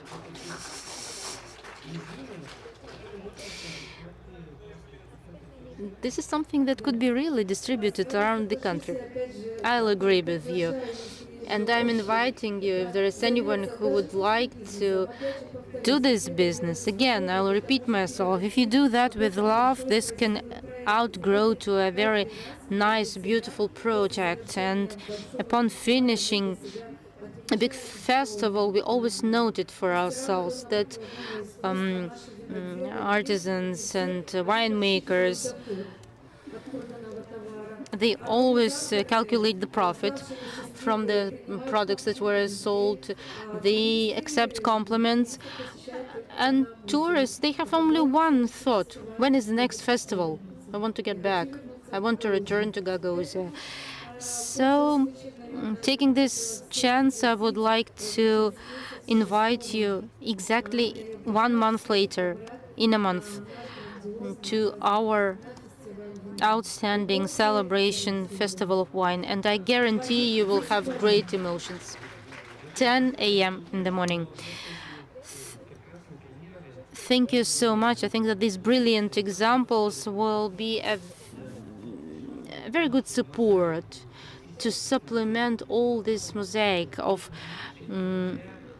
tourist destinations in Moldova, and that will help to sharing good tourism practices. And I promise you that I will learn how to play that game. You first need to buy this game and then play it. Okay, agreed.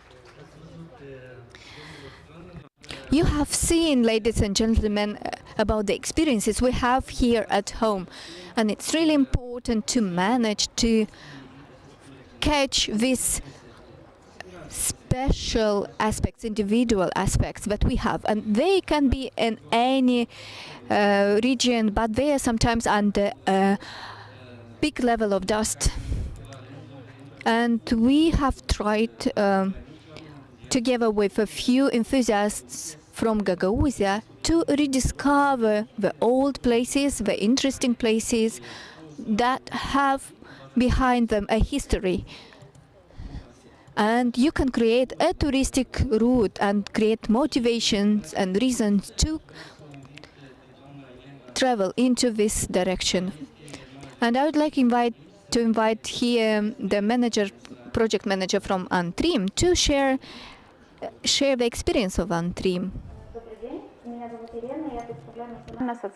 Good afternoon, Yelena. I represent the Association of Development of Internal Tourism in Moldova. Our association counts more than 100 organizations, guest houses, hotels, representatives of extreme tourism, organizers of events. Our association has one of the main directions of activity, one of which is competence development, lobby and advocacy, and promotion and strengthening our relations with partners. Our main strategic partners are the Ministry of Culture and the Investment Agency. With the Ministry of Culture, we managed to create more than 7 companies for the promotion of the tourist product in Moldova, and with the investment agency, we managed to visit 33 international exhibitions where we managed to show what we could delight our tourists with. In 8 years of our activity, we managed to organize 36 press tours, 23 information tours for groups from different countries. We also managed to organize 8 tourist information centers, one of which is in the south, and which are the main points for the promotion of tourist zones in the region where they are.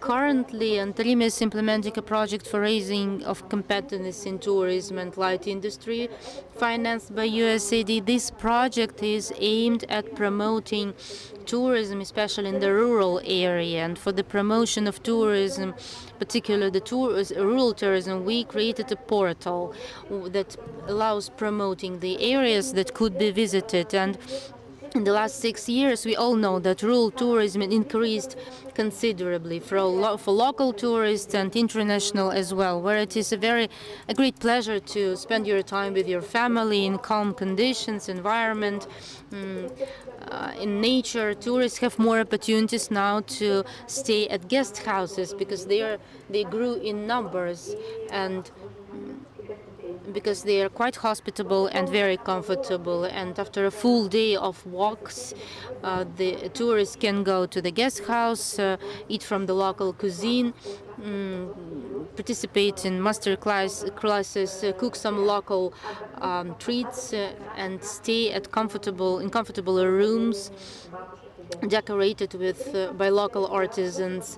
And tourists have many more opportunities now to spend comfortable time out of the city to treat nice delicious treats, and at the same time tourists have this unique experience in the guest house. The rural citizens, they can get additional income, and as you know, this year we created 4 bicycle routes, one of which is in the south, and it is more related to the local cuisine of the region. And these routes are developed to diversify the touristic offer of the region, as the tourist can visit different touristic locations, live in one place, and the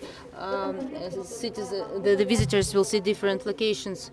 And so do not be afraid to create new touristic locations, opening new touristic areas, reconstruct your grandmother's house, and create a comfortable atmosphere to accept tourists there. If you need support, if you need information, we will always be glad to help you, and that you can also get at our portal. Thank you very much for this presentation. This is true. Many times the efforts of our foreign donors, external donors, and enthusiasm in the tourist sector are finding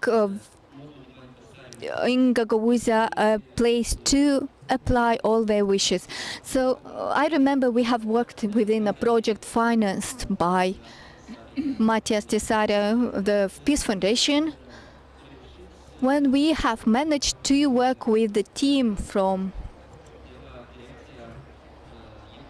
the Department of Economy and the University from Comrade in order to develop the strategy on the development of touristic destinations in Gagauzia. And we fought through and refought a model together. And here is Mrs. Director of the Economical Department, but also Alla Levitsky from the State University of Comrade.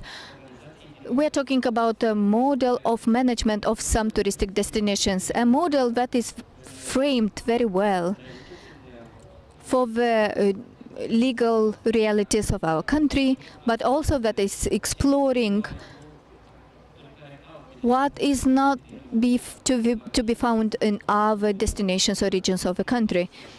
So we are talking about the legal framework that supports the initiatives coming from outside and can be developed in these destinations to fructify better the valorification of the touristic potential. And this special destination, I would say, a different way to accelerate the transformation of ideas into models that can be continuously replicated on the territory of the entire country. When it comes to the examples and good practices in the touristic sector. So this destination can be discussed the way to internationalize their offer.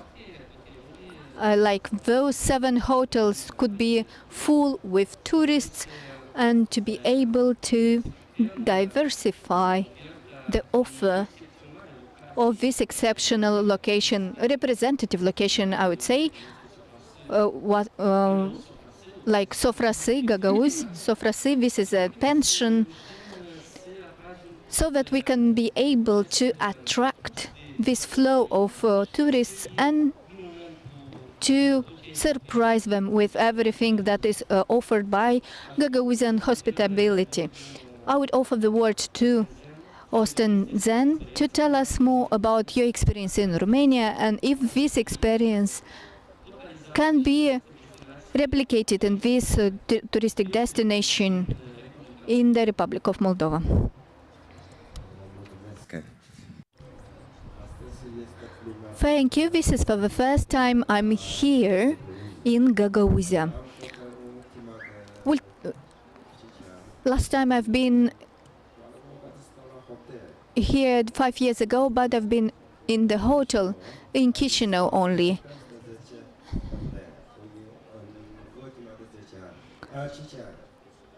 So that was 5 years ago, and it was only Chisinau. And Mrs. Elena Vlach, Your Excellencies, dear friends and friends of Gagauzia, hello to everyone. I am Austin Zen from the VIII touristic agency. It was established in Bucharest in 2002, and it is the biggest agency for China, from China, and it's one of the biggest agency. And for example, this year we helped the Chinese diaspora and Chinese embassy in Romania.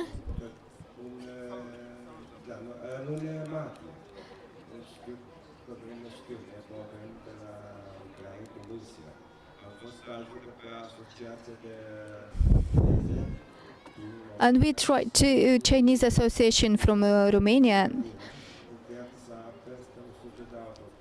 and we rented over 100 buses, and we tried to help the Chinese students from Ukraine to transfer via Moldova to come to Bucharest. Approximately over 1,000 of people were transported in the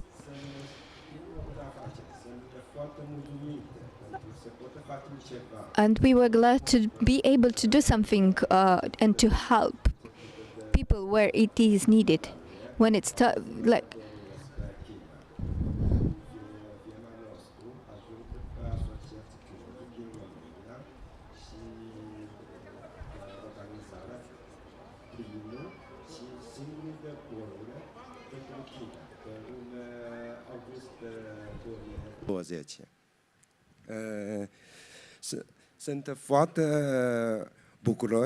I'm very glad that I have a possibility to participate in this exchange of experience. And thank you very much for the organizers for the invitation. Thank you very much. Thank you, Igor. I don't know very much, but I'm glad to be here with friends and with my brother.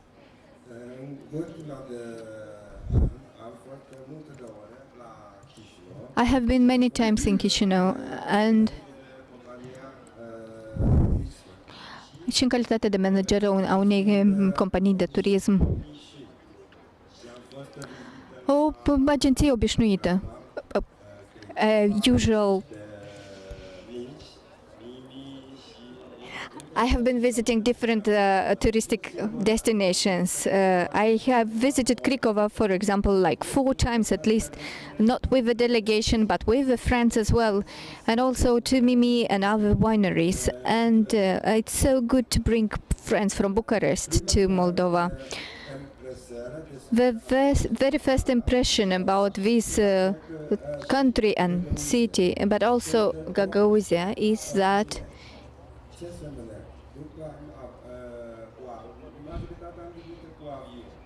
we of the majority are coming by plane, but then after we reached the airport And we've observed that the police representatives are mostly young, and most of them are women, young women. This is very good. This is pleasant for the tourist, because it's a pleasant entrance to the country. Well, I've visited other countries, and this is the big difference I could see. The waiting or arrivals room is very nice. It's not big, but it's very nice. And it doesn't matter if you have a Chinese passport. You enter the country easily. Especially having the residency in Romania. And I've entered the country easily. And I don't speak Romanian well to be able to communicate.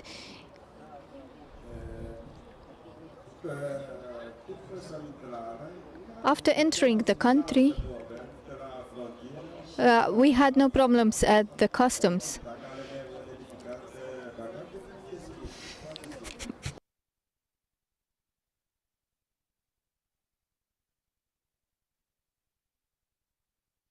And I've been here in 2018 or 19, and it was very easy to enter.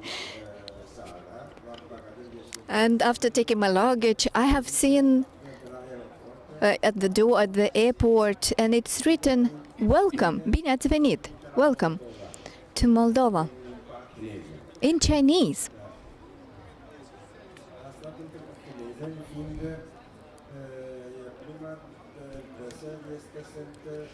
And the first impression was that we are really welcome. We felt it. For me and our other colleagues that came for the first time to the Chisinau airport.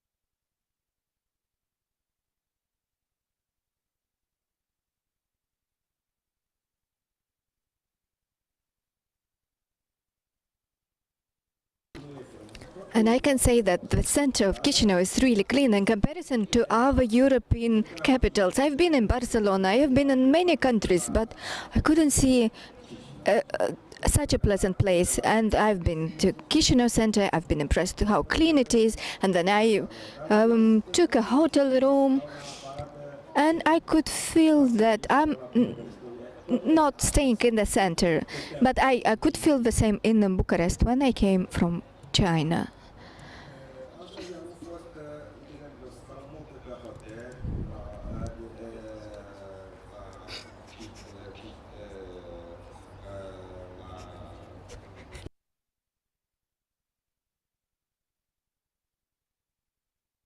And if talking about the hotel's quality in Chisinau, it's 4 stars or 5 stars, and Bristol, Radisson and other hotels. And those from the hotel are very serious and responsible, and this is extremely important for the tourism. And it's important that all of this is professional, and the guides are always orienting you. And you have the same feeling all the time that you're welcome. Here in Moldova,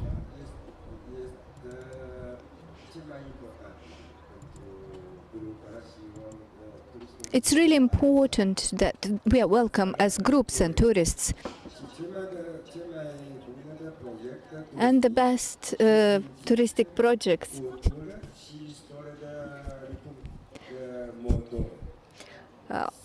are really interesting, and learning about the history of the wine production in Moldova is very interesting. Like, for example, going to Krikovo, Milești Mici is really impressive. From the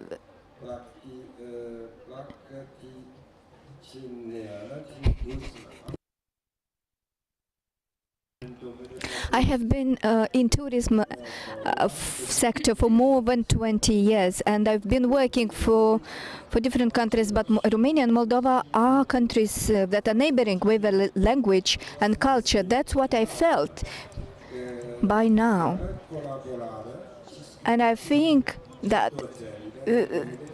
this is very good to cooperate in this direction, because it can be done that it can be a mutually beneficial example of cooperation in the touristic area. Like, for example, the distance between Iași and Chișinău is of only 150 kilometers. By car, that would be 2 hours and a half. That including the customs. I've been only once, but my colleague who came by car comes directly from Chișinău to Iași many times. And the road is a really good one, and there are no issues at the customs.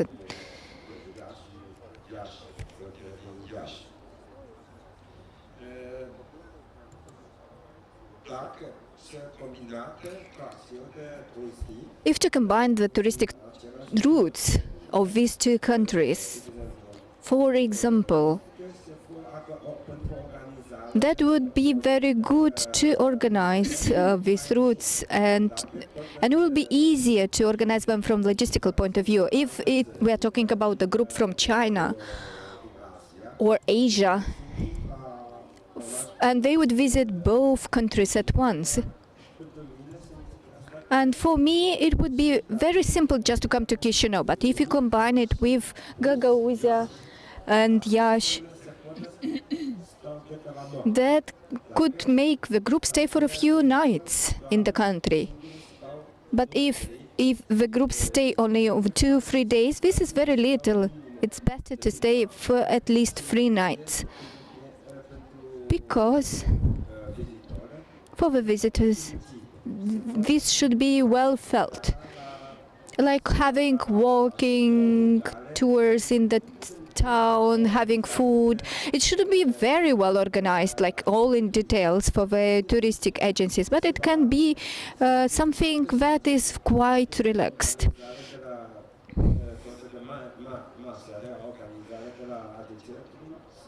Because sometimes it may be organized by the touristic agencies, but at the same time it can be done individually. For me personally, when I've been in Chișinău, I was talking with a company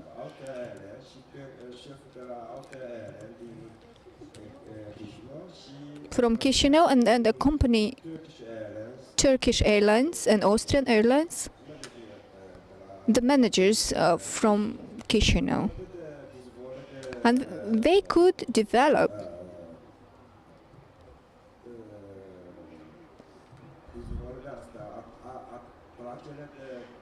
touristic attractions for groups, and they need to use their transportation capacities by air. Like, for example, we are talking about Austrian Airlines, Turkish Airlines, Qatar Airways. And this is really important for the development of the tourism sector.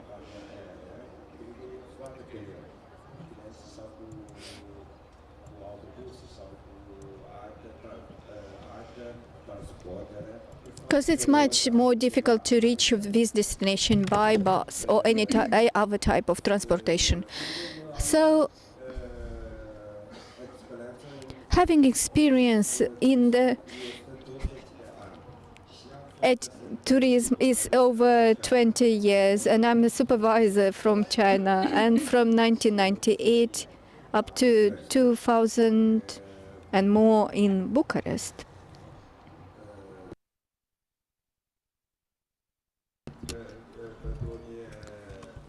And in 2020, we have had the coronavirus pandemic, which has had a very high impact on the tourism industry.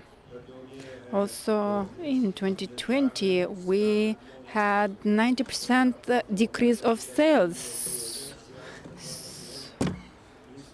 So we only had 300, 400,000 euro that year, because we worked only 2 months in that year.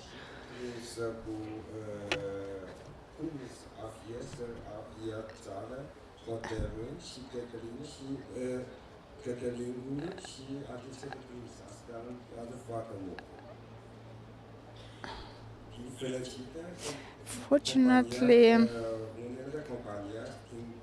some companies in the tourism sector, including our company,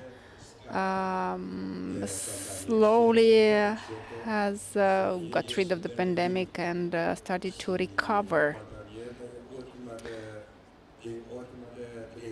And in the past 3 years, the pandemic has taught people an important thing.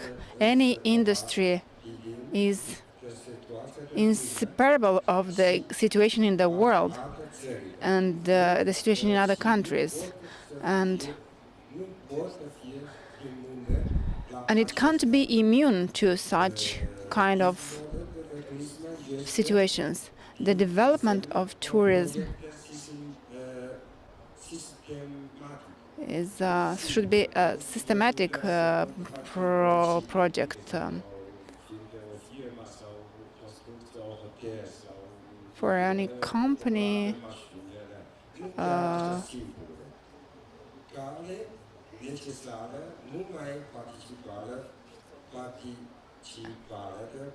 it is necessary for the government to participate with cooperation with the companies in the tourism sector, and also employing professionals.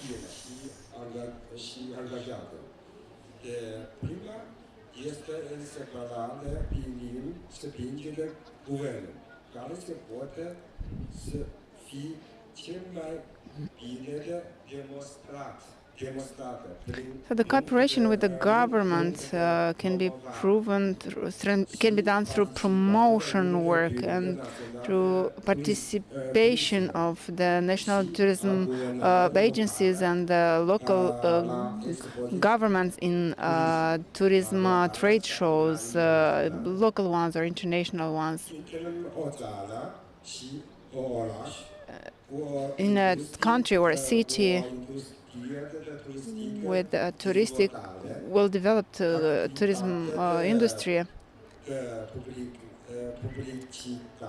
publicity activity, the marketing should be done by the tourism authority in the country.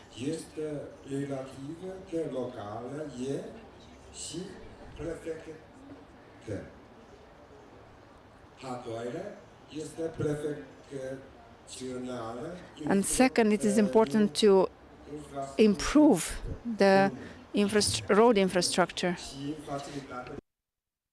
and to have support facilities.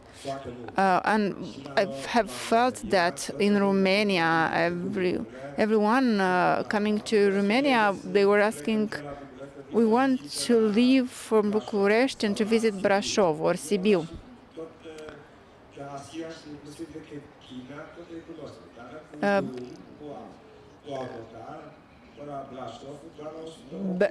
Brașov is 180 kilometers from Bucharest, and it would last for 3 hours and a half.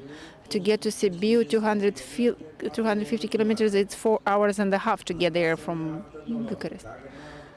That's if you have a chance. Otherwise, it's even more. We need to leave very, very early and to get there late in the night.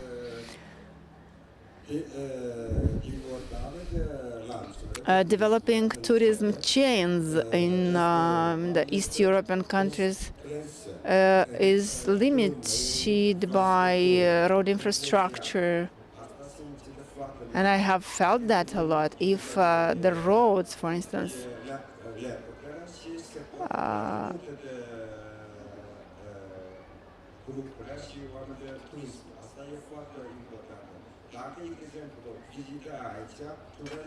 if a visit here lasts for 3 or 4 days, they can visit 2 or 3 cities. But then I'd rather go to Paris or France or Italy, where I could visit for 3 or 4 days to visit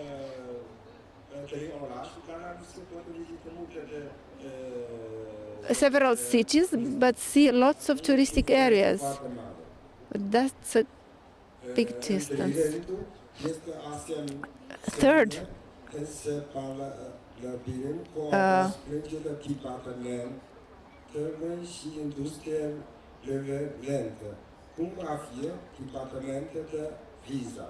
the visa departments should work to provide the easy procedures for visa granting.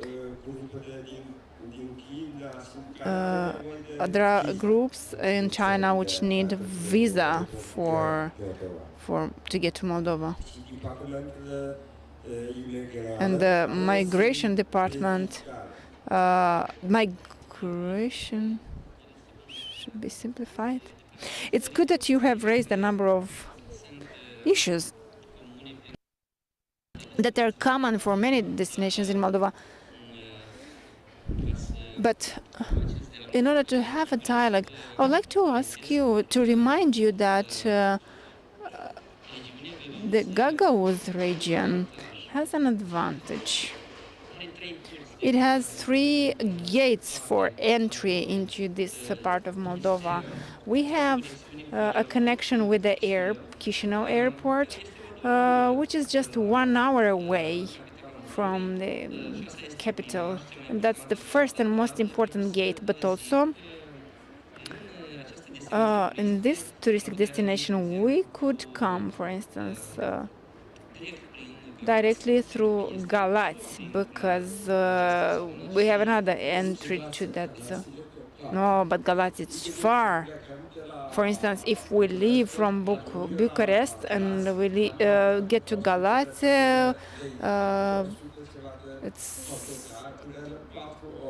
it would last for 4 hours from Bucharest to Galați, which, in my opinion, it's hard to organize a trip for 4 hours to get to the border with Moldova. Yes, I get your point. I was saying that in this area, lately, croziers on the Danube are encouraged. And due to this, and this geographical connection of Gagauzia with this Danube area,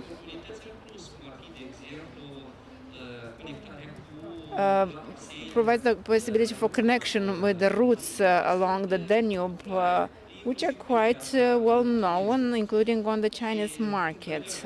And if there is a list of such proposals, I think it would be good to send it to our authorities to look at it.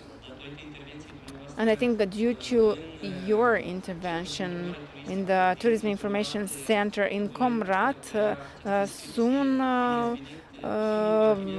you could have the welcome sign in Chinese for the Chinese market, because the Chinese market is so well desired by each touristic destination in the world.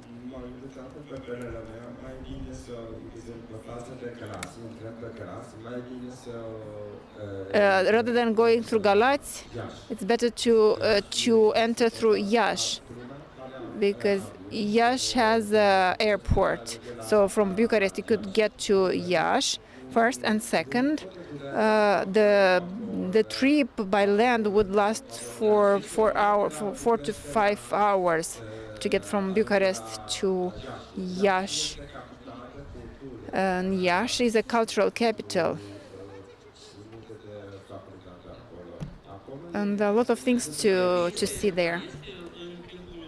I think we could have more technical discussions in a working group, and it would be very good to give the possibility to regional public authorities to come with this initiative of creating a working group for the Chinese market, and therefore to attract a bigger number. And I have one more idea. It's not necessarily to go through Galat or to enter through Galat, but close to Galat we have Tulcha. Tulcha has the biggest delta.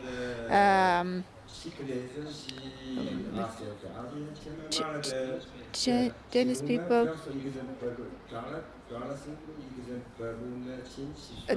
5 to 8 months could organize something special in the Danube Delta. And then in Tulcha, through Galat, we could go.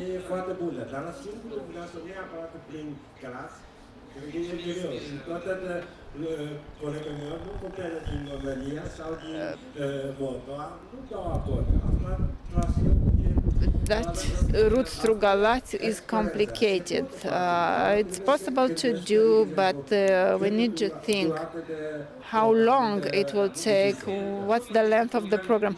Yeah, about touristical projects, we were just discussing with the team from Comrat when we were trying to analyze the touristical routes. And I'd like to say that overall, if we look at what happened 100 years ago in Comrat, then here we have 7 hotels. And in this area, there used to be a commercial street and also 20 restaurants which the visitors could enjoy. And that's the expression of the hospitality of this city even 100 years ago. And I'm thinking that in Gagauzia we have 16 wineries which bring the notoriety to this destination. Would it be possible that, as it happened in a touristic destination in Moldova, which was quite unknown, like Bulboaca is, and due to a group of enthusiasts, they succeeded to promote a private project, which managed to revive that area, so that from a village winery they transformed that in a wine castle, which is in the top 16 in the world.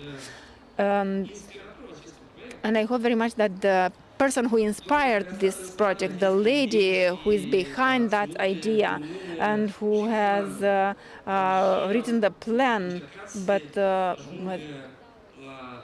which helped reaching the results that they have now, is with us here on the stage.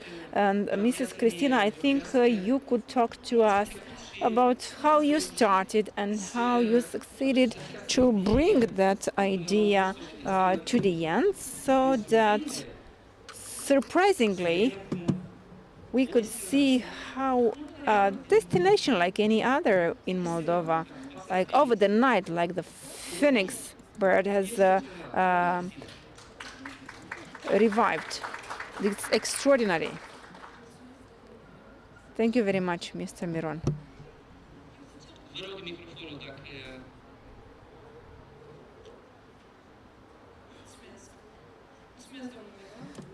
Thank you very much, Mr. Miron.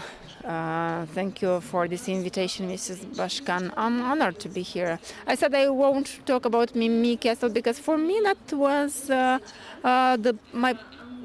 past 11 years I worked on that project, and now I'm not working anymore because everyone knows about Mimi Castle. I'm not sure I want to tell you about this destination, but I'd like to tell you about another initiative we're doing, including in cooperation with Mr. Viorel Miron. We have thought that after 6 years of its opening, the castle has had an important impact on the region, but also for the country. Very humbly, I could say that there is tourism before Mimi Castle and there is tourism after Mimi Castle. And this project opened the doors for all the Moldovans. We all understood that we can sell products to lower number of people for bigger prices, and not to run after each tourist which comes, but to find our tourists, the one we need. We have some performance indicators, so let's go by them. Constantin Mimi Foundation, whose president I am, was founded in 2016, 1 month after the opening of the castle. And on October 7th, we reached 6 years of activity. Well, today, that's today.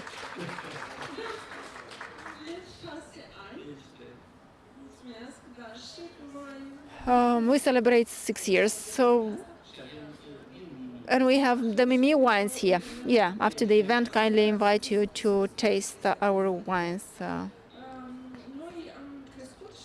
We have grown, and at one moment we understood that we need to get back where we started and to try to help the community where we are to grow, having at the foundation our experience, our vision, our success, and the expertise that we have gathered in these 6 years. So, together with Mr. Viorel Miron, we started developing a strategy for developing local tourism in 2 villages. That's for how much we had the resources at that stage. But this project aims at crystallizing the touristic offer in the area. But the most important indicator is that during 3 years, we intend to create for people a new investment zone, a new area where more touristic investments will be focused. So the context is the fact that we have a big player in the region, which is Castel Mimi, opened in 2016, which is an architectural monument in top 16 monuments of architecture in the world wide, and has become a business card of Moldova. Due to the efforts that we have made there, there are more than 200,000 tourists that we have received from more than 80 countries. Logically, this comes with some experience and expertise. We export wines to 18 non-traditional markets. We speak about markets outside the ones of the CIS. The wines are appreciated in the most important wine competitions in the world, and it has become a masterpiece of the wine world in the wine world. The foundation I'm leading underlays on sustainable development principles, and I think we can extend them to the society, these principles. It was established in 2016. We planted more than 15,000 trees. We invested in the infrastructure in the Bulboaca village, and at the beginning of 2022 we were distributing scholarships for vulnerable children from vulnerable families. And in February the war started, and we were forced, but also responsible, to help with the support of friends. Some of the friends are here. And we provided assistance to more than 4,000 families in Ukraine, and we've become the biggest provider of mattresses, pillows, and bed lingerie. And our foreign friends have been helping us with that, because they were sending all the necessary stuff so that people coming in the asylums would have a place to stay, and that everything would be clean. And this exercise has gave us lots of courage, and we said, okay, then it means it's possible. For me, it was a new restart after the experience that I had lately, because from the beginning of the pandemic, everything became very strange. So I said, this is it. I probably I found my vocation for the following period. And I decided to let's build that strategy. And let's try to create some opportunities for the local people, for the people in that area, and not only. What it consists of. The first is identifying the major attractions, both historical, natural, and architectural, for that community. And that's the interesting point of it, that together with the authorities of the village, we have meetings. That is the first meeting, I think, where people come and tell us what's important for them in the village, what they know from the older generations about the heritage that they have, the legacy that they have. Then and those attractions will be pinned on a digital map, which will be accessible for everyone, and we will create 2 touristic itineraries, and then they will be joined into a bigger itinerary, and we'll identify some actions about which I don't want to tell you now, but soon we will launch the strategy. And these measures are very concrete about the development of the tourism in this area. So what kind of tourism we want to have here? What should be the net present value of expenditures? How much tourists should spend in the region? How many tourists we want to have? And what are the markets we are interested in order to export these tourist services. And I speak about the community and the Mimi Castle being one of the important players. The purposes of the strategy are to identify the opportunities, prioritize them, and align them to the existing demand and to the potential demand, and to lighten the investment opportunities for the community, for the authorities, for the investors. Because if you don't understand where to invest, there will be no support from the government, neither from the inhabitants. Because if they don't understand this area has some prospects, they wouldn't realize that they can renovate their house, old house, and create a guest house. Or among the results that we want to achieve, and they will be quantified later on, I said it's the net value of each expenditure made by each tourist, increasing the number of tourists with this indicator, which will be indicated in the strategy, and diversified offer, where not only Castel Mimi would be the main attraction. We don't want to be the only attraction in the area, but we want to be among other attractions which create a circuit and a flow of tourists.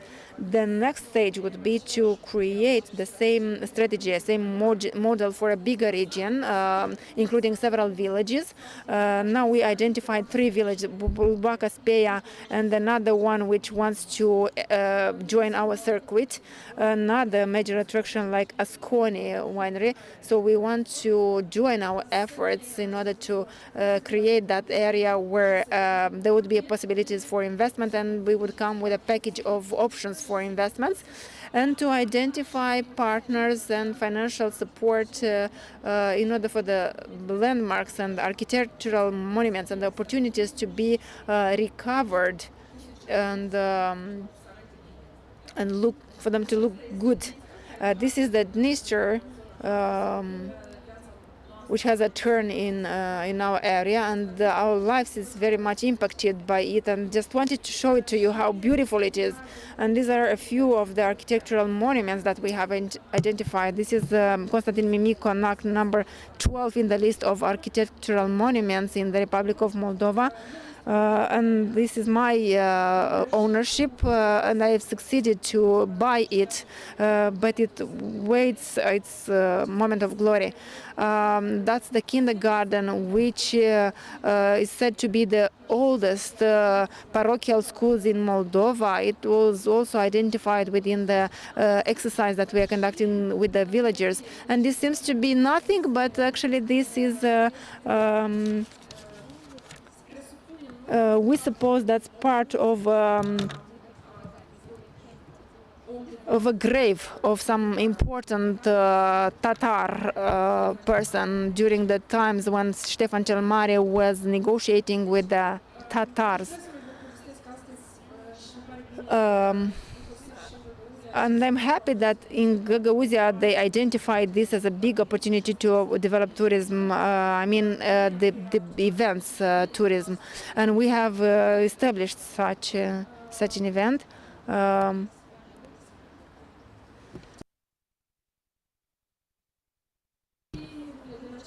And starting from this year,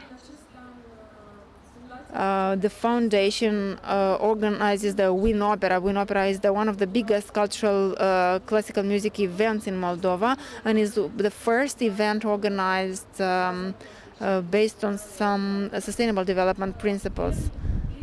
And we wish to draw the attention of the people to the fact that they need to invest in these areas, in the remote areas, and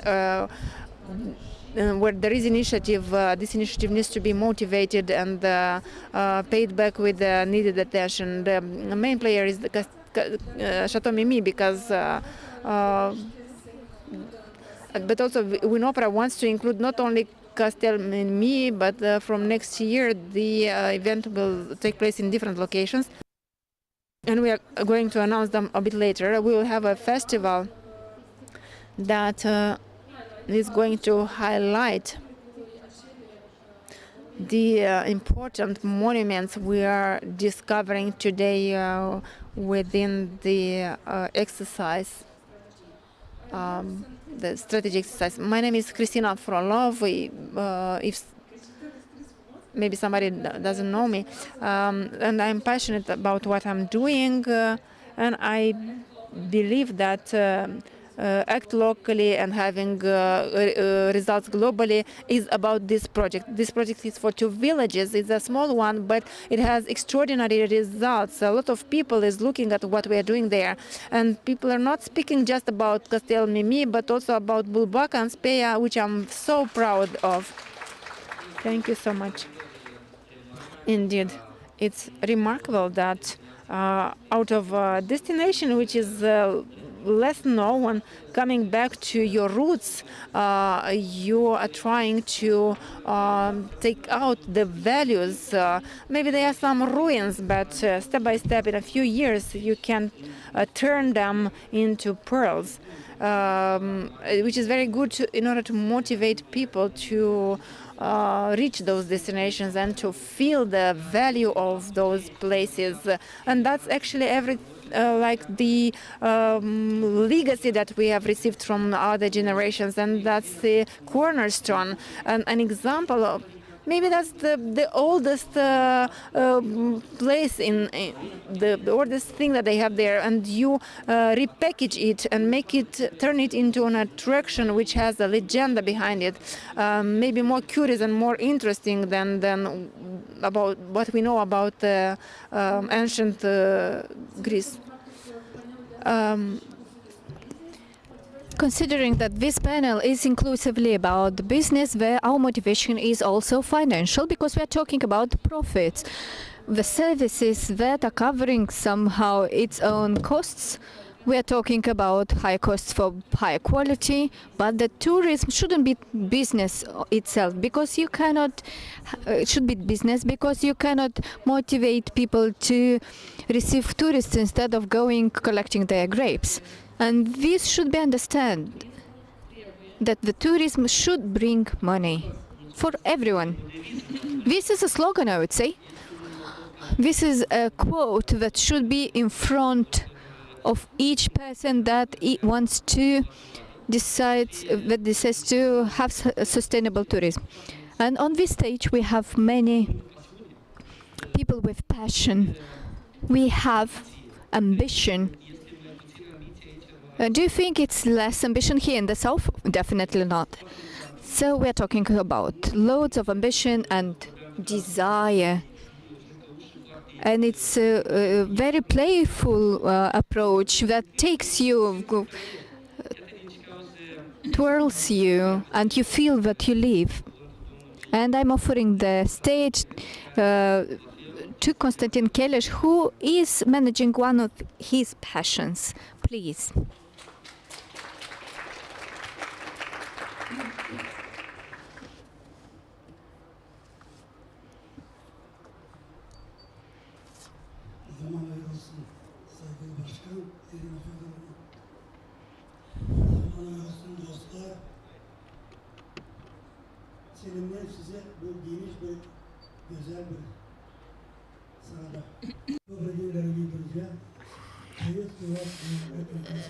Good afternoon, dear colleagues. Welcome at this nice event. Thank you for giving the floor.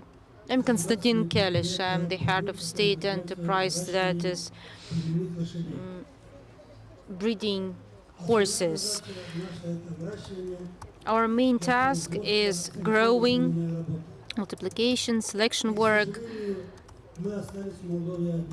And unfortunately, we are the only ones that remained in Moldova. I would like to say that not everything can be estimated in money. There is also the moral side, cultural side, and not everyone understands that. So thank you for the understanding, for the thing that our enterprise still exists, and we have this status, have had this status for more than 30 years, and every year we are having attestation successfully.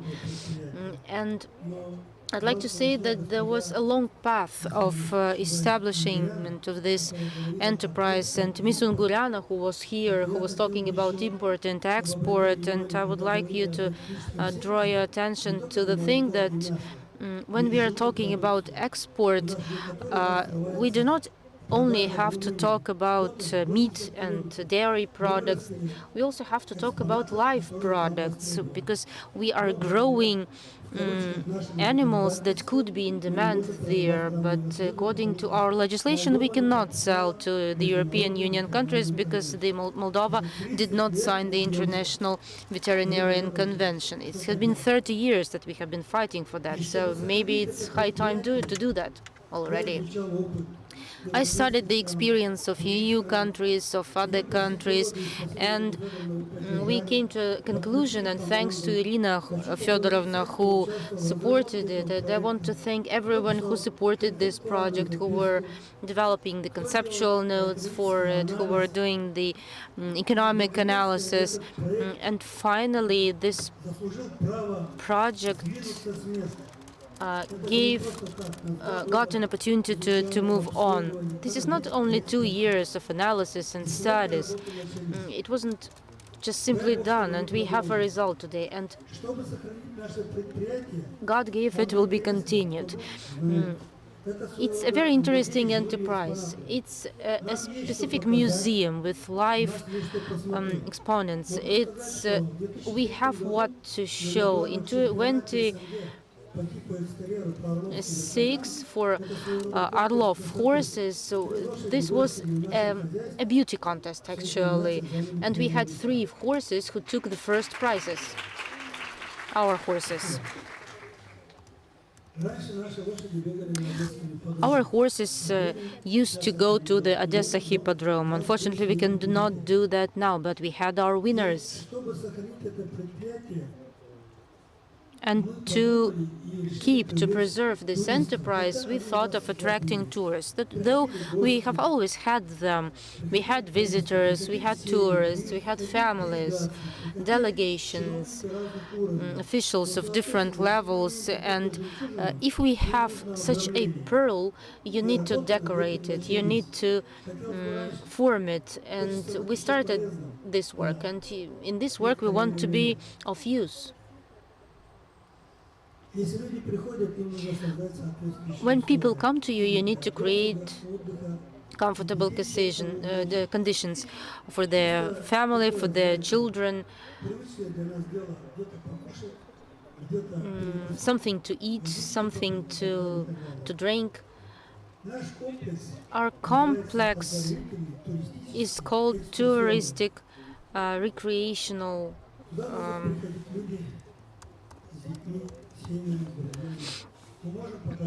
and health therapeutic complex. So we can get out our horses, and first the thing that you do is to construct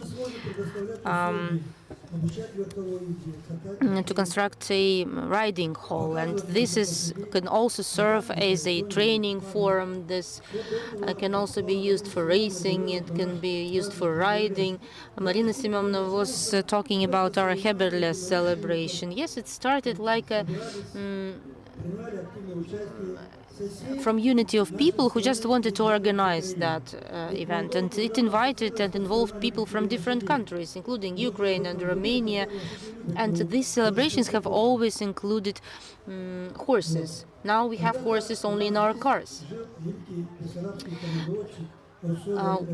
Rousseau Leonid Alexandrovich is one of the horse breeders, one of the famous horse breeders who was living in Chisinau, and his farm was in Mikauts, and he was always winning prizes in Odessa and in other cities. And not many people know why Relshkanovka, the sector district of Chisinau city, is called like that. This is because there was a hippodrome there, and I learned that from my friends from Romania. So there are very many interesting things to learn about that. And about the festival, I'd also like to remind you about Stepan Korogla, who made this spontaneous celebration a national celebration. Now,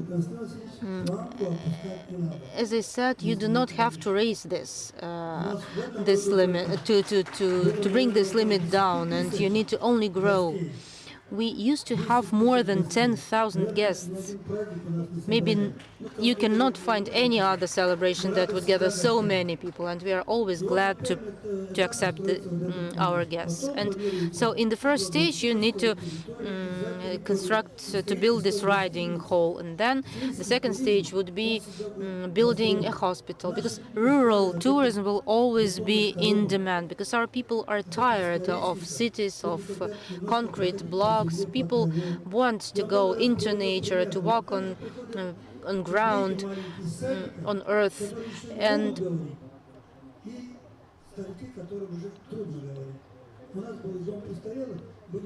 we also accepted people who are elderly people, and accepted people who are very young, even small children. And this is very popular area.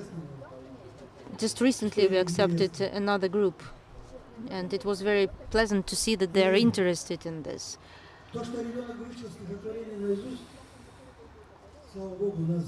We saw a child who learned a poem just staying at our place.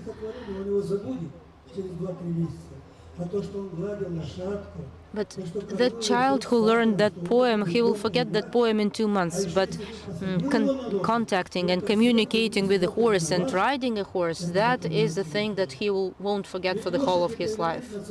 Because horse is an element of national culture, like with Moldovans and Gagauz and Turkish people. Any civilization had horses, and I understand that we have a lot of novelties today, but a human will remain a human until and as long as humans communicate with nature and with animals. And having 40 years of experience, and I'm the 4th generation of horse breeders. My father and grandfather was breeding horses. My son is a veterinarian doctor. It's not an easy job, but it should be preserved. It should be continued and passed over into good hands.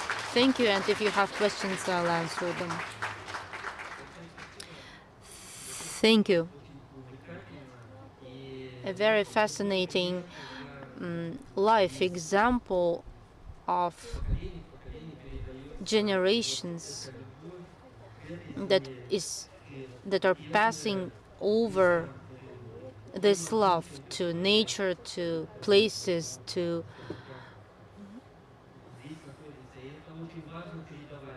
the heritage that we have. And it's very important to pass this over on to the next generations. And great respect to you.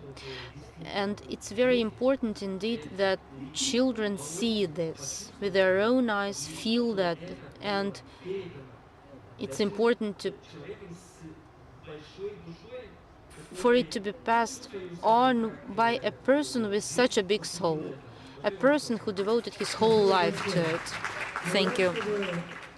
You know, they say to be dealing with animals, you need to know the soul of the horse and put in your own soul into it.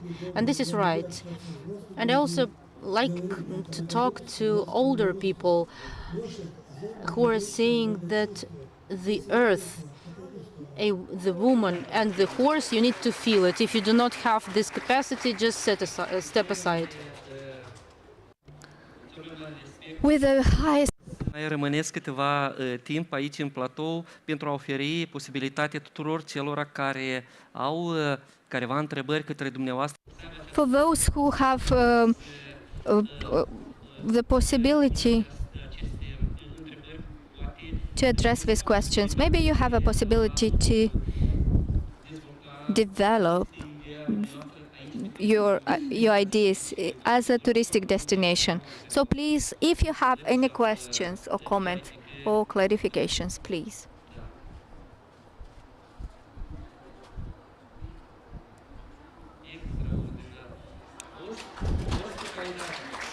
So the idea was to just have a discussion at the Wine and Gizleme. Just one thing.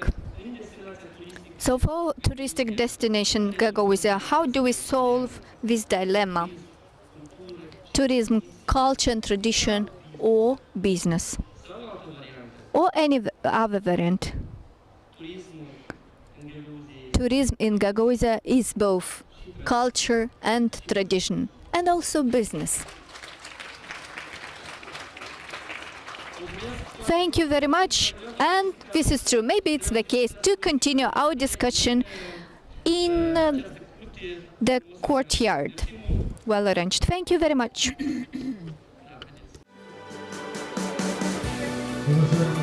Doamnele în mijloc, poftim în mijloc.